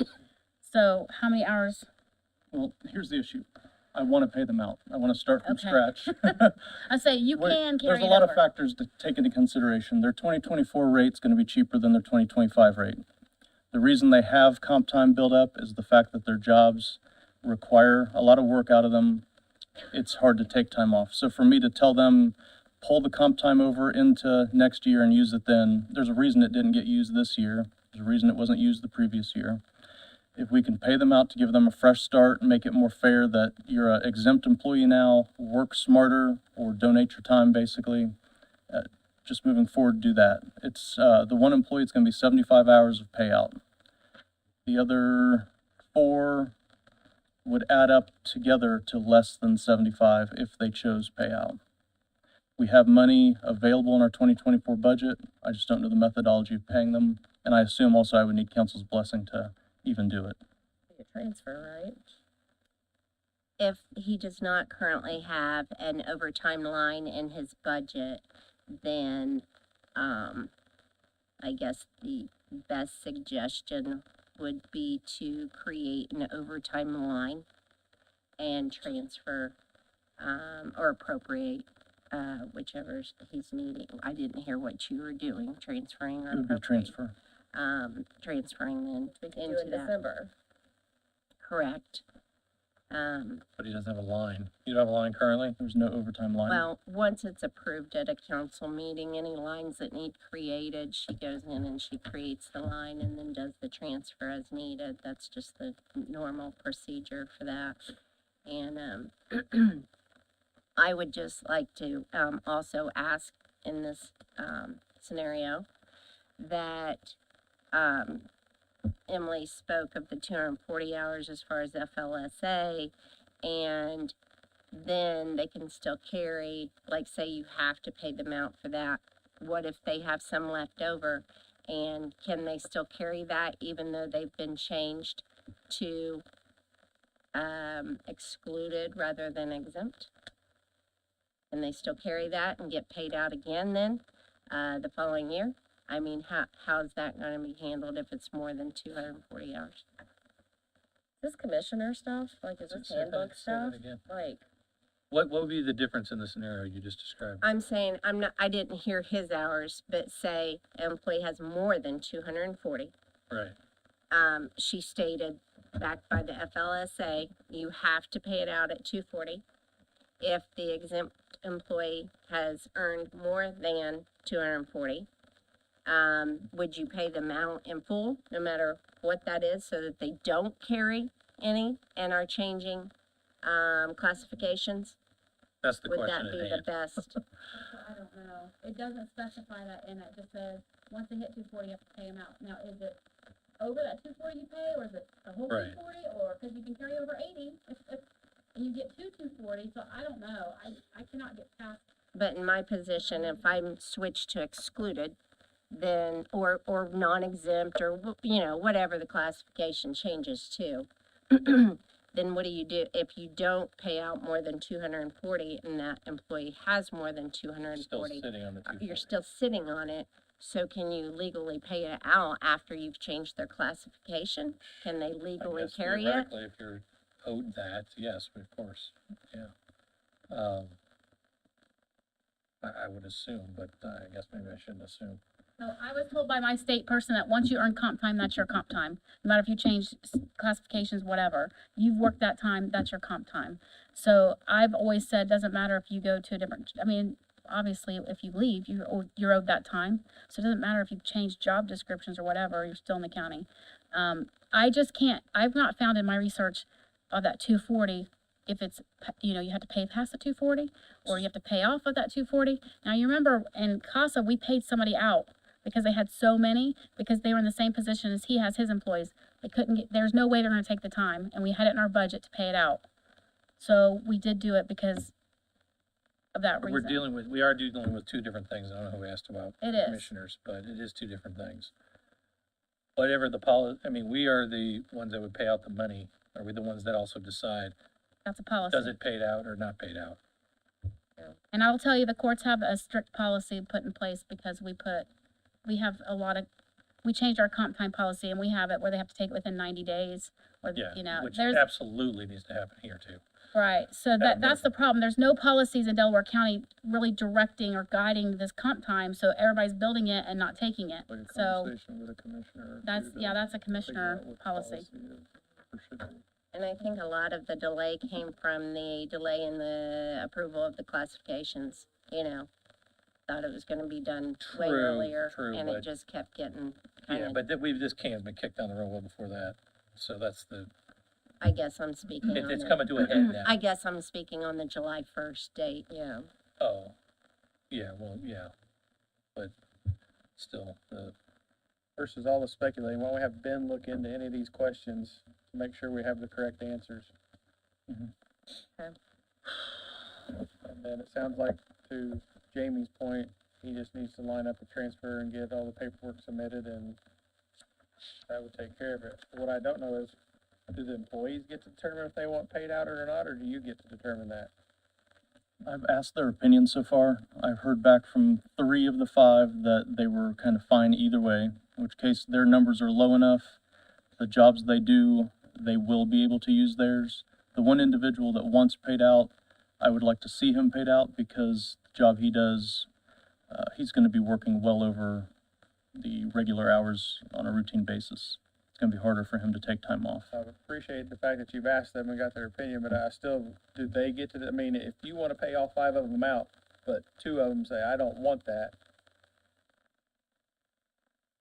Our plan would just be to tell them to use those hours within the first quarter of 2025, something and along you can those tell lines. them that, but if the handbook doesn't say it, they don't have to use it. and there's a Regardless, difference here, you've answered my question with what I'm after. and there's a difference gonna be when you can transfer the money because you got it, and Right. when you have to appropriate it because you don't have So it. much different, absolutely. But hopefully we've answered your question or helped you. So the creation of a line, can that all be done during July's meeting then? No, you can do it December, you mean? December. Or December?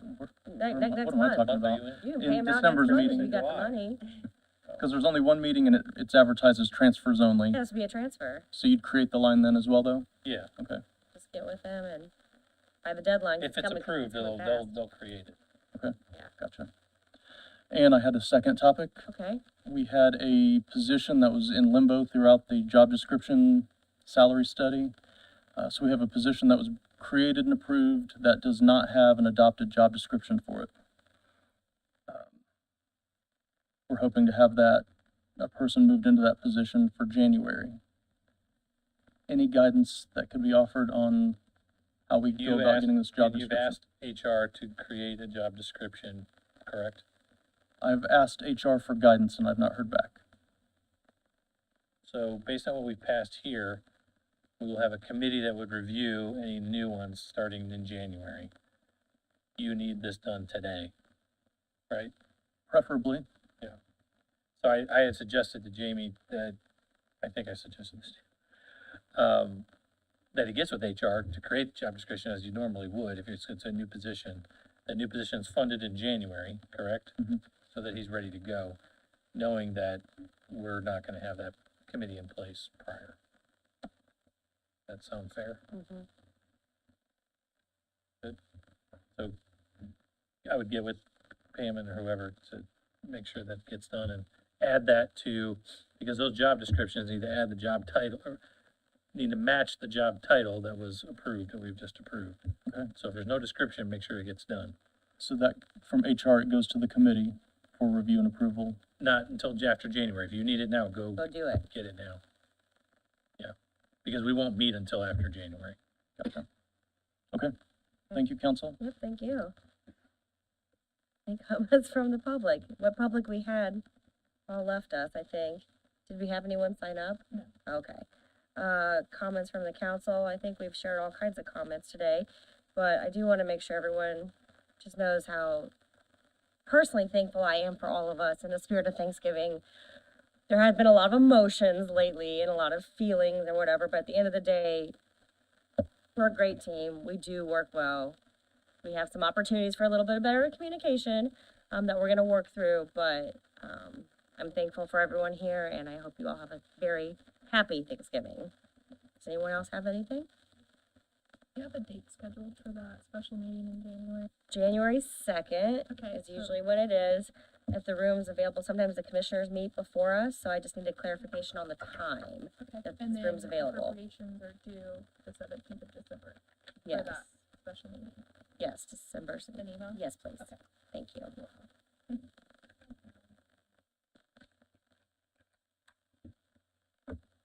Okay, yeah.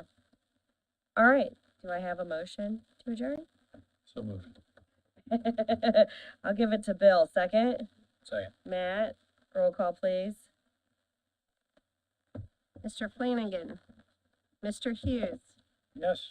Mr. Mokel. Mr. Webb. He had to leave in front of him. Mr. Whitehead. Yes. Mr. Cantz. Yes. Ms. Piper. Yes. All right, we'll see you all next month, nice and early, December 17th. Have a great one.